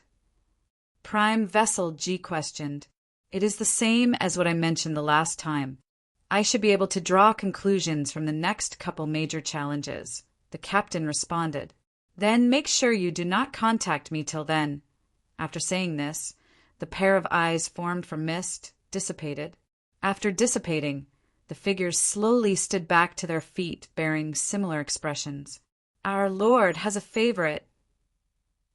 The day went by very quickly, and soon the night before the next major challenge arrived. Earth participants were gathered in the main room of their accommodation area, discussing on the coming major challenge. Like I said, since it is related to versus battles, I won't send any of you out unless I am sure you can't defeat the opposition paired with us. However, if the versus challenge has a different mode to it, we really can't tell who will be paired with who, Gustav voiced in concern. That is true. The pairing system could be random and end up not favoring us, Eldris chimed. This is the worst time to have main team member replacement. I do not have much faith in a substitute, Gustav voiced. Yeah, man, he really seems like a strong guy, E added. No, he didn't train with us. He is unaware of our fighting methods if we were to move as a group. There are many factors to consider. Gustav shook his head. You didn't train with us, dimwit. What are you on? Fildhor yelled from the side. He has a point, Timmy shrugged. More than half of the team have joined me on one MBO mission or the other.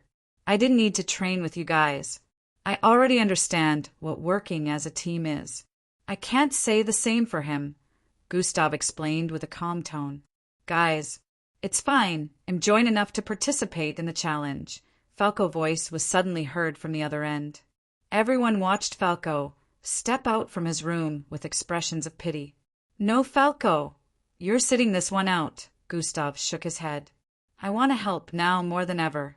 I can't let you guys go off with an inadequate substitute, Falco argued. We'll be okay. You need to rest, Eldris said with a smile. I'm fine, really, Falco smiled back while raising his hands.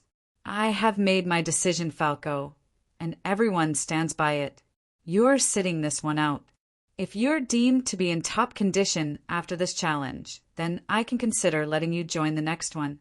If not, you'll keep sitting them out till you're all good, Gustav stated with a strong tone that left no room for argument. But you guys are really unbelievable. Do you not believe in my capabilities anymore? Falco took a step back as he suddenly felt stigmatized. That's not it, Falco. We just want you to be fine. Angie stood up while speaking with a soft tone. Humph. Falco moved to the side and walked out of the gathering with an expression of betrayal. Falco, everyone called out, but to no avail. They'll go after him, Angie said while moving out of the gathering as well. Should we just let him participate? I don't like seeing Falco get upset, Timmy voiced from the side. Gustav shook his head. Him reacting this way is proof that he needs to truly sit it out. He just wants to participate because he doesn't want to seem unreliable to us. Completely ignoring his current state won't make it disappear. Gustav's response caused everyone to simmer down for a moment. Have you decided on the substitute to pick? Eldris questioned. Will it be Wong? Yi asked as well. No, this time I have someone else in mind. She shouldn't do too bad, I think, Gustav responded with a look of contemplation. She. Fildhor muttered with a tone of suspiciousness. Yes, she. Yuhiko, you can come in, Gustav called out. Huh. In the next instant, everyone turned towards the entrance to stare at the figure that had just arrived. Their jaws nearly dropped as they stared at one of the most breathtaking beauties they had ever seen in their lives. She looked like a real-life doll with an extremely enchanting heart-shaped face and slanted eyes. Her body was the true depiction of perfection as her curvy hips swayed from side to side while she walked in. Her lustrous black hair cascaded down her back like beautiful waves as her full pink lips pouted nervously. "C'est Captain Gustav," she voiced out with sexiest tone they had ever heard in their lives. "I don't recognize her from the ship." Timmy thought, but then realized that with their numbers it would be easy for her to be hidden amongst the crowd of substitutes who were even higher than main team members. Out of everyone here, only 3 people recognized her: Endrik, Matilda, and Ealdris. Ealdris had senses recalled her exact appearance from the spacecraft on their way here, while Endrik and Matilda remembered her from school. "I didn't even know she was one of the substitutes," Matilda voiced with a low tone. "Hello, Matilda." "Hello, Endrik."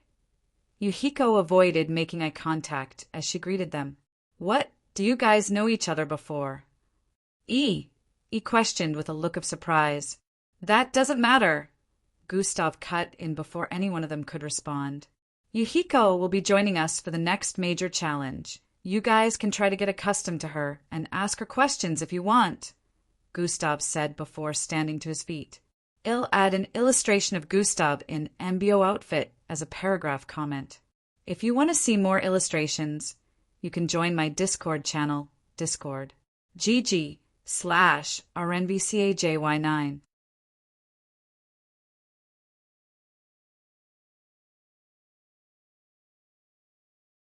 Chapter 1242, The Versus Battle Challenge. Yuhiko will be joining us for the next major challenge. You guys can try to get accustomed to her and ask her questions if you want, Gustav said before standing to his feet. "She is damn hot." This thought was running through a number of the boys' minds as they stared at her. Matilda was all too familiar with the gazes of some of the male teammates here and roll her eyes at them.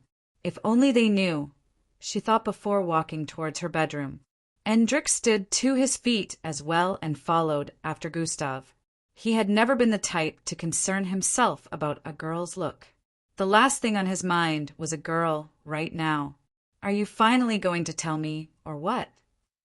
Gustav voiced as he paused his movement in the passageway. Endrik paused his footsteps as Gustav's back remained turned to him.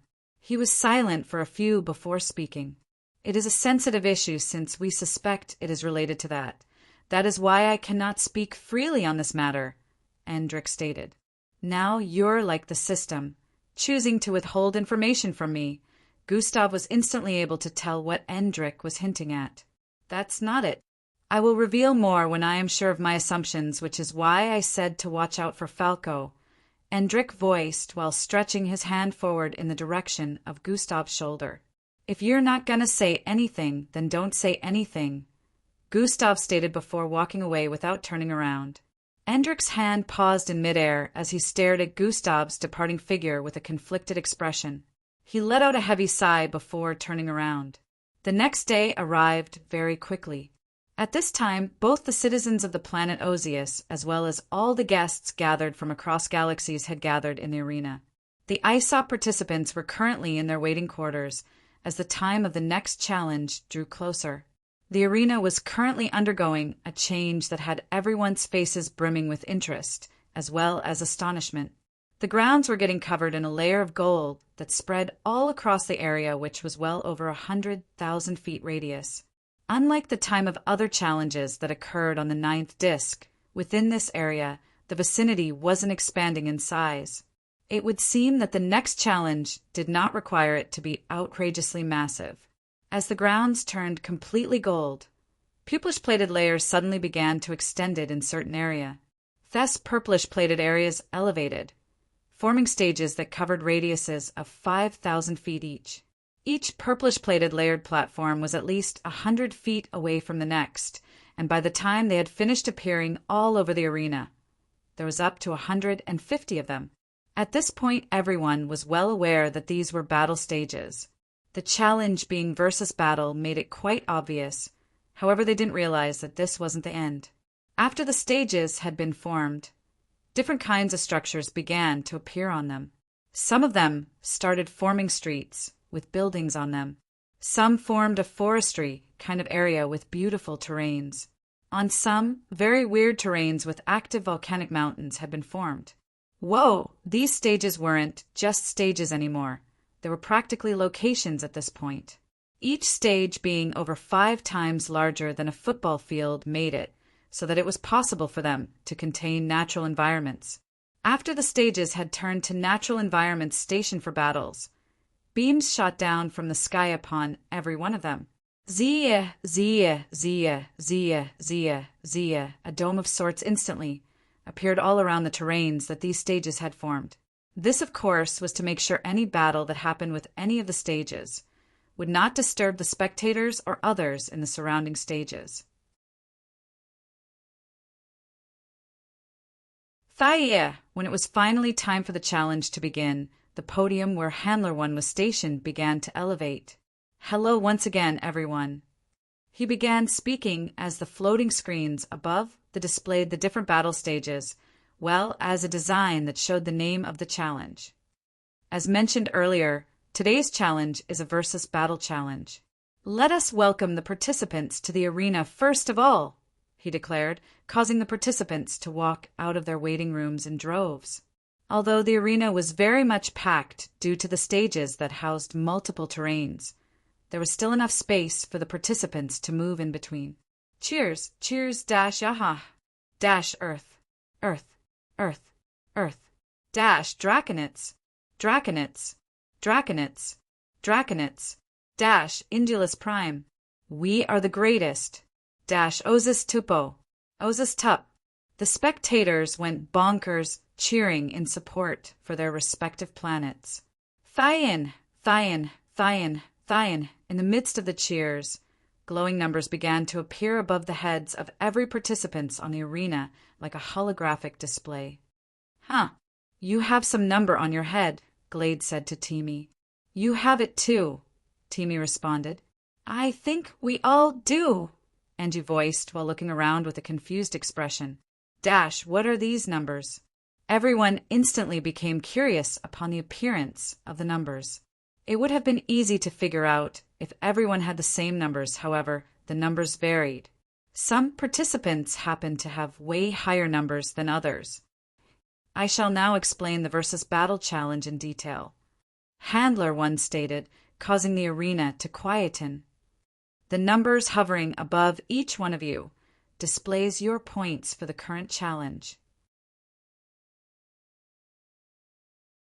I believe you lots are wondering why everyone has a different point. Well, that's because the points happen to have been extracted from each planet total accumulation since ISOP began. Gasp! Whoa! What? The spectators had different reactions upon hearing this, and the arena soon turned noisy again, but Handler 1 continued.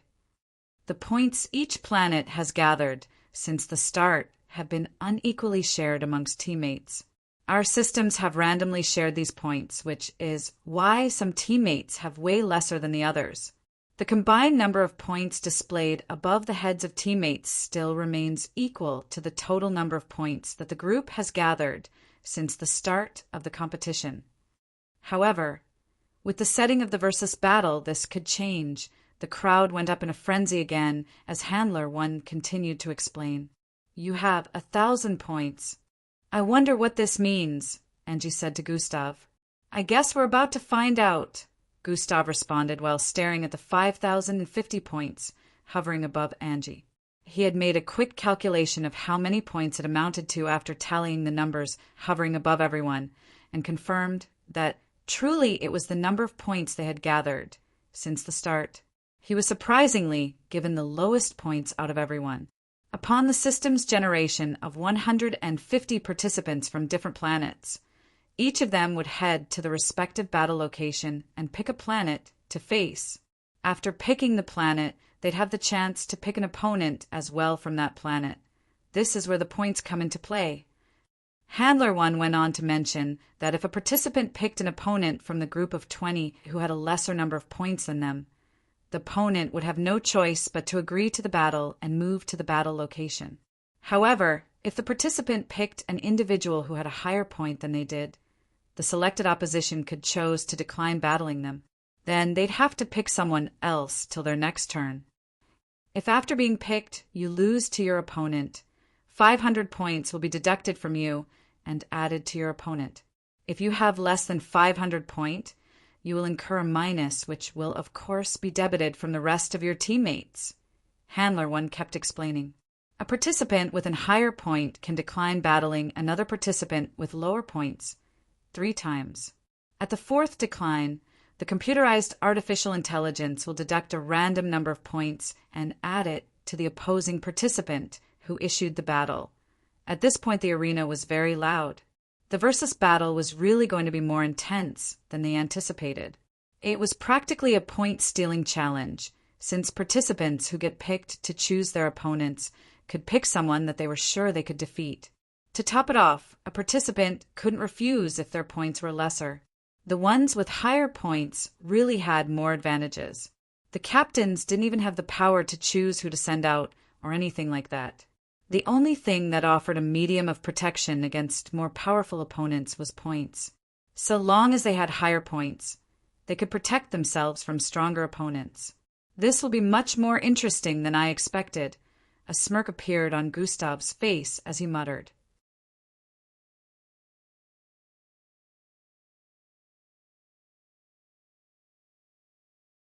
Chapter 1243. This will be much more interesting than I expected. A smirk appeared on Gustav's face as he muttered. Although he had the lowest point accredited to him amongst all of his teammates, this point was still considered pretty high generally, since the planetary groups each had different points they had acquired since the start of ISOP. She just happens to have the highest number of points, Gustav voiced while staring at Yuhiko, who had the number 8,300 floating above her head. Should we be worried? Adries questioned from the side. No, she can handle herself except she gets challenged by the more powerful participants from stronger planets. Also, she has higher points than almost everyone, so it's quite beneficial since she can turn down fights from stronger oppositions, Gustav voiced without a tone of worry. Lastly, the deduction of points vary based on participants, Handler 1 happened to still be explaining. Gustav's eyebrows furrowed as he heard this. 500 points is the minimum amount deducted after a loss. However, if the participant who lost has up to 1,500 points, then the deduction will be higher. As Handler 1 got to this point, the details were displayed on the floating screens above. 1,500 points equals 600 points deduction, 2,000 points equals 700 points deduction, 2,500 points equals 800 points deduction, 3,000 points equals 900 points deduction, 3,500 points equals 1,000 points deduction, 4,000 points equals 1,100 points deduction. The points deduction kept rising till it reached 10,000. Displaying the number of points that would be deducted if a participant with that amount of point loses to an opponent. This is not good. Gustav's eyebrows furrowed even more. Now, there will be more reason to target those with higher points, Eldris voiced with a concerned tone. While Eldris and Gustav was concerned about this, a lot of other participants were peachy about this new announcement and began looking around for a target.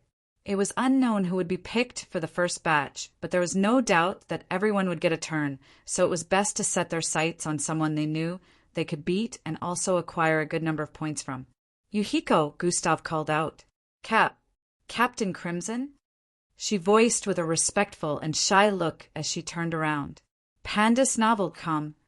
Do not accept any challenge unless I tell you to, no matter what you think or how many points you lose, except it's unavoidable, like another participant having a higher number of points than you. Gustav voiced with a cautionary tone. Understood, Yuhiko answered with a tone of total obedience. It is unlikely you'll get challenged by anyone with higher points, since only a single participant has higher points than you do. Anyway, even if you feel you can defeat a challenging participant, do not accept unless I ask you to, Gustav elucidated once more. Yuhiko nodded meekly in response, causing the males around to stare with blissful expressions. I wish she'd act this way with me. More than one of them bore this thought in mind. She sure has become quite humble compared to what I remember, Matilda voiced from the side. That is only because of the person my big brother is right now. It is normal for people to try to bootlick him to get in his good graces.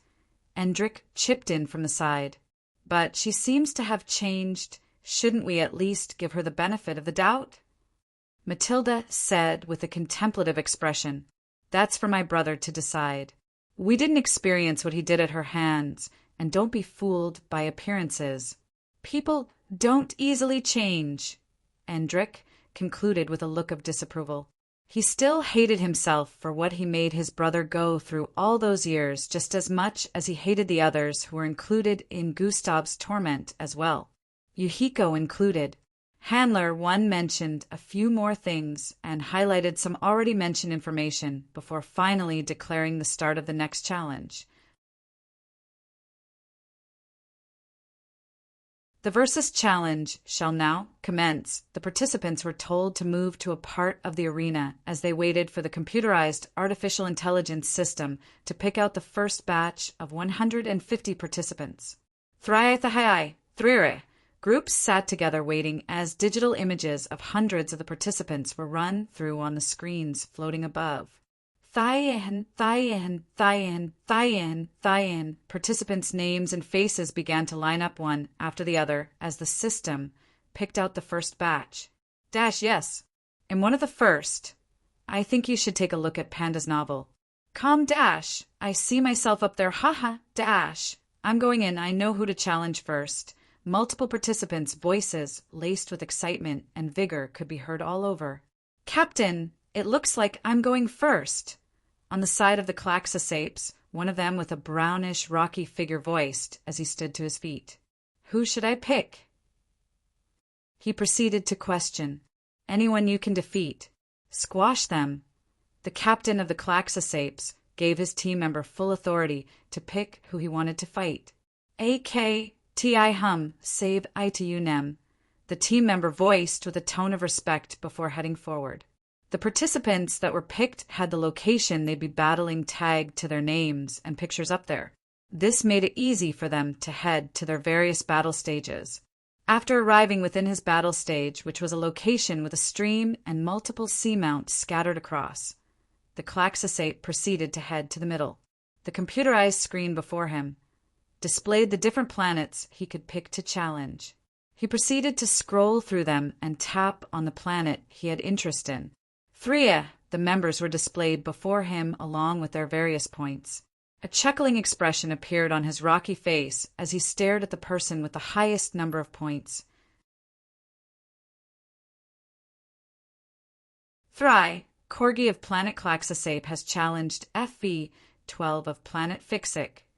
Dokusal of Planet Kindle has challenged Clutterville of Planet Torque. Different challenges began appearing on the screens above as the 150 participants picked their opponents.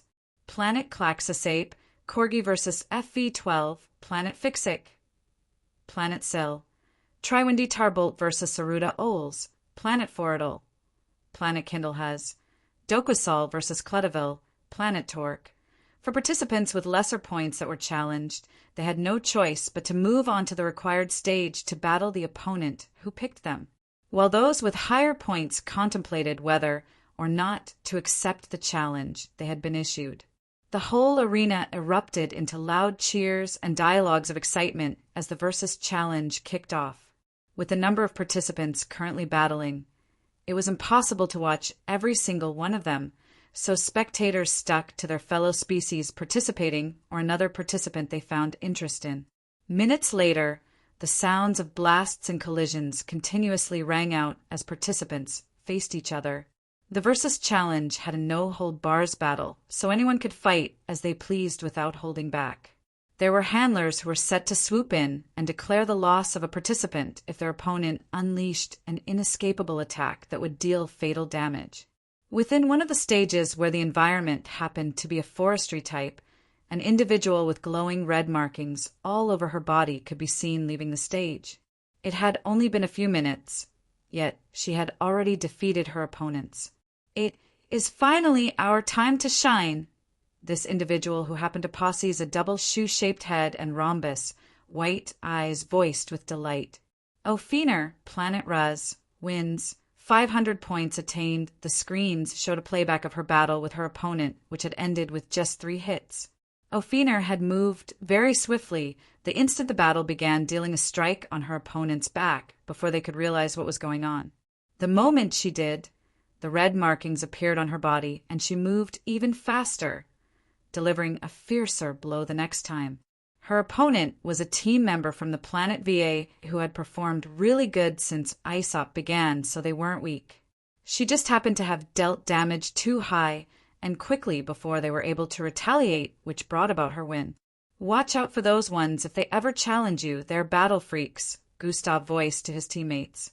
Planet Ruz hadn't done very well since ISOP began due to not specializing in anything beyond battle. Since not every ISOP challenge was battle-oriented, it was expected that they wouldn't perform their best there, but now, the perfect opportunity had presented itself. Bang, bang, bang, bang, bang. One another of the floating screens. A participant who was shaped like a humanoid bug was continuously getting smashed into a mountain. As his face planted into a side of a mountain, he would be aggressively pulled out and smashed into another before he could retaliate. Corgi, Planet Klaxosape, wins. 600 points attained. I don't need to tell you guys how physically strong the Klaxosapes are, Gustav voiced as they stared at the screens. You're tuning in to the Thunder Spear YouTube channel. Don't forget to subscribe and join us on this journey to catch the most captivating stories.